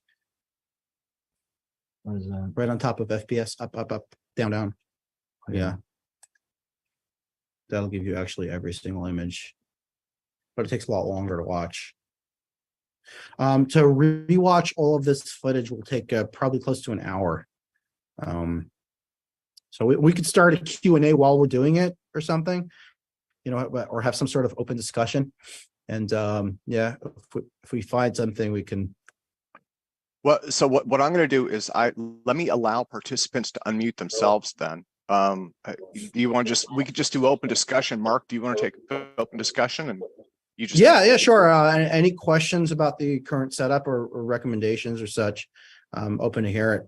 Right now, we're Tom over here is looking over the footage, and you guys can see his screen on the slow-mo camera view, and hopefully we'll capture those few images of it looked like it went right by on the last city that he was looking at. Oh, you think here? You think you saw it? I saw a flash, but it just went by really quick. But I was watching the slow-mo camera the whole time, and I didn't see it change at all. I mean, I didn't see what was when like it fired. I never even saw a flash on it. Yeah, you wouldn't, because the refresh time is so slow. These at 38,000 frames per second, you probably only get one image of it firing. Most of the images you'd see are just like afterglow of the ionized air glowing from the high energy. The trigger was at like 80 to 90%. So like right about now is where it should be showing some. I think well, let me have everybody first. Let's give Mark, I'm not going to change the screen, but let's have everybody give Mark an enormous applause for this presentation. Thank you very much. Mark, you've been working on this. And Tom too. Well, and Tom too, but they have been working on this thing diligently for months now. It's a very professional setup. I mean, a high-speed camera, the weight setup, the Paperclip device, testing, retesting, fixing pressure leaks, getting special materials. So, Mark, it's a wonderful achievement. Even if you end up with a negative result, it's a wonderful achievement.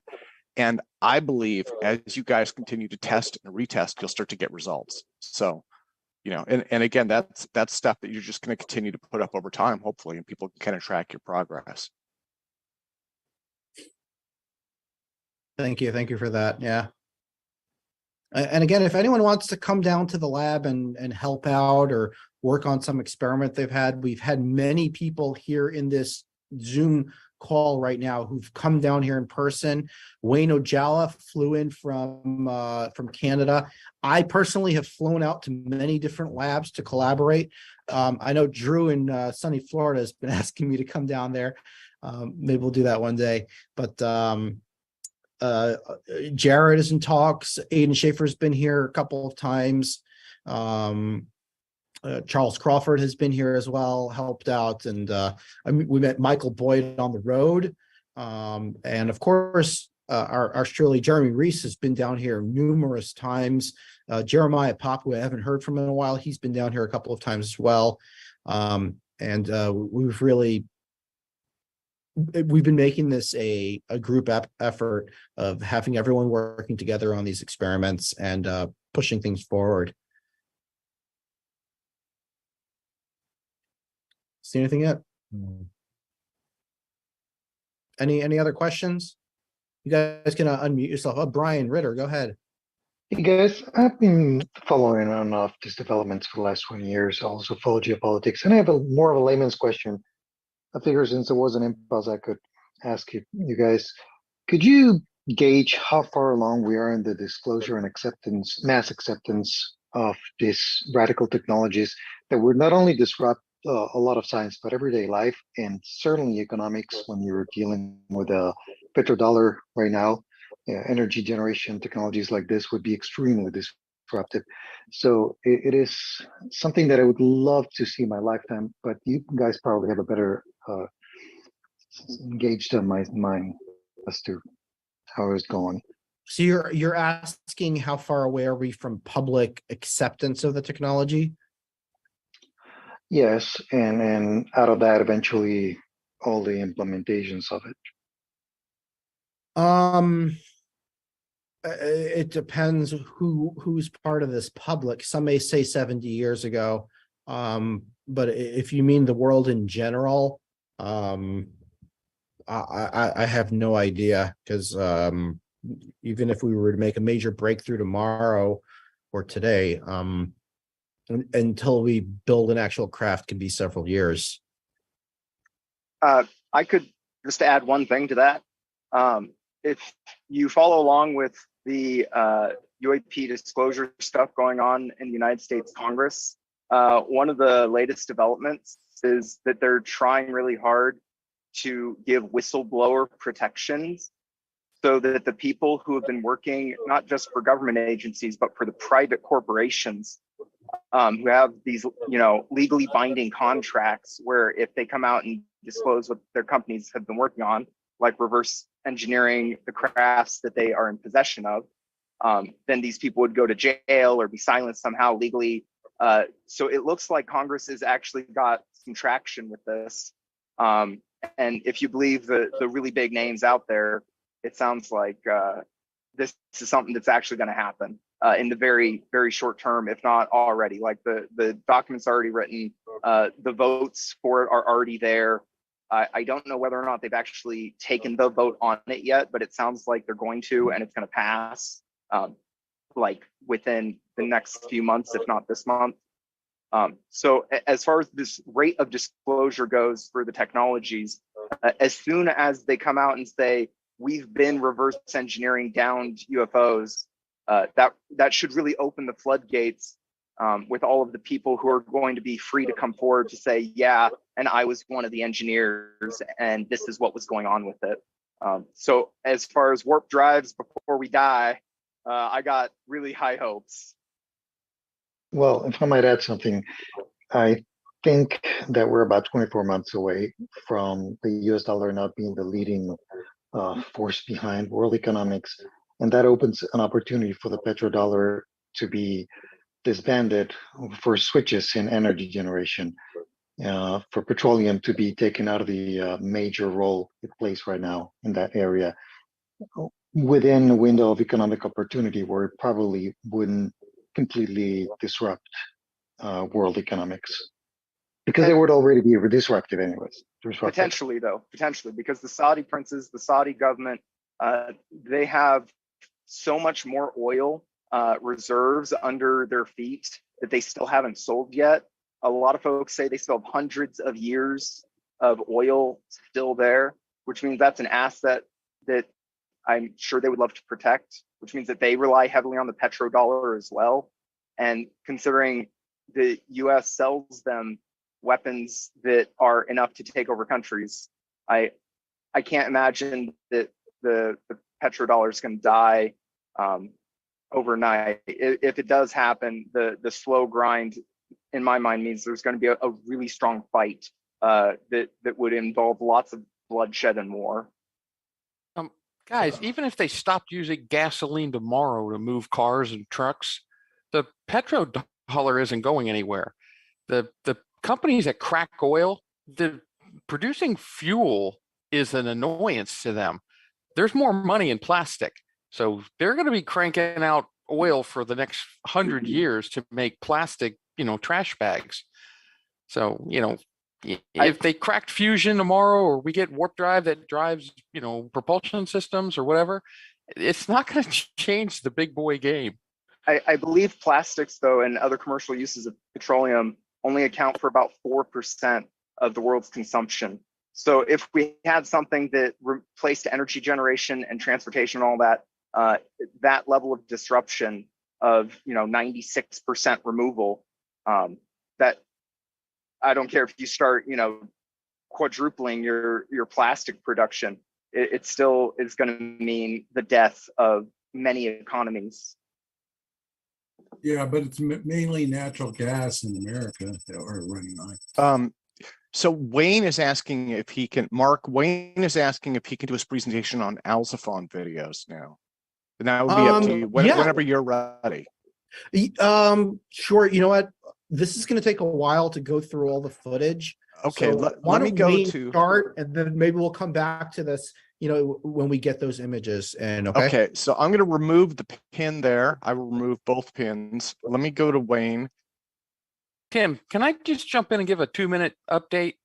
Because I'm gonna pop it off to go get some ice cream. Sure, yeah, go for it. I don't mean to mess up anybody's night, but we've got some pretty big things going on here in sunny Florida. I just thought I'd ping in. The biggest thing is we got funding.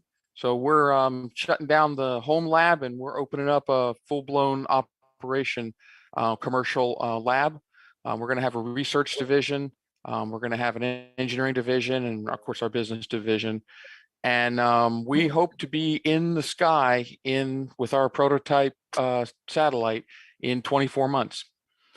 Prototype satellite's going to be something like a U3, maybe a U6, and it's going to have between 1 and 2 newtons of massless or propellantless propulsion. So we're really stoked about that here. And the vapor deposition chamber system is fully operational, and learning a lot about depositing materials. So Awesome. If anybody plans on visiting sunny Florida, they might want to do it sooner rather than later, because the new shop is not going to be open to the Well, and Drew, public. maybe you can drop your email or drop some contact info into chat, and that way people can use that. Okay. Okay. So yeah. Thanks. Well, so let me go to Wayne now. Wayne did some Alzafon testing. Wayne, go for it, sir. Yeah. Hi. Can you hear me? Mm-hmm. Yeah, and if you want to do a screen share, you can do the videos that way. Actually, I was wondering if you might be able to do that. I just don't want to. I sent you a link in WhatsApp there. Yeah. Well, let me see. Yeah, let me find that. Okay. Oops. And I'm not sure.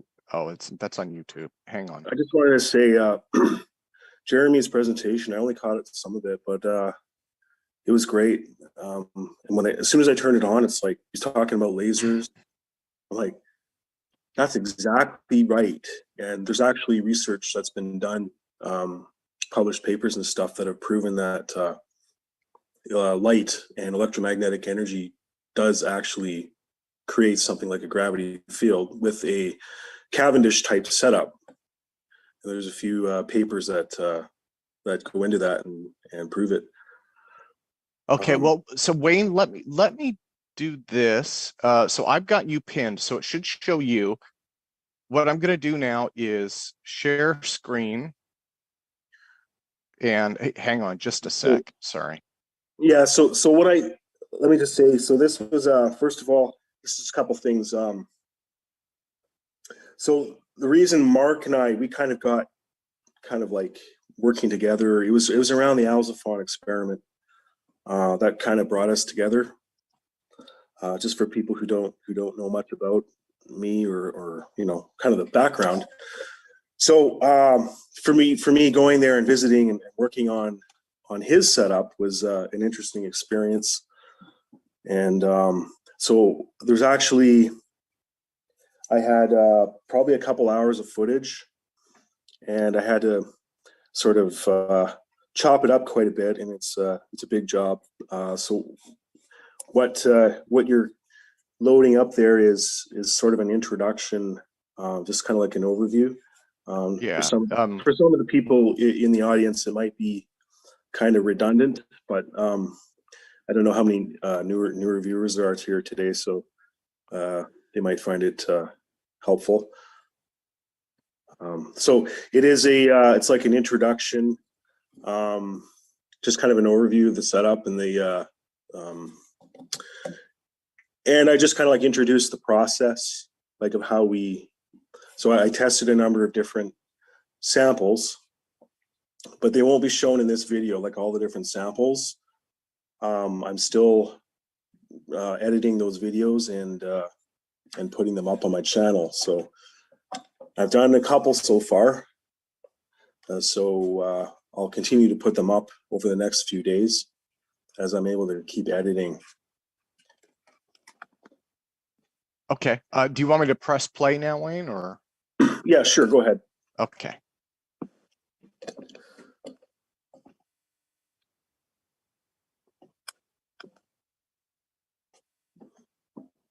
Looks like you're missing audio.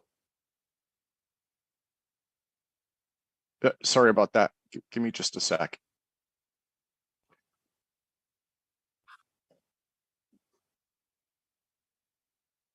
Where's my window at?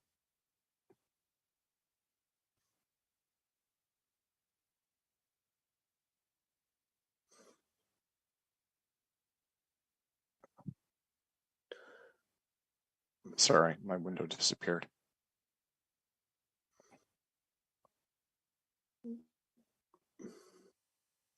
Drew in sunny Florida. That sounds pretty interesting. Do you have a website, or are you new here, or have you been on APEC before? Yeah, I've been popping on and off this thing for a while. And no, we don't have a website. No, there's nothing published. Although our patent is now issued, so you can go out there and read that. It's 87 pages of amazing. But if you get through it, let me know, because we might want to hire you, because we haven't found anybody yet that can read it aside from the guys who wrote it. So, I don't know exactly how to answer the question, but somebody asked if this is some kind of pulp of the patent. Yeah. Just Google my name, and it'll pop up for under patents. Sorry, guys. Let me share this again, and I'm going to max out the volume there. And this amplifier got What kind of power? 259 hours on it right now. What kind of power level are you putting in there right now? Very low power. But you got to be very careful not to destroy this thing, because it can't take more than 1 watt. Plus 30 dBm. Right now we're at negative 16. We can go up in the power. Now we're pretty strong. 977, couple milligrams. Here, these are like the fine-tune adjustments. Frequency adjust? No, this is magnetic field adjust. You see how the Gauss is changing over there? Gotcha. So what we're doing is we're testing a little aluminum pellet. It should never go above Pure plus aluminum. 30 dBm, but this is here to protect it. Hopefully it works well. Okay. I need to give him a ride, okay? Small changes happening here on the milligram level. There's our frequency 9.425 gigahertz. So I'll be playing with this a little bit here and see if I can make something happen there. Trying to get it up to 3363 as per the calculated normal frequency.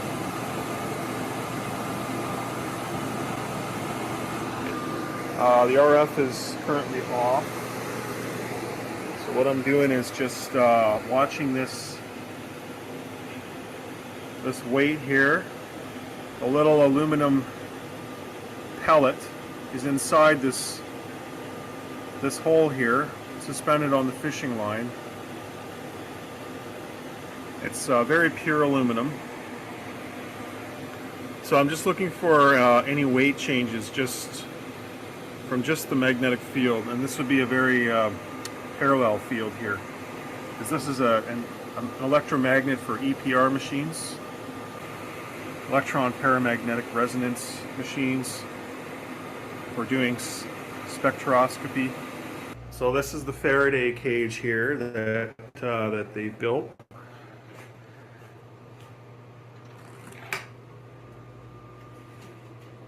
And in here is the experimental machine. This is the electromagnet. It weighs a friggin' ton. And down here is this is the microwave waveguide here and some components. This is a circulator. This is an isolator to protect the equipment. And down there you can see the hole and the aluminum pellet is just inside there. And then this fishing line goes up to the bottom of this analytical balance up top here, and which goes into the computer. So this might be worth noting. Here. What I've done is I've located, it looks like the resonant frequency of the hole in right here, the resonant frequency right here in this hole, like where the waves tend to, I guess there must be some sort of node there, because when I put a metal object in there, there's a slight decrease in the attenuation of the signal generator. So that tells me that that's where the wave is, there must be a node there, so the power is being, it's not being lost there. So if I move this frequency a little bit,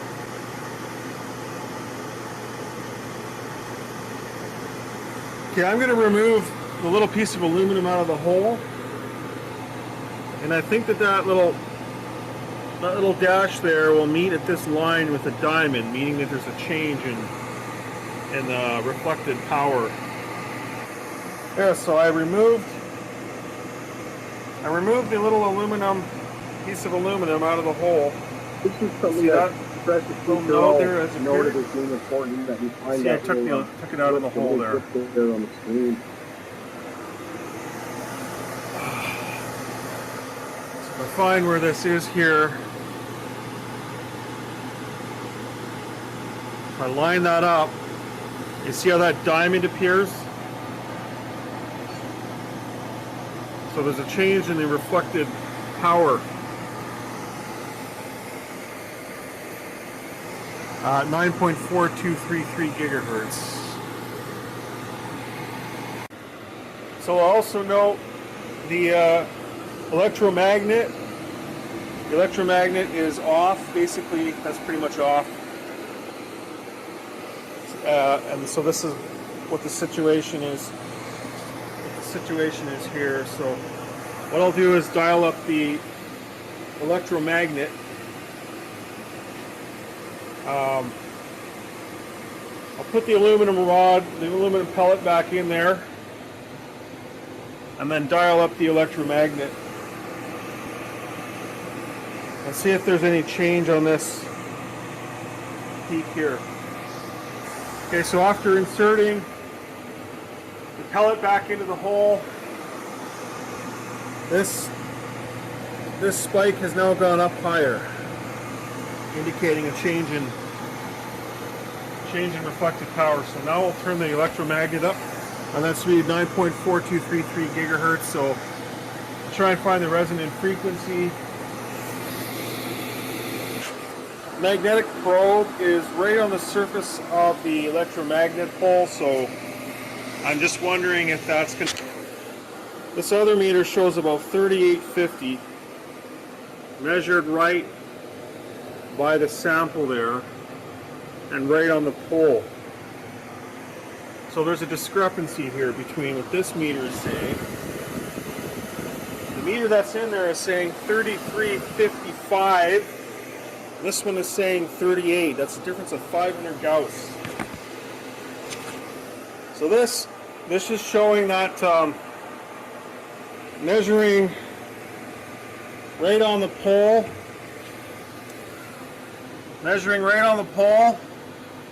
versus measuring right beside the sample there in the middle is approximately the same, give or take a couple of tens of Gauss, so it's pretty close. So it shows the field is quite uniform. The field is quite uniform across here. There's a little bit of variation. But I'm going to try this meter here, this Tesla meter, to see if I get something similar.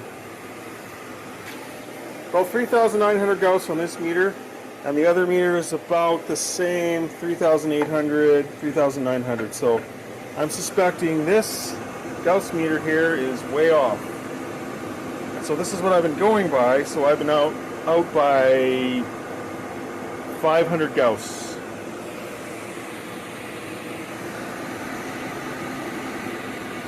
So that might explain why I'm so far, maybe might explain why I'm having trouble seeing anything here. So I gotta turn this down, find the resonant frequency, 9.42, I believe is at, just gotta double check my calculation. So I've been playing with these dials for a long time, trying to very carefully dial in the precise frequency and magnetic field necessary to see some kind of absorption here on this spike. So I'm using the same little pellet of aluminum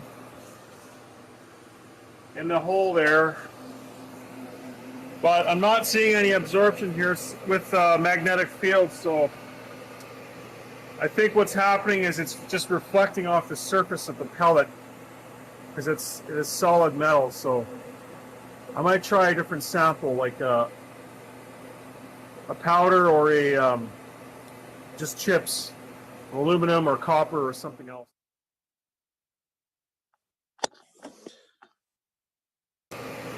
I think what's happening is it's just reflecting off the surface of the pellet because it is solid metal. So I might try a different sample, like a powder or a just chips, aluminum or copper or something else. So these are the new samples I made. I made one like this with holmium, granulated holmium metal in it. And this is copper in here. I haven't tested the copper yet. All right, so back to, I made a little sample of aluminum, atomized aluminum powder. So that's in there right now, 0.9942 grams. Hey, Tim? Magnetic field at 3362.6. And I'm going to turn the microwaves Just on. for time's sake, you can probably stop it there.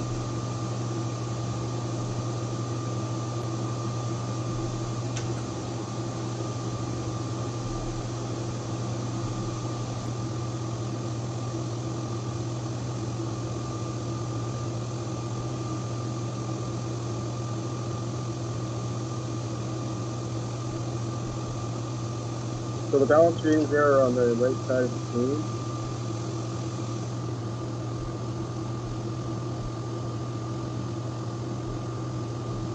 So there's really not much happening here.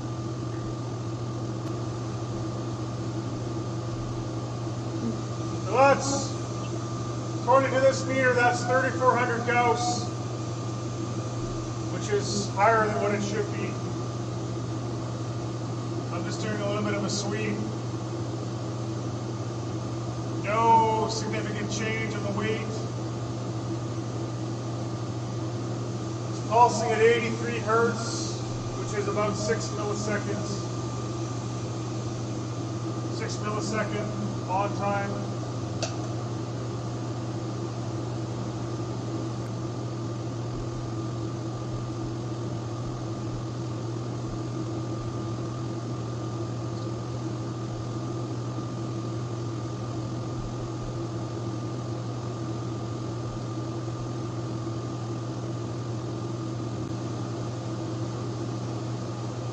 All right, I'm just going lower.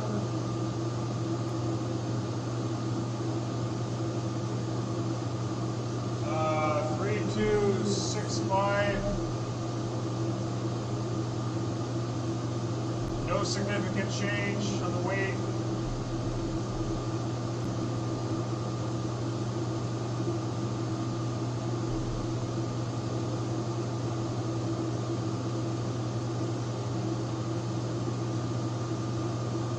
All right, 3,200 Gauss, so I've gone quite a bit lower.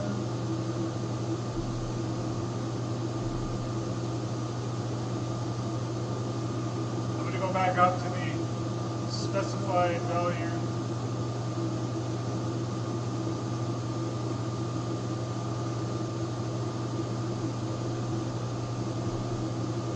Three, 362.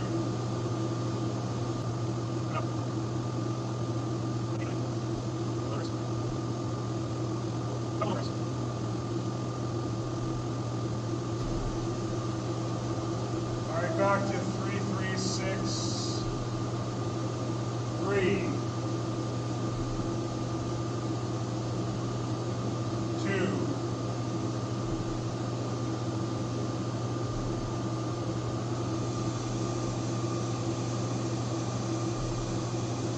Okay, I'm going to try a different sample. So that was aluminum powder.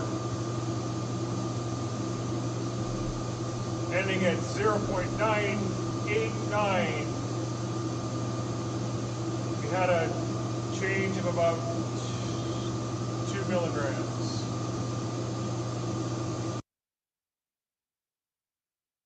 You can probably stop it there. I think that's.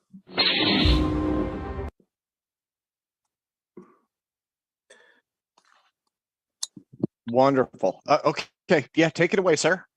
Yeah, so that's just kind of an introductory clip there.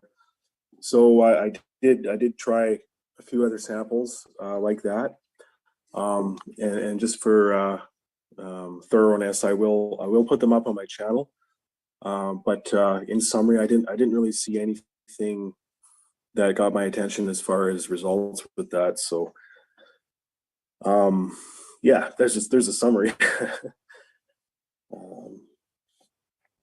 So I have a few ideas on how maybe to do it differently that might get some results, and it kind of I see it relating a bit to what Jeremy was touching on there with the energy, trapped electromagnetic energy. So I think maybe putting the sample just outside the waveguide, and positioning it just in the right way would create a force, rather than putting it inside the resonant cavity there, because it's like there's symmetry, right? So the microwaves they're interacting with the sample in all different directions at the same time. So there's no asymmetry.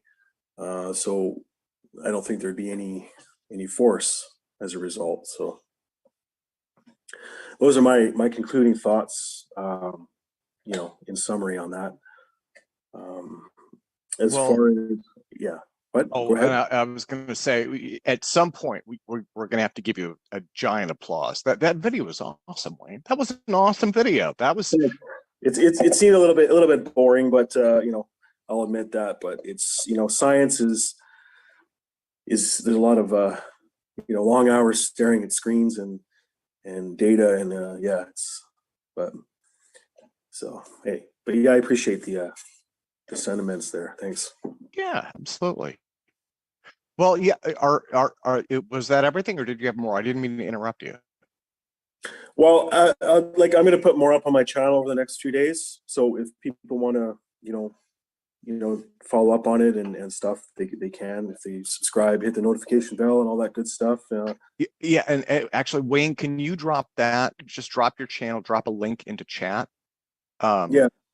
Yeah, and then I will put a blog up on the website too. I'll put a post up with all these channels and more information and stuff like that. Okay, awesome. Yeah, it was like I spent actually a couple, like 2 or 3 hours there playing with dials and samples. And I have done, I've tried to do Alzafon experiments at home and stuff like that with more, I didn't have the level of equipment Mark has acquired. So that was important for me to be able to go there and play around with that and see, if there's going to be any difference, in terms of his setup and what I've played with. I will say that in my experiments, they're not technically not Alzafon experiments, but they are similar in that I'm trying to achieve I'm trying to achieve EPR, or dynamic nuclear orientation. And I did see small movements in some of the samples. And almost as if there's like a force being developed there, related to the magnetic field and the resonant frequency of based on the 28.025 gigahertz per Tesla relationship there. So I think there's something to that, but I don't think the way we had it set up there in the waveguide is gonna produce anything that we can observe. So yeah, that's about it. Wonderful. Okay, well, Wayne, let me do this then. I want to put this in gallery mode. Everybody, please give Wayne an enormous applause. Please give Wayne an enormous applause. Thank you. And I see Gerald there in the corner. Maybe I could pester Gerald to do a demo. Gerald, do you think you're up for it today, or? Oh, you know what? Sorry. Gerald, you gotta unmute yourself.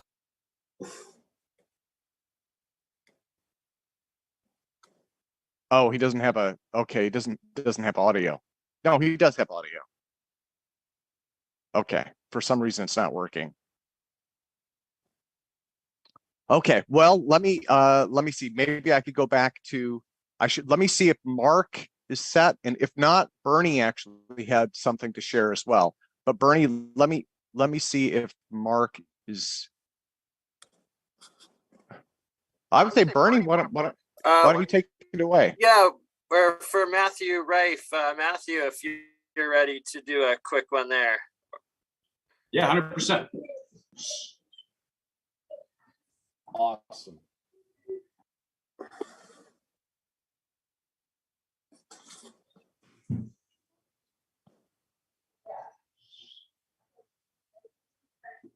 There we go. I don't know. Am I on screen?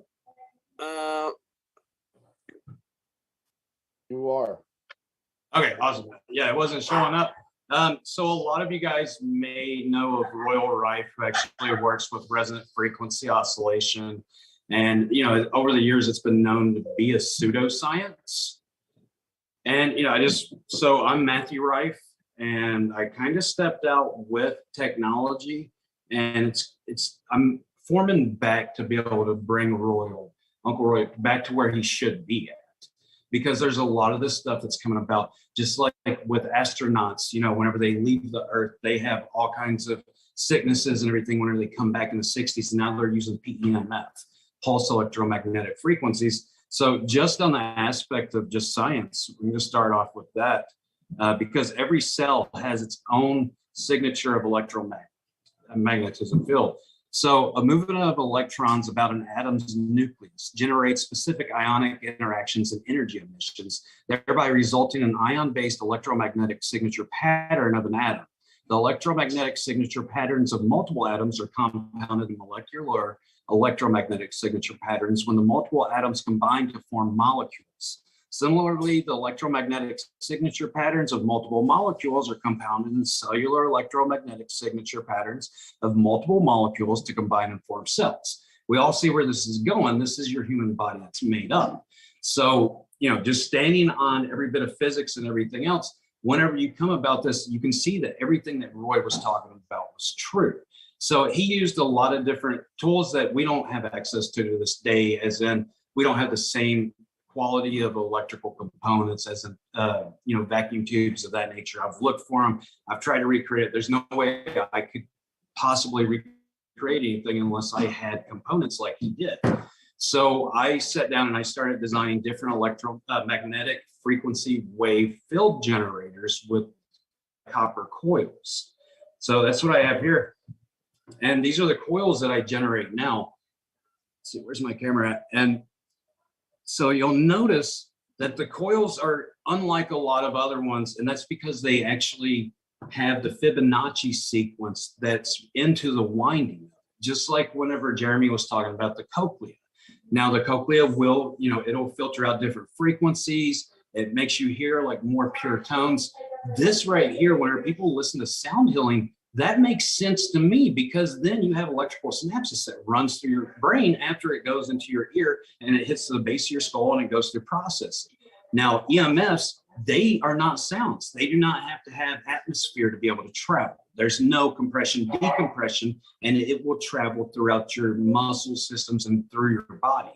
Now, what I have found, like take 95 hertz, for example, you can take one of my smaller coils and you can run 95 hertz on EMF. And any woman that has like period cramps, abdominal pain of that nature, 95 hertz will oscillate this nerve that runs up your spinal column through your back, and a nerve can only feel one sensation at a time. So therefore, it's going to be stimulated through this. It's going to have an energy field running. It's actually going to have 95 hertz energy wave running through that nerve ending, and it stops the pain within the abdominal area. Now there's other hertz, everyone's a little bit different. So the abdomen area, I think there's 135 as well. And, you know, generally it's just one of those, there's three of them, I think. That works overall. 95 seems to be the most popular one. Now, I didn't stop at only one coil, and this kind of leads into a little bit of stuff from what Dave was talking about, and Jeremy, whenever we talk about, you know, anti-gravity and however you want to call it.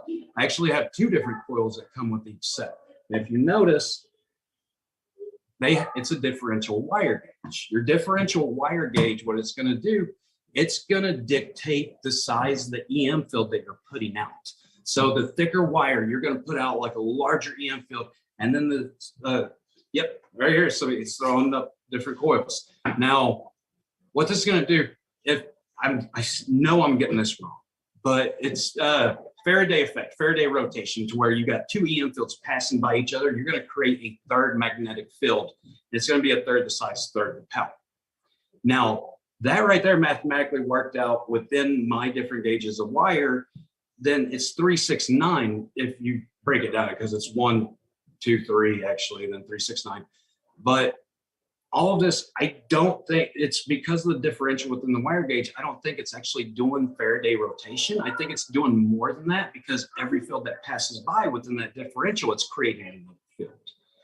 So I'm looking at things like what Dave was talking about, the connection between time and light, and how, you know, they connect and they're so sequential to each other.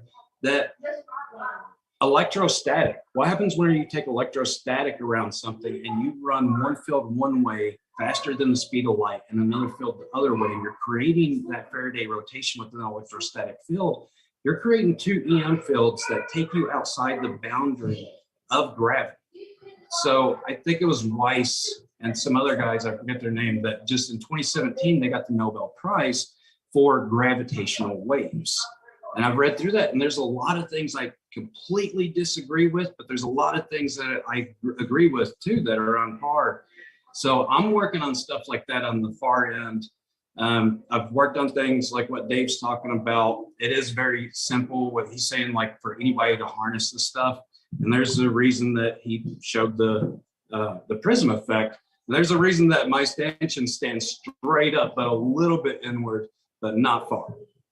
Because it, you know, these are wave and field generators, and they work. Like, so I've never had a bad review. I actually just opened up the doors to Rife technology. You can find this at realrifetechnology.com. Opened up the door in July. There's been people to use this for health. Fibromyalgia has disappeared. Endometriosis has been helped out. There's been so many cases of people with cancer that I can't make any claims, but I can say it's like their cancer just got up and walked away. Now, I'm going within a couple of days to go pick up some medical stuff, medical records of this man who has had multiple heart attacks. And it's been so much that it's called myocarditis. So it's of the heart and your heart, because but it's the heart attack that killed it. So 3 years, half of his heart. Well, Matthew, I don't mean to interrupt, but these are medical claims. You're making medical what I'm saying claims. is I cannot. Is there a way that we could? I mean, this is a propulsion conference. Is there a way that we could avoid medical claims? Yeah, we can do it. Thank you, sir. And, yeah, anything I find out, I'll post on my website first. Yeah, well, and so you said that was rifetechnologies.com, right? So people can learn more about it there. Yeah, and I have all kinds of peer-to-peer studies links that are up there to reference and everything else. So I understand. I'm sorry about that. No worries. But within that, I mean, we have to work within energy, and we have to work within frequency and resonant frequency. And that's one of the biggest things that I've picked up on, is that all of you are really connected to frequencies, and you're studying about energies and how these energies interact with other energies. I forget the waveform that was being spoke about earlier, but Schumann resonances. So whenever you take two Schumann resonances, then they kind of oppose each other. And yeah, that makes total sense. It's kind of like Wi-Fi in your house. If you're going to run two Wi-Fi routers and they're not in sync with each other, those signals are going to combat, and it's going to be able to create like a negative field for you to be able to pick up.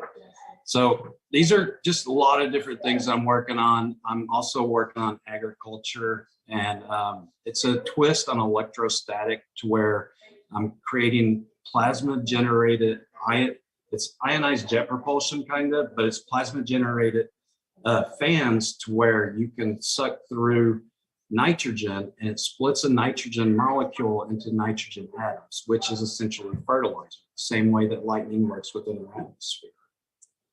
And it's just a lot of different things that we're working on. And I have to say, it's an honor just to be invited on here to be able to talk about all this. I apologize for my lack of knowledge on a lot of things, but I've been enjoying every bit of the stream so far. And I just really like everything that I've heard so far within propulsion. I think that ionized jet propulsion is a quick and very soon coming way to be able to propel planes and everything here on Earth. I was looking at making a drone that had ionized jet propulsion, like 4 corners on it. I haven't worked it out because it is heavy. And we all know the physics of that, to where a lot of people are using the lifters out of aluminum foil and things. So, but hopefully it can come to that point. And that's about all I got. This was quick on me. I'm up here at my family's house, so I apologize for being so quick. For sure. Thanks, Matthew. And we'll be doing another stream afterwards together, going further into the health and agricultural aspects of your technology following once APEC's done. And Gerald, did you get your microphone working there? If you want to answer quick questions, and Gerald will also be joining me and Matthew Rife on the episode afterwards. Not sure if my mic's working. Can you hear me? Loud and clear, brother. Awesome. I gotta apologize to everybody. I didn't know this was the last APEC, so I didn't set up a demonstration, and for that I'm lacking. So that being said, I'll do a little show and tell of what I'm working on. I just had this. I obtained this actually just recently, and this is for a project that I'm working on for a demonstration in anti-gravitics, or alternative propulsion, as you were.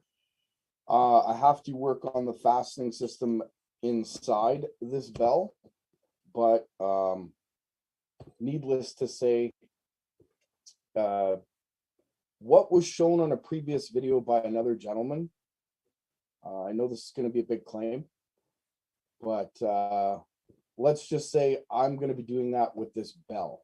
And there's a reason for that, because I want to show it in sort of a historical point of view at the same time as releasing that which I know and what I've obtained and gotten to at this point.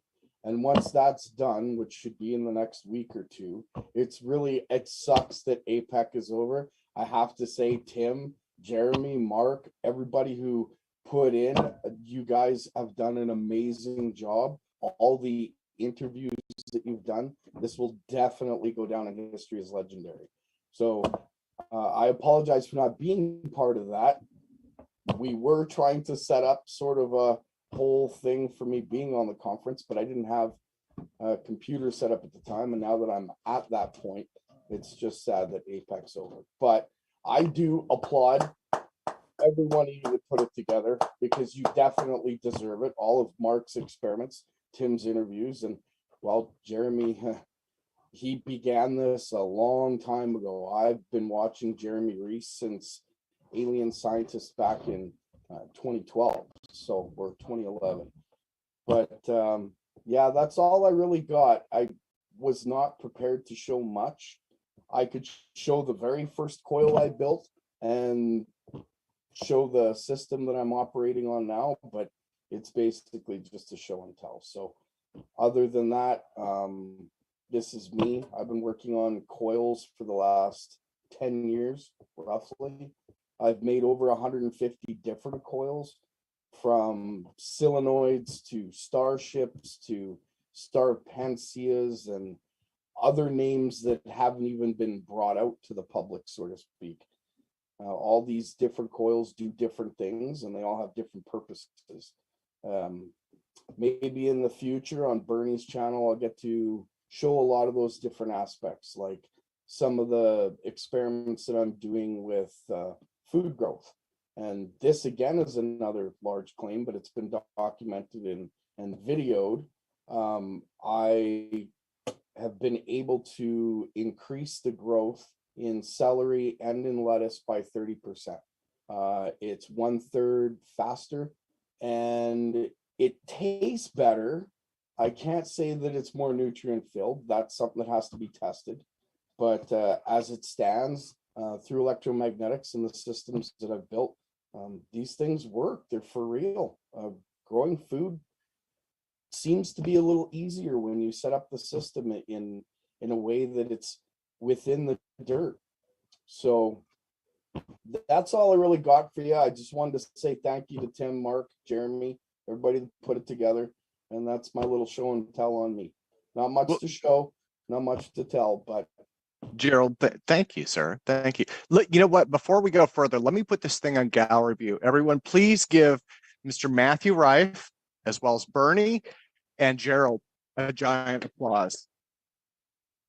And let me apologize to Matthew. The only reason I cut in on medical claims is YouTube, as many of you may know, YouTube is notoriously picky about that. They just flip out, and so that's something that we avoid completely, because you know they'll come back in a month or a year and you know say, oh, this violates this or that, we're taking it down. Like and Jason Verbelli, they deleted his 2 accounts simply for the structured water, and he was a APEC guest before. Yeah, it's unfortunate. It's unfortunate, and so that's just an area that we have to stay completely away from. You know, it's they do. I understand why, because I've seen stuff in the past that they've, you know, and it's like, but I think the problem is they've taken their moderation too far, you know, and so we just have to kind of work around it. But I do appreciate you bringing Matthew on, and if he's, I'm not sure if he's still here, but you know, I do want to. He is. He's just probably dealing with his nephew and niece over at his brother's house. And that's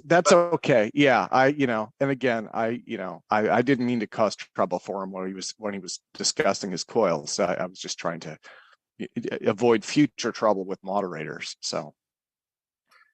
Absolutely understandable, and thank you, Tim, for everything that you have done. I guess we're all a little shocked and heartbroken that it's ending, but it's a legendary 2 years plus that you've done this, and everything you've brought out, and the development of your Tim Ventura channel. Please tell me you are still doing that, because that is next level work that I think we all will benefit from. Yeah, I'm still doing that right now. I'm focused mostly on catch up at work. So you know, but fair enough. Can we give Tim a huge hand, like the biggest hand ever, because of his awesomeness and all this?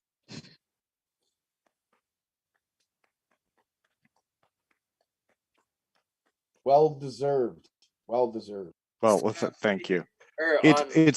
All I do is moderate. This is all APEC this is all your guys' stuff. All I do is play traffic cop. So yeah, thanks, Tim. And I'm offering free peer-to-peer video conferencing, but there's no way we'll be able to replace you as an interviewer.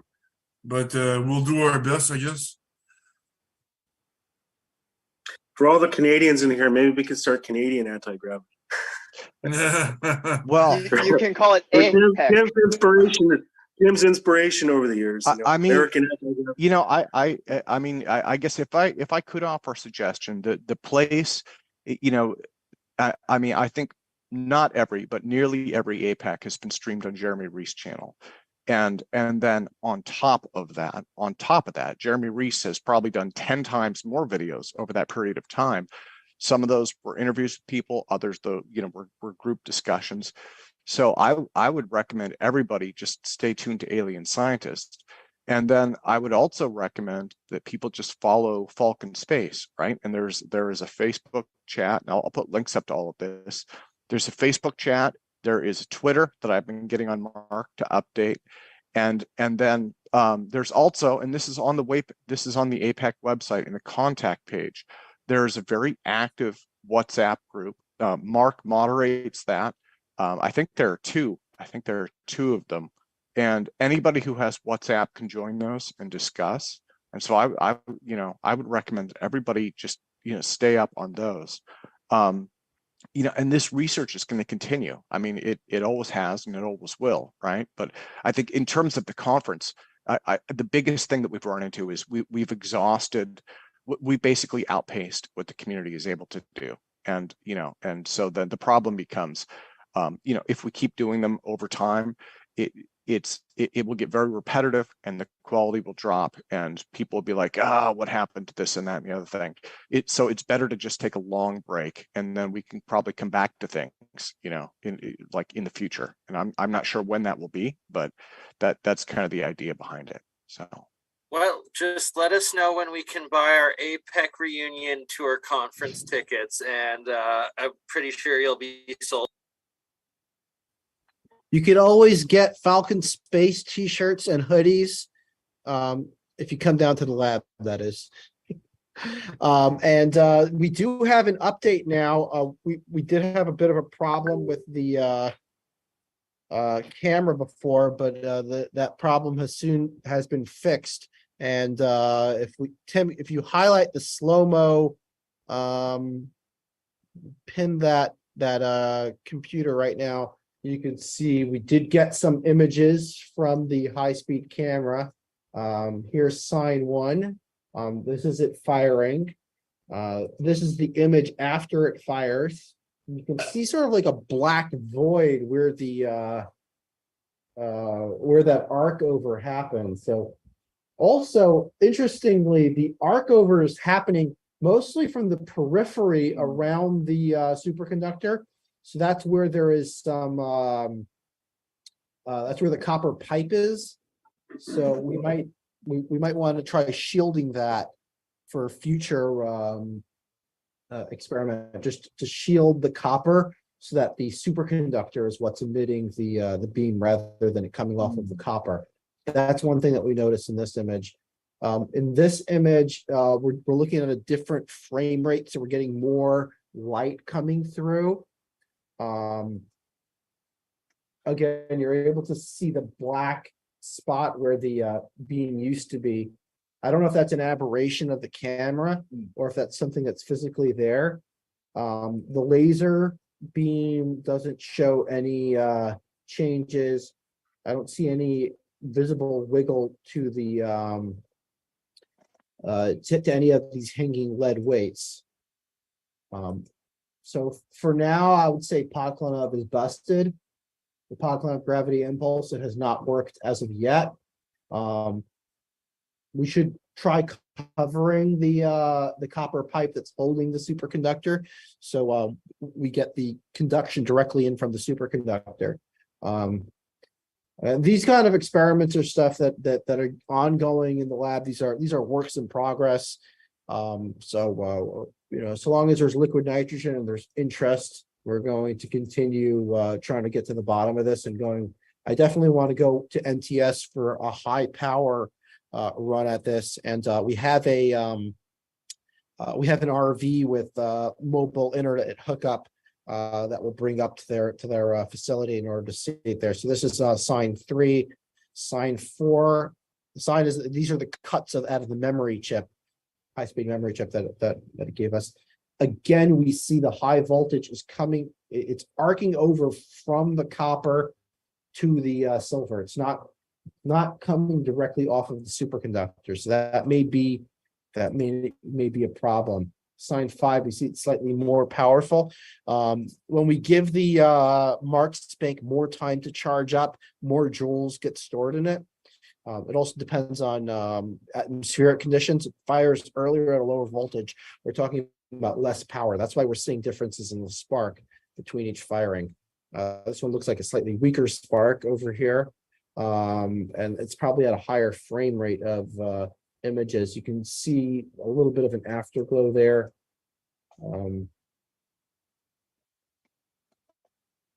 But here moving 12, 13, 14, 15, 16 images past the firing, and we are not seeing any visible movement. I mean, you guys are watching literally the same screen that I am. So if you see anything that I'm not commenting on, please make sure to talk about it, because you're literally seeing the same thing. Again, here's sign 1. This is the image right after it. You can see a little bit of the afterglow over there. The top glow is like an orange. That's probably more atmospheric. but then it goes into this bath of liquid nitrogen, and we're seeing a little bit more greenish color to it. That's when liquid nitrogen is getting energized. And the color inside of the chamber, this is that's the glow of helium getting charged up. And here we can go on to this one is probably at a different frame rate. So we're seeing everything much brighter. You can see what the actual setup looks like. But then again, we did not see any visible movement here. So far we're not seeing the kind of results that we would like.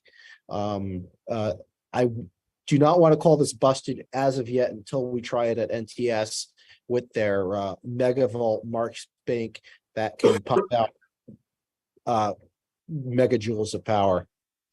So yeah, that's it for now. That's what we're able to catch. And the device is still working. It did not spring a link this time, so it's solid. It's ready to go to the next stage of experimenting, and we will take it there. I think. Oh yeah. I think if you go ahead. I think if you had more current going across the gap. I agree. And then also if you move the lead weights closer, get them as close as you can to the chamber. He said it worked up to 10 kilometers. If I move them any closer, you'd be covering the laser image. Okay. Yeah, because I'm just thinking that I definitely agree with you with the current. There isn't movement. much current in this thing. Sorry? Alex Robertson, Startron, he mentioned that it was rotating superconductors. That's a different experiment, like Robert Chambers said. But if you manage to get this set up and get a rotating superconductor, oh my God, I'll definitely buy you a drink. If you can make he might be right. spin. He might be right because the rotating superconductor makes a London moment, which is like a magnetic field, makes its own magnetic field. So that could help. You know. Oh, it definitely will help if you can get it to do it. That's another thing. It's not exactly easy though. No, it's not easy. That thing's glued right in there. It's not moving anywhere.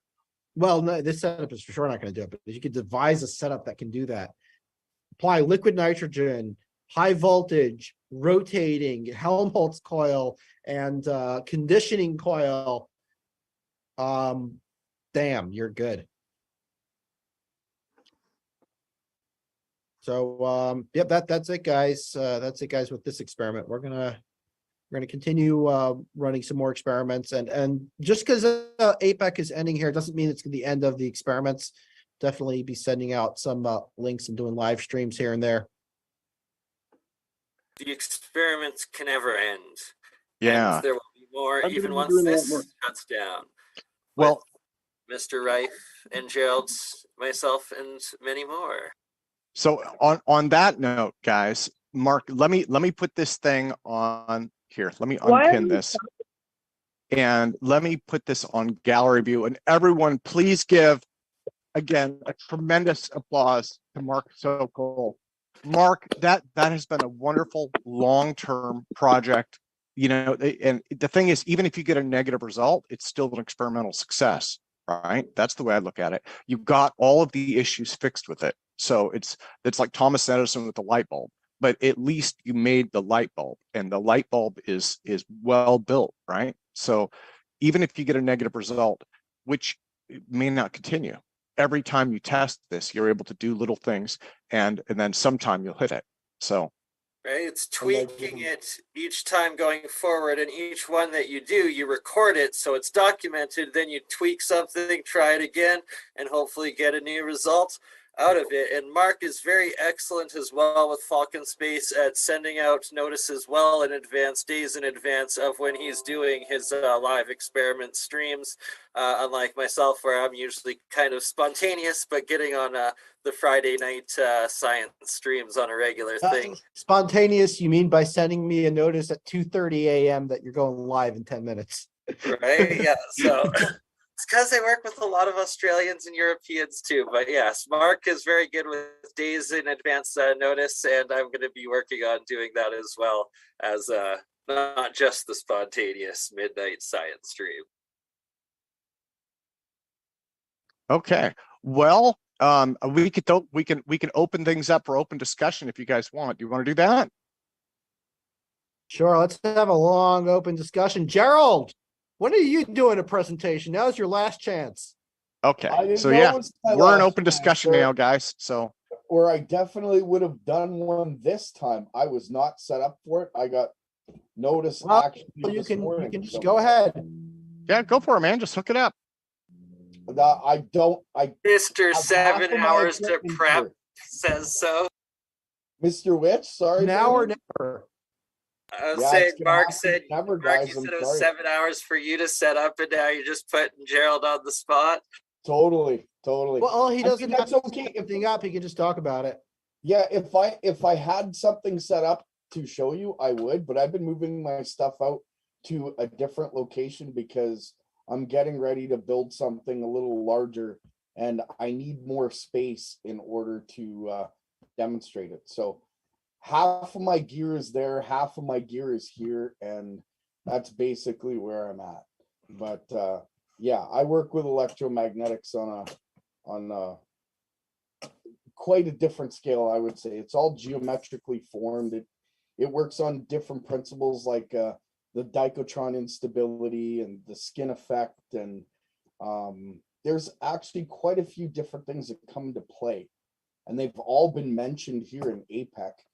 I was putting together a presentation, but I don't have quite the language that you guys do. So I have a language barrier, I guess you would say, when it comes to explaining that which I've come across. I've been working on it for a while, but I work with coils in a sense where I don't use theory and I don't use mathematics. I'm what's the word I'm looking for? Experimentalist. Definitely. Yeah. I love to. And that's what George Hathaway is. An experimentalist, yeah. Yeah, and Hutchison too, but yeah. So I've met John Hutchinson actually in New Westminster in British Columbia just before he moved. I lent him my truck in order to do the moving. So yeah, John Hutchinson's definitely a different individual, but that's a whole other story. Right. And sorry, I just got to interject. Both John and Nancy Hutchinson, great APEC panelists, and now we're doing a series with them on the crystal battery builds. And I've done two streams so far on my channels with them, and we've got a third one coming up next Friday with John and Nancy Hutchinson covering their crystal batteries as well as some of John's EVO stuff. And I'm also supposed to be putting together one in the next couple of weeks with Bob Greenier and John Hutchinson again, and talking about how Bob's been working with others who have been verifying the Hutchinson effect through experimentations of their own, producing EVO. Yeah, and that's the other thing that I've been doing. I've been getting set up for making, so far there's 13 kits made that are going to be going out for people to verify my work. Because you guys have seen a video in the past and a lot of people questioned it, and I'm not going to elaborate too much on it other than when I'm ready to do a demonstration, which should be very shortly. I was kind of hoping to do it in this next coming month, but with APEC gone, Bernie's channel, whatever, it'll get out. But the kits that I'm making, I believe I need about 25 of them for the people that are interested in recreating these coils and then recreating the experiment that I'm referencing to. And I know a lot of people on APEC here know what I'm talking about. I'm not going to get into it in detail, but let's just say, yeah, I've come across something that is truly amazing. It has to be given to the world, and I want to do it openly and freely, but I've been doing it slowly because there's different aspects that these coils in geometrical form do. There's the food growth aspect of it. There's possible healing aspects, or should I say there's possible fields that are created that allow the human body to access the natural healing ability. So I'll put it that way. Can it heal things? I won't say that because it's undefinitive at this point, but these coils definitely do very interesting things. And I believe it's because they're geometrically based and bifilar. Bifilar allows these systems that I've been working with, as far as my understanding goes, to be almost superconducting. Again, that's something that has to be confirmed by others because I'm just a voice in the dark, right? But yeah, it creates a spin. I've created a null zone in the center of certain different coils. My whole goal when I began all this was to create an energy system without moving parts. And then it kind of evolved to the point of I was seeing different fields and different things happen that were definitely a phenomena that I had never heard of before, and had to get into alternative propulsion and Feynman's work, Tesla's. I worked a lot with John Bendini's stuff, and it brought me to the point where I am now.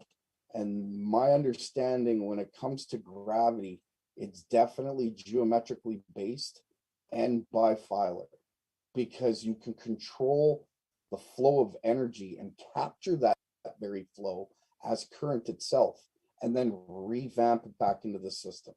So that's kind of where I'm at now. I don't have, like I said, I wish I had been ready for this. Kind of put me on the spot, guys. So yeah, that's me in a nutshell. Basically, I've been working with coils for about 11 years, roughly, give or take. And like I said previous, I've made about 150. Not have all worked. I've made some very strange coils. In fact, this one here, I don't know if you guys can see that. That's three-dimensional. I work with that one on a regular basis, and this one has had some very anomalous fields created because of it, depending on how I wire it, bifilarly in series, or my primary, my secondary separately with a piezoelectric on the other end. There's different aspects that come out in these coils when you wire them and pulse them in different ways. I could give you an example of my very first coil. Hopefully I'm not boring too many of you here, but I went from something like this, which was an absolute disaster, to something like this, which is a Starship coil. I've made Bendini coils in the past. In fact, I believe I have one right here. And then there's these coils, which are identical. They do very interesting things, which I will be putting in a video in the next few days. I don't know if anyone's been keeping up on my channel, but I've been showing how certain configurations of coils can create spin and magnets that are floating on the water. So take away the resistance, and it shows you a very good example of how you can control the spin of magnetics in that sense. So that's basically all I have for you. I apologize, it's not more. I'm almost ready to do a big presentation, and that's why I got this very specific device here, so that I can complete the work that I've been trying to show for the last 6 months. And hopefully in the next couple, or I would have to say in the next couple weeks, I'll be ready to show something definitively. And as soon as I do, I will be getting all those different kits out to individuals so they can wind the coil the way that I've wound it. They can do their own tests. I'll give them all the schematics on every circuit that I've ever used, a breakdown of the different experiments that I've done, and my conclusions in those experiments.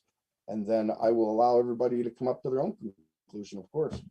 And let me know once you get the kits and figure out either I'm deluding myself, which I know I'm not, or we have something real here. And if we do, it should be distributed immediately. Let's get it to everybody. Free, get it out there. That's just where I'm at. So thank you for the time. I really do appreciate that, for giving me a few moments to speak on what it is that I'm working on. Was there any questions or?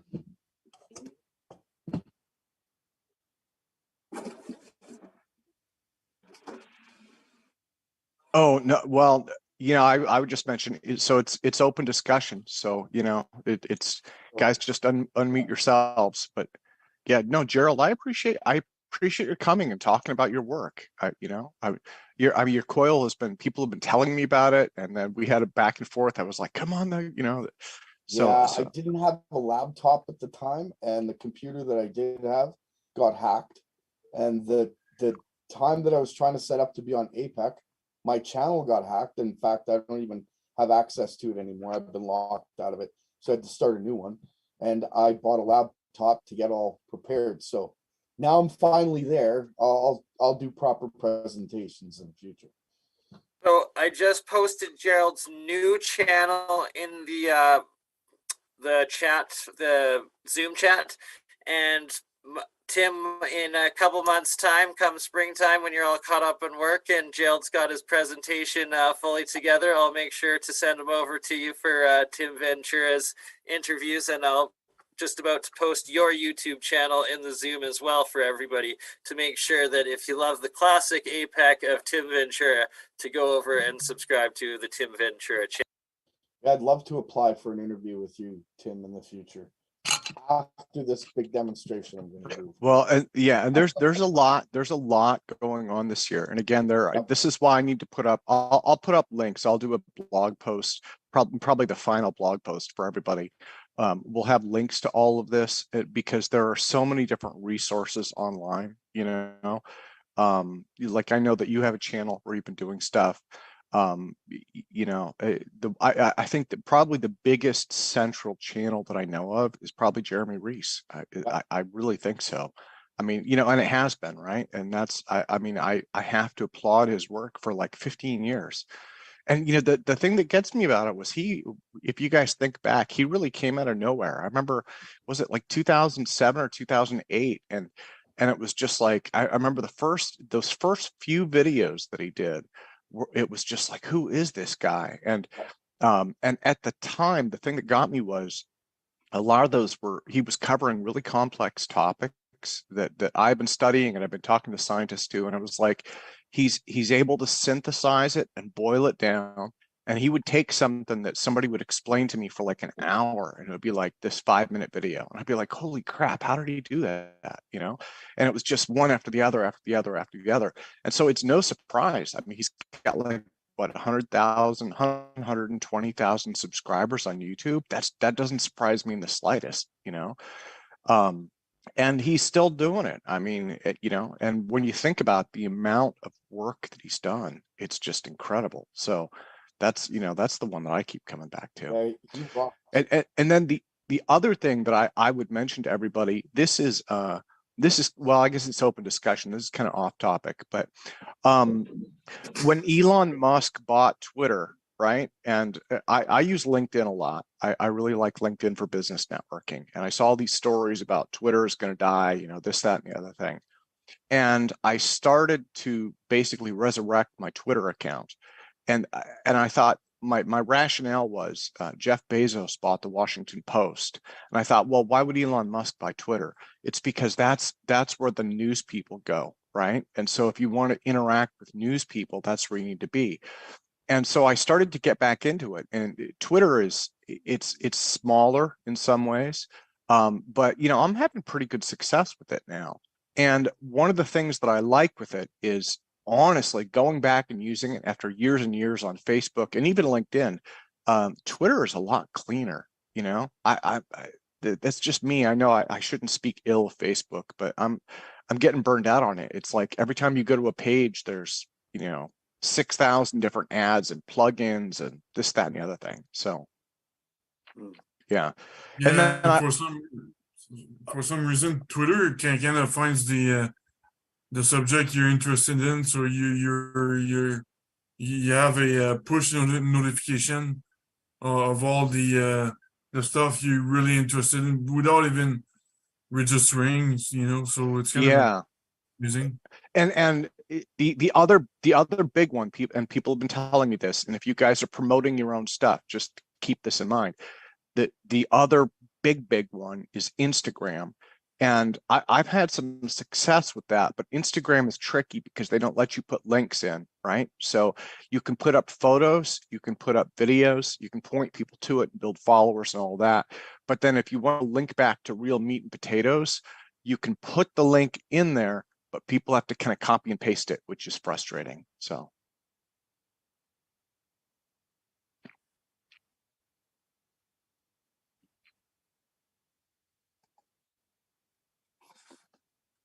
Matthew, you're back. Yeah, I'm here. I'm just trying to be careful with my mic and camera because I just got into town to see my family. So it's a little bit noisy, so I'm just trying to keep it low. I did hear about with Rife. I heard, this is something I heard years ago, and I heard it explained well. It was a gentleman named Mark Hugo. If you look up Mark Hugo Rife microscope, I think I filmed this and put it online. The major complaint about this was what he told me. He said the major complaint about Rife's work was Rife said you can target cells with different frequencies. You can target organelles in cells with different frequencies. And the major complaint was, they said, well, how could he know that? Because he didn't have a microscope in his time. Well, as you know, there was the Rife microscope, and there was this debate about, well, no, it couldn't possibly work. And Mark Hugo actually looked at the microscope. He's a nuclear engineer, and it had a jelly in it. And I don't remember his exact explanation, but he said that this gelatin that went in the microscope was using some kind of an interferometry effect. And so he said that mainstream science probably missed this, but he said the Rife microscope did work. It worked as advertised. And then the other thing that he had told me, if I remember correctly, was he'd said this was another thing, was that they didn't have a sensitivity booster on it. He said this is a little known fact. The human eye, if you go completely dark adapted, you can actually see a single photon. You can't see it well, but your eye can detect a single photon. And if I remember correctly, one of the things he was saying was that Royal Rife would dark adapt for like an hour before he would use the microscope, and then he could see what was going on. So I would look at that as validation. That would be, and that was how he could tell what the different frequencies were doing. Yeah, so with the thing I do recall him talking about dark adapting for an hour or so before he would look. And the gelatin that you're speaking about, what he would do is he had two crystal quartz lenses that would kind of go together. And now they have them flipped over. Wherever I've heard this microscope is that, but he had them and they were a concave design that went together. And he would use a light and use a prismatic effect where he would shine a light through. And then when he'd look through the microscope, whatever he was targeting, he could see the light refraction off of that. And that's how he could tell the frequency of it. Yeah. So, I mean, that would, and yeah, again, without jumping into the medical part of it, I know they're coming back to this stuff, right? It's just, it's that giant, and they're doing this in mainstream physics too. I mean, they had that in quantum mechanics. They keep going back and forth about stuff in quantum mechanics, and they just came back to the Bell theorem from the 60s. So yeah, it seems like a lot of this technology is really, peeking its head up again, kind of like electroculture with farming and things. A lot of this stuff is coming back around to where people are being more interested in it. And like all this stuff, you know, a lot more people are getting in tune with like frequencies and just resonant frequencies all in general. I mean, just like what we're talking about with propulsion, because the Earth has a magnetic field, it resonates at a certain frequency, and everything is energy. Energy cannot be created nor destroyed. Everything has its own specific frequency. Yeah, you know, it's interesting too, and this is just something that I've noticed. But like I don't actively. This is just me, my bent. I don't believe in suppression per se, but I do believe that things get lost. And one of the things that I saw, this was back in the 90s, and it was ancient then. This was a book from the 50s. A bunch of scientists had gone through Tesla's papers, and they found electrical conductivity for the Earth. And he was talking about there's that 8 Hertz cycle, right? And he had documented that, and they documented it later. They took his notes, they typed it up, and they were talking about lightning strikes, how you could time lightning strikes. And if you did the math, the lightning strikes proved this 8 Hertz cycle. It's not exact, but whatever it was. And the thing that got me about it was, I remember I took this book to a professor and showed it to them, and they're like, I've never seen this before, you know?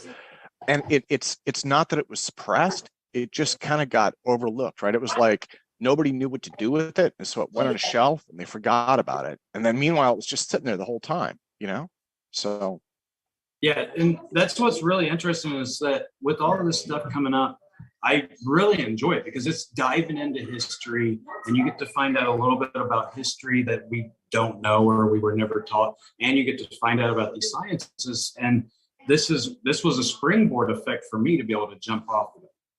And also, I've studied all this growing up since I was 5, so physics and everything. Like, I'm not, you know, classically trained as an engineer of any sort.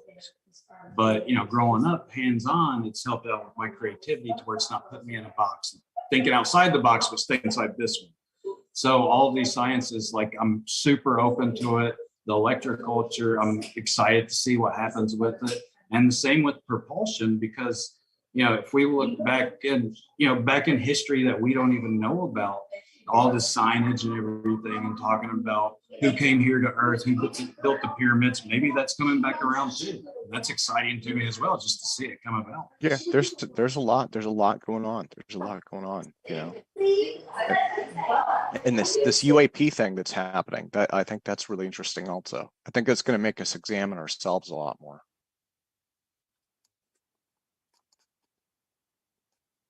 Yeah, so I mean, even with that, I was speaking to somebody just not too long ago.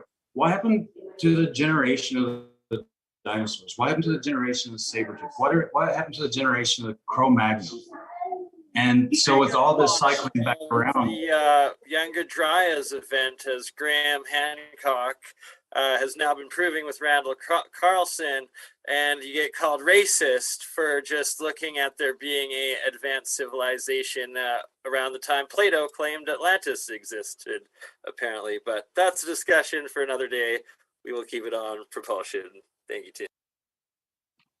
Yeah, there's a lot of history. There's a lot of history, and there are a lot of new things happening too. I mean, it's not as exciting as this stuff, but one of the things I've been covering in my interviews is drones. There's a lot going on in drones right now. That's really interesting with the Ukraine war. I don't know if you guys are following that, but I mean, basically the Russians have recreated, well, the Iranians are making it for them, but they've recreated the buzz bomb. That's essentially what these, if you guys read about those Russian drones in the news, and actually if you look it up, I saw it looks like a magazine. It's like a magazine for cartridges.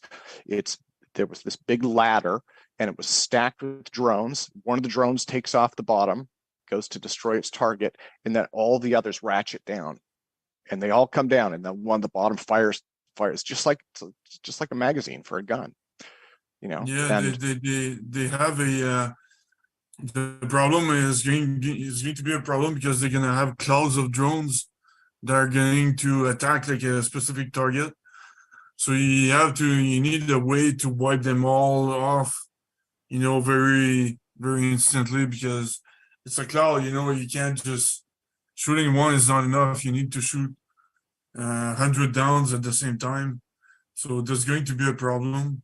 Yeah, it's. I think it's going to become, from what I've seen, in terms of military drones, it's one of those things that hasn't. It's like the public is starting to become aware of it. It hasn't hit them yet. When it hits them, people are going to freak out because, you know, right now, so it's still pretty rudimentary too, right? Like but I mean, the Russians have done 330 drone strikes against Ukraine, and Ukrainians, they've got their own drones, and they're doing the same thing with the Russians. And then the other part is all of these other countries are taking note, right? So like China just announced they're going to start making these weaponized drones.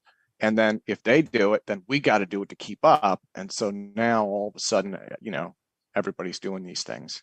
But one thing I don't understand is, I know we have the technology, but why can't we fry poutine using a laser from a satellite, something like that? I know we have the technology, so we could just end it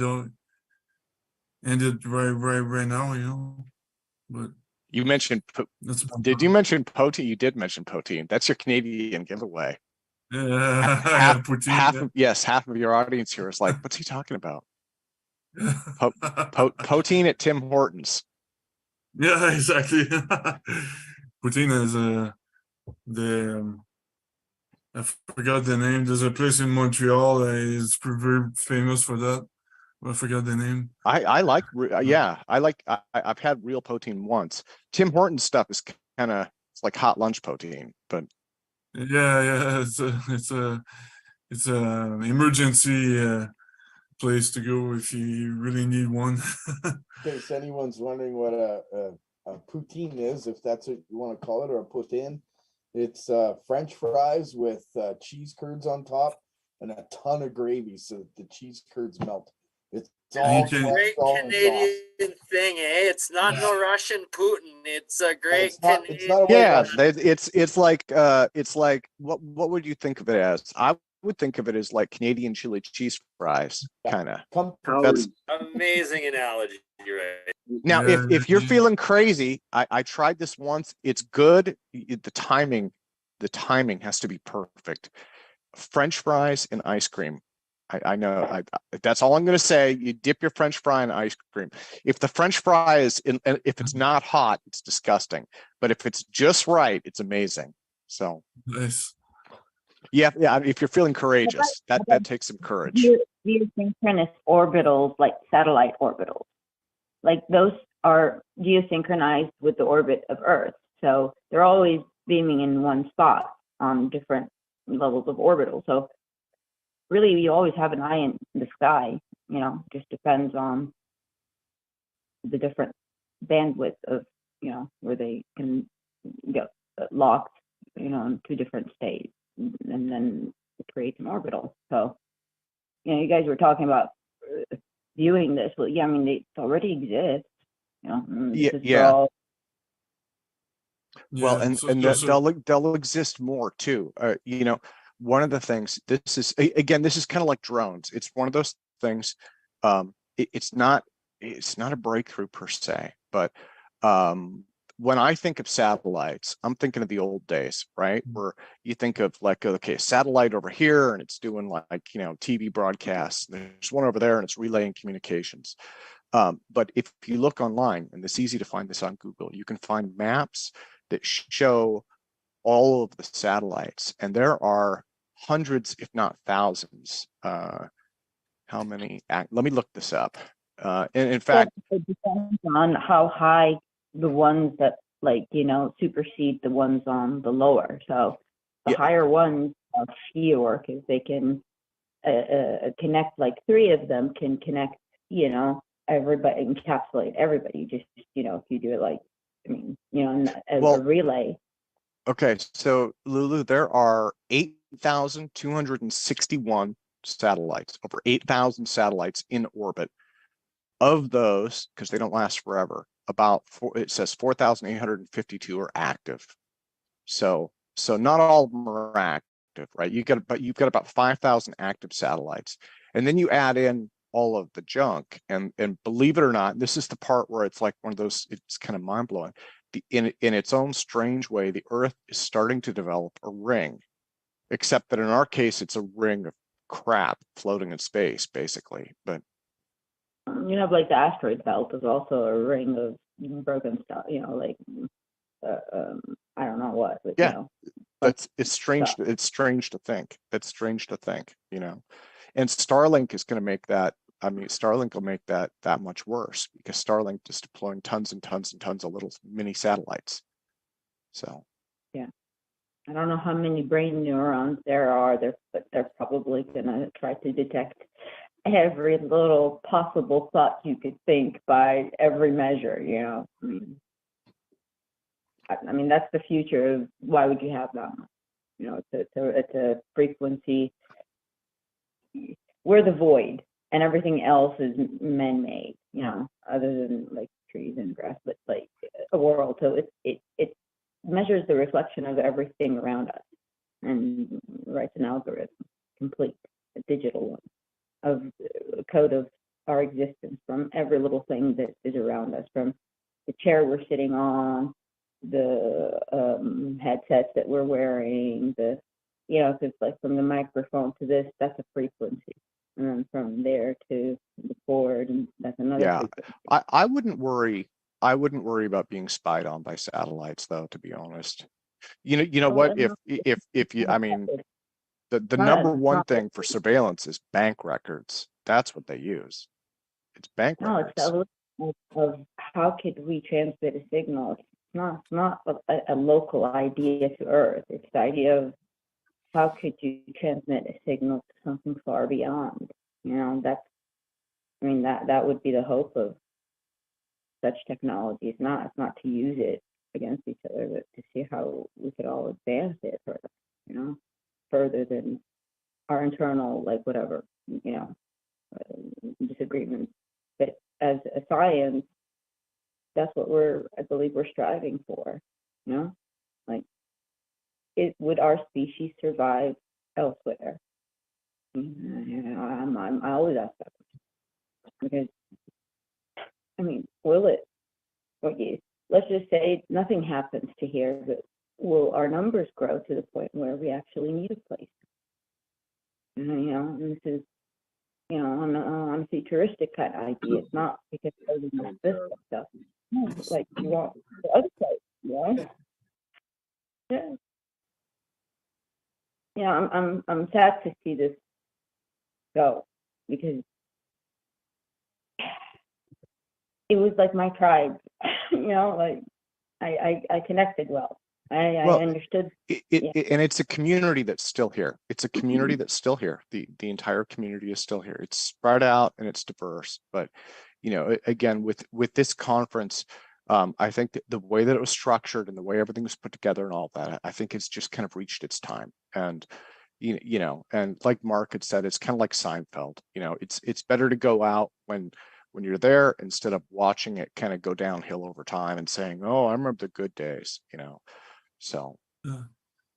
Like Kurt Cobain was saying, he was saying that it's better to die on your hide than you know, fade away or something like that.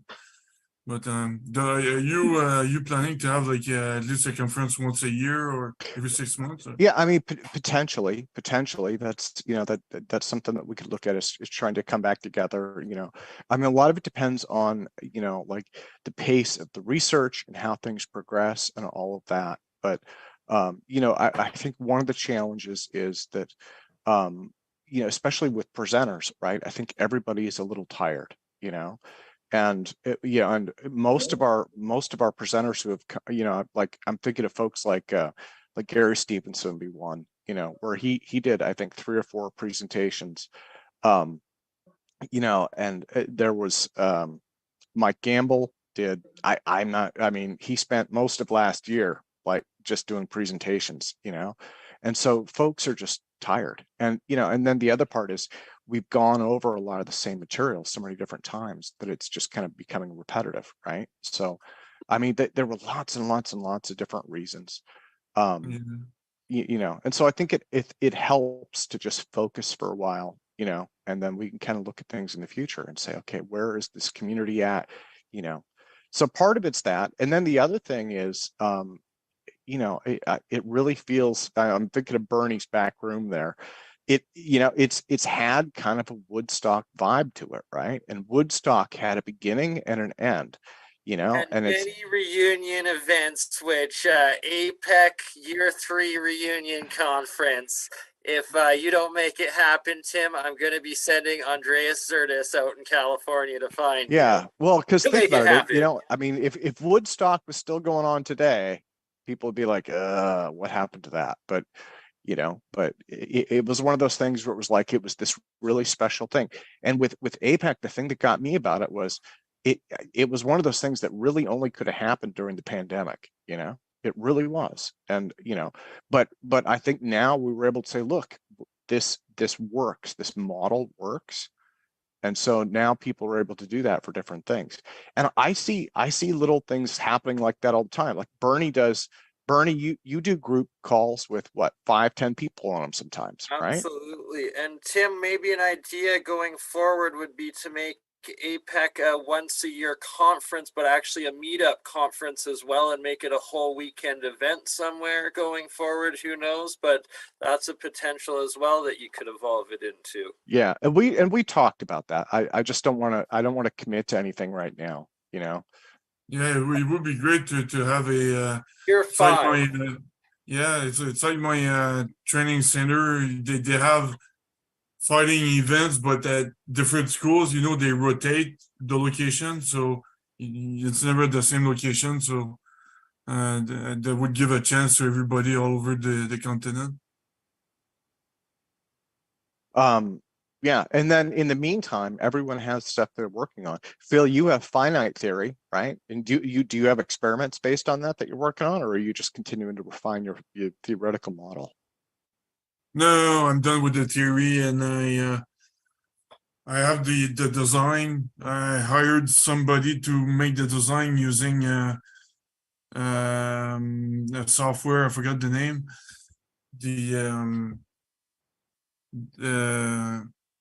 Something works, or I forgot the name. It's a popular software. I made the design. I hired somebody last year. I have the design, but now I'm waiting. I ordered the Gal instant from China. I paid $4,000 for it, but it's pretty slow. You know, I did a wire transfer. Everything is slow right now. I'll have to 3D print the apparatus. There's a good web 3D printing service in Montreal that prints things in plastic or steel, metal, everything you need. So it's great. You just submit your design, and it prints it and mails it to you. So it's pretty cool.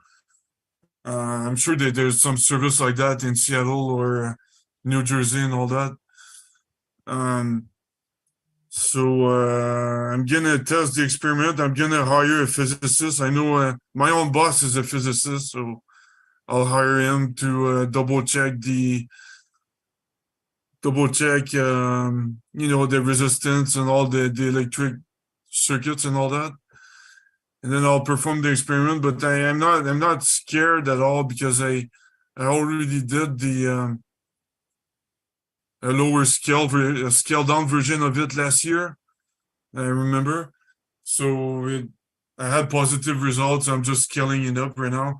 I also made the calculations for the gravitomagnetic permeability. It took me some time to figure it out. It's very simple, but I can't share it, unfortunately. But it gives the amplitude of the force you'll get by spinning the liquid metal using the vortex. So yeah, by the way, I figured out that the gravitational redshift, there's a lot of information you can get out of this, a lot of it, but I can't share it. Otherwise I'll kill my own company. But there's a lot of information out of the gravitational redshift you can get. It's very interesting. So yeah, that's that's where I am. I'm also in touch with like important people in the military. So and also I'm back on my C++ superset software to hopefully I'll be able to break the ice. Get hopefully sell it at some point, but we'll see. It's another cool software I'm pretty proud of also. And yeah, that's about it on my end. Well, that's a lot. That's a lot.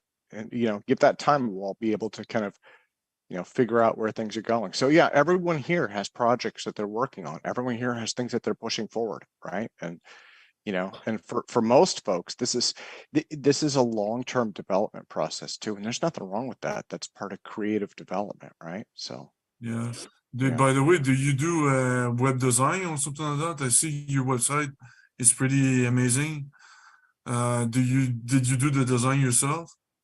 Yeah, I did. That's cool. Maybe I can hire you to create a website for another company. We're gonna start on it's a real estate company.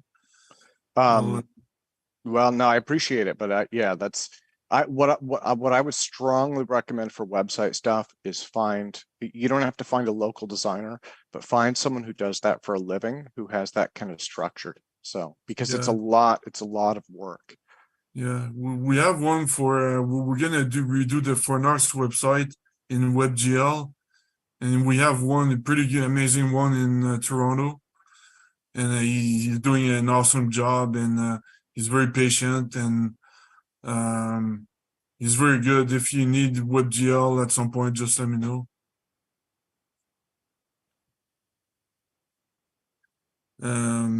Yeah, so you guys are lucky, man. American people are so lucky. I very envy you, all the grants that you have for deep tech projects. It's amazing. I wish I was there. I wish I was living there, but you know, but I would say in Canada though, I mean, it doesn't seem like that there's much that's missing. You know what I mean? I mean, it seems like on the internet, the biggest challenge is the language barrier. As long as you're fluent in English, it doesn't seem like much is missing. yeah, but they don't give grants like for deep tech, and they don't risk, you know, they don't invest in risky stuff. That's basically what it comes down to.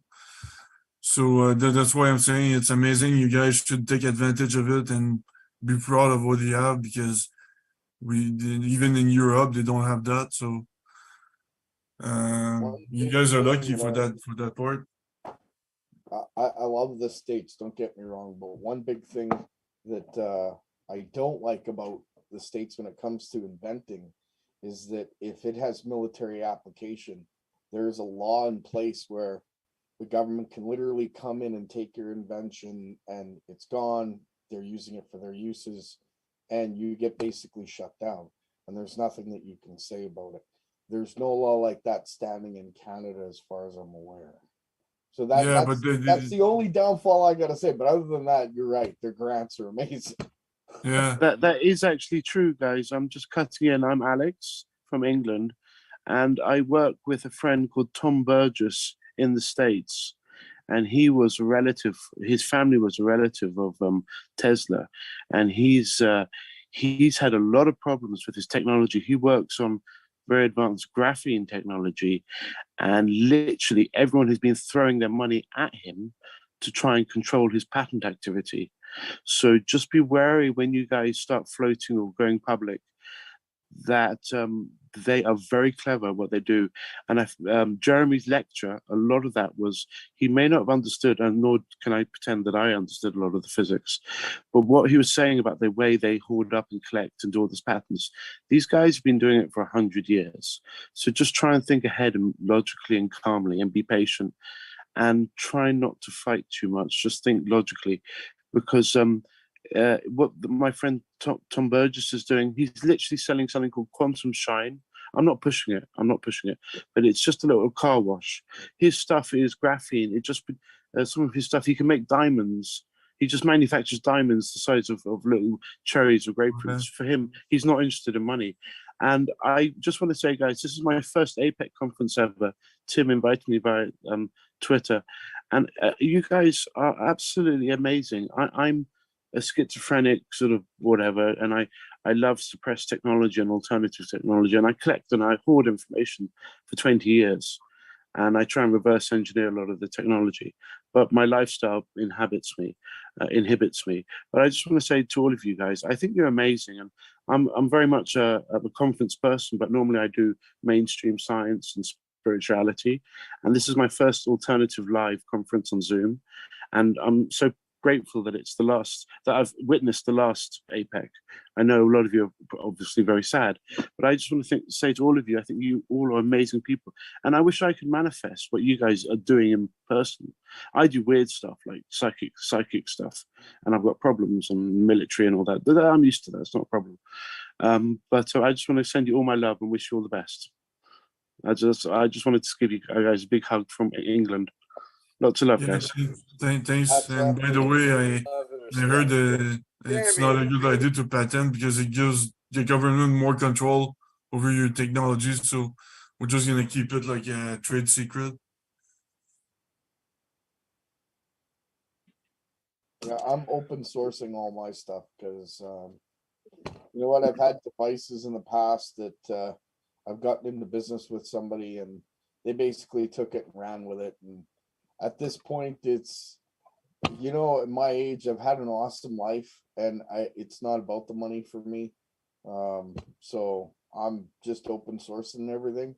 I completely understand people that are building businesses upon their tech. All the power to you. I think that's awesome. It's just I'm doing it a little differently. That's all. But all the power to you, my friend. Yeah, salute, brother.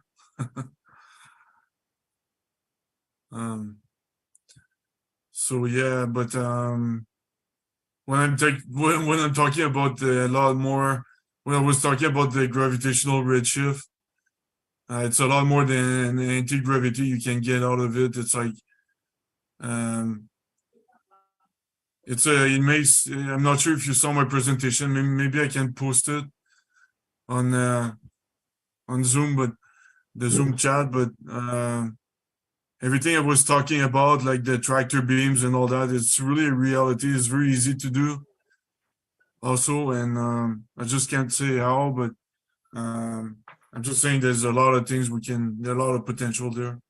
Yeah, there's even force field potential as well. Exactly. If I understand correctly, yeah. Cryonics, like time travel into the future, cryonics, perfect cryonics. More like temporal pausation, if that's the term. Yeah. Gerald. Hey, Gerald. Yep. You've probably talked about this. People bug you all the time, but I haven't really asked you or whatever. But anyway, your coils and stuff. Can you attest to the fact that there is like a matter repulsion effect? Like yeah. Oh, okay. Yeah. Interesting. There's actually there's a field propulsion effect that you can. What's the word I'm looking for? Like it'll actually push away, matter, plastics, paper. Well, I'll put it to you this way: force, essentially. If you have it on and you walk too close, you feel it. Yeah. So, I mean, there's a lot more to it than that. Don't get me wrong, but it has repulsion aspects. Sorry, Brendan? I was wondering something. Since last APEC, we haven't gotten a chance to see it on here yet, and Jeremiah seems like he's kind of gone incognito mode. Do you think that, I mean, now or never, could you share any extra details about the thing, like wave shapes or frequencies or power levels or anything? Well, frequencies actually, I've been they're actually kind of low. I use two separate frequencies. I use 7.83 hertz and 880 hertz. Sometimes I'll use 7.83 hertz and 261, depending on the effect that I'm going for. Like there's a stability that's involved. There's a couple of different factors, but like I said, I don't want to get too much into it because I want to explain everything that you guys saw and what I'm doing and the tech all at once. And you'll get it in a big package. It's just sad it wasn't on APEC, and that's my bad, and I apologize to the audience for that. And But you you're guys. still gonna do it on my channel, I'm your gonna own do it on channel, and Bernie's hopefully channel, Tim's channel in the springtime. and that's why I said it's all open source. Everything that, all the questions that everybody has about the video that's in question right now will all be answered, and I will make sure of it. And you can ask any question at that point, and I will answer it in full detail. Is this not anything to do with Jeremiah? I'm really concerned about him. He doesn't answer anything anymore. Like, oh, he's doing his thing. He's heavy. He's deep in doing his work right now. Let's just say that. And okay, so he's just I've had a lot of private videos, discussions with him, and where he's showing me stuff that I'm not allowed to publish yet, but it will be coming forward in the future. Yeah, that's why I say he's in deep right now. He's sort of like incognito, but not quite. I've talked to him multiple. I talked to him yesterday, actually. So yeah, he's doing okay. He's just he's really concentrating on everything. He's pushed everything out in the outside world for the moment, as far as I understand. So I can't speak for him, but yeah, he's doing okay. I just wish he would have said something, you know, like, hey, I'm not going to be answering any messages. I don't hate you anymore. I'm not, you know, we're still friends, but like, so it's been a little hard to wrap my brain around. So I've, you know, because I consider him a close friend, and he just shut me out totally. So I don't know. Yeah, like I said, I can't speak for that, but at the same time, I know he's okay. He's really deep into it right now. Yeah. So Gerald, just one follow-up on what you were saying with the two different modes that you use. Can you identify what the low one does versus the high one? What having a high one does? So there's energy aspects to this system, and then there's propulsion aspects to this system. So like one is you get extra energy out of it when it's in one of those pairs, and then you get propulsion when it's in the other pair. Yeah, and grounding comes into play as well. And you could say ground pumping. That's probably not quite the right term. I'd have to look at my notes to actually go over exactly how I what's the word I'm looking for? Equated to that. So do you know if is it emitting a RF signal downwards that gets reflected off of what's ever beneath it to create some kind of standing wave like La Violette describes? Well, there's definitely an RF signal involved. And that signal, Violette described it like a soliton, like a standing wave, and that the better your Q factor is, the more energy you're able to store in that standing wave beneath the craft. Yeah, I can agree with that. Yeah. Yeah, when I do the demonstration, you'll understand, because it won't be just one aspect that I'm going to show. I'm going to show it all. I'm going to do the energy aspect of it. I'll show the video and the notes of the food growth that I'm working with. I'm working with mung beans, and they grow within 3 days, and they actually can grow in the dark. So it makes for an interesting experiment. And then go ahead. The plant growth, I was really curious when you mentioned that you're using it for plant growth. Is that under the energy pair? Under the energy? Yeah, actually, it's the lower one, 261 hertz. It loves that frequency for some reason. Now, I have to make this point though. It loves that frequency with that specific geometrical shape of that coil. If I was to change, if I was to change to a different coil, it would probably be a slightly different frequency. But the one that I'm experimenting with right now, 261 and 7.83 seems to, it just loves it. When do you think you will upload another video demonstration of a levitation one. Sorry about that. That will come with the big presentation I'm going to do on Bernie's channel. So probably a month or so, because you're saying you're Okay. setting up. Yeah, maybe maybe a little less, couple months. but yeah, see, I was looking forward to doing the APEC in February, but I'm gonna try and shave some time off that, see if I can do Bernie's at the end of the month, because there's a lot of questions that a lot of people would like answered. You'll also, though, we're going to be extending this in a stream as soon as APEC's over with yourself and Matthew Rife. I see Mike there from Faraday, just wanted to show something or say something quick, and Jeremy Reese is back and wanting to maybe shut it down. Right, then I'll cut out and I'll let you guys talk. Sorry about that. I'm here. Can you guys hear me? Yes, sir. Yep. This is the new carbon graphite battery I'm working on. I just got the new plates in from China. They're a square plate. They're about 10 millimeters thick, or sorry, 5 millimeters thick. I got one strip of magnesium strip on it, and it's giving me 1.6, 1.7 volts. Let's see if I can turn my camera around here. Show you guys. I don't know if I can get it all in one shot here. So the magnesium strip is negative, and the positive is I use copper strip tape, and I'm getting 1.61, sometimes a little higher. So I just added water to it. What's that? Is that like a homemade battery? Yep. Yep. I just got the carbon graphite plate. I put the copper tape on it as the anode, and the cathode is one strip of the magnesium, 99% magnesium, and a little bit of water on the paper towel that's in between. I'm getting 1.59, sometimes it's a little higher. Touch it. When I first fired it up, I was getting 1.8 volts. So yeah, just a quick little demo. Nice work.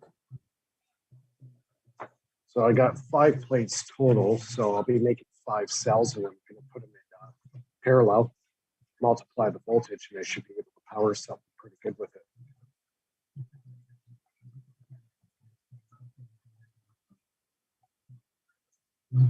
Not too bad at all, Mike. Not too bad at all.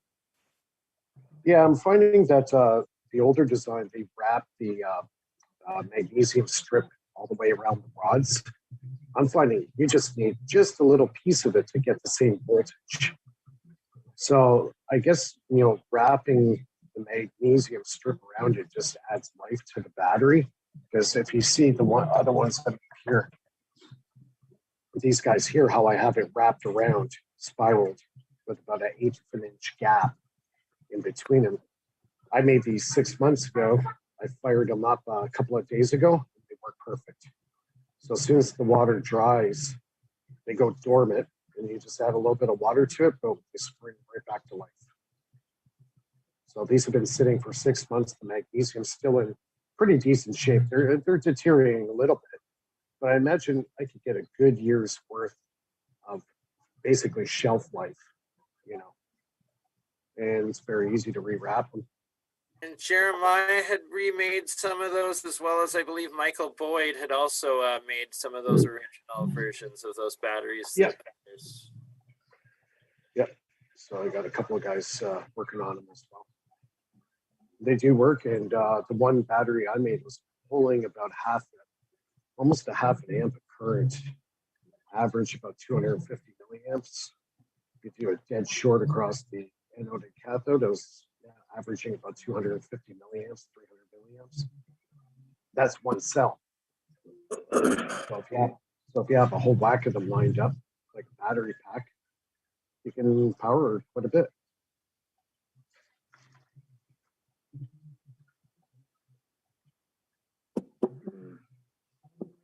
just some of the devices I'm working on. Got the RPG working on that. Made some huge grounds with that. Working on the new generation. When I've bought a server case. It's a 6-view server case, and I'll be making my industrial version of the motor generator in that. And then I got a couple of leads that I should be able, I'm hoping in the next couple of months to get the system validated by a professor. So that would be good too.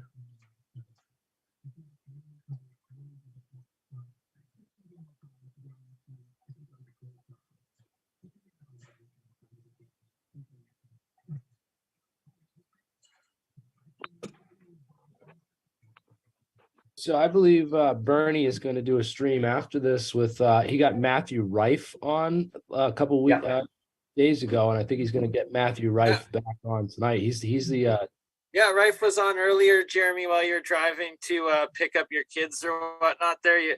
He was part of APEC, but yes, he will be on the stream as well. Okay, so I missed that, but he's definitely a family member of the original Royal Rife. Is that correct? Yes. Yeah. Well, he also has his original notes, from what I understand.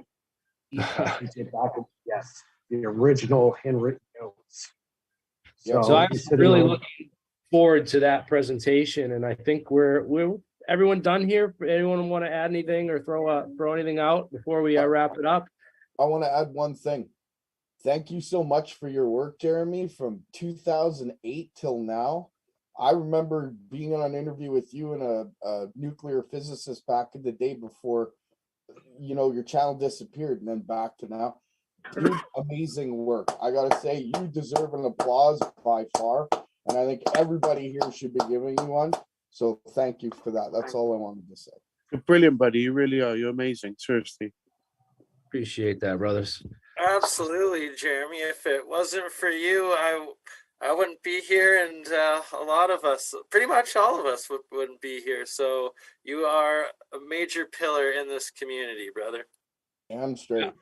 It just took some crazy asshole like me to come out and show everyone that, hey, they're not going to kill you for this, and so that everyone else could be like, oh, look, they didn't kill him. We can come out and talk about this too now. So. I think we all have to deal with. You can call it bravery. I just call it stupidity. Whatever you want to call it. A little of both.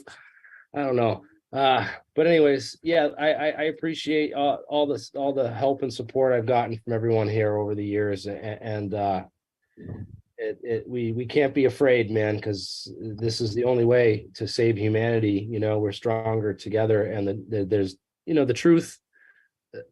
A lie can be, a lie doesn't go anywhere. A lie, it's just lies versus the truth, man. It's so hard. It's like if you're selling a lie, everyone's lining up to buy it, but you can't possibly. It's harder. It's much harder to sell people the truth, and it's not an easy business to be in. And you do get wrong. Something's wrong some of the times, and it's.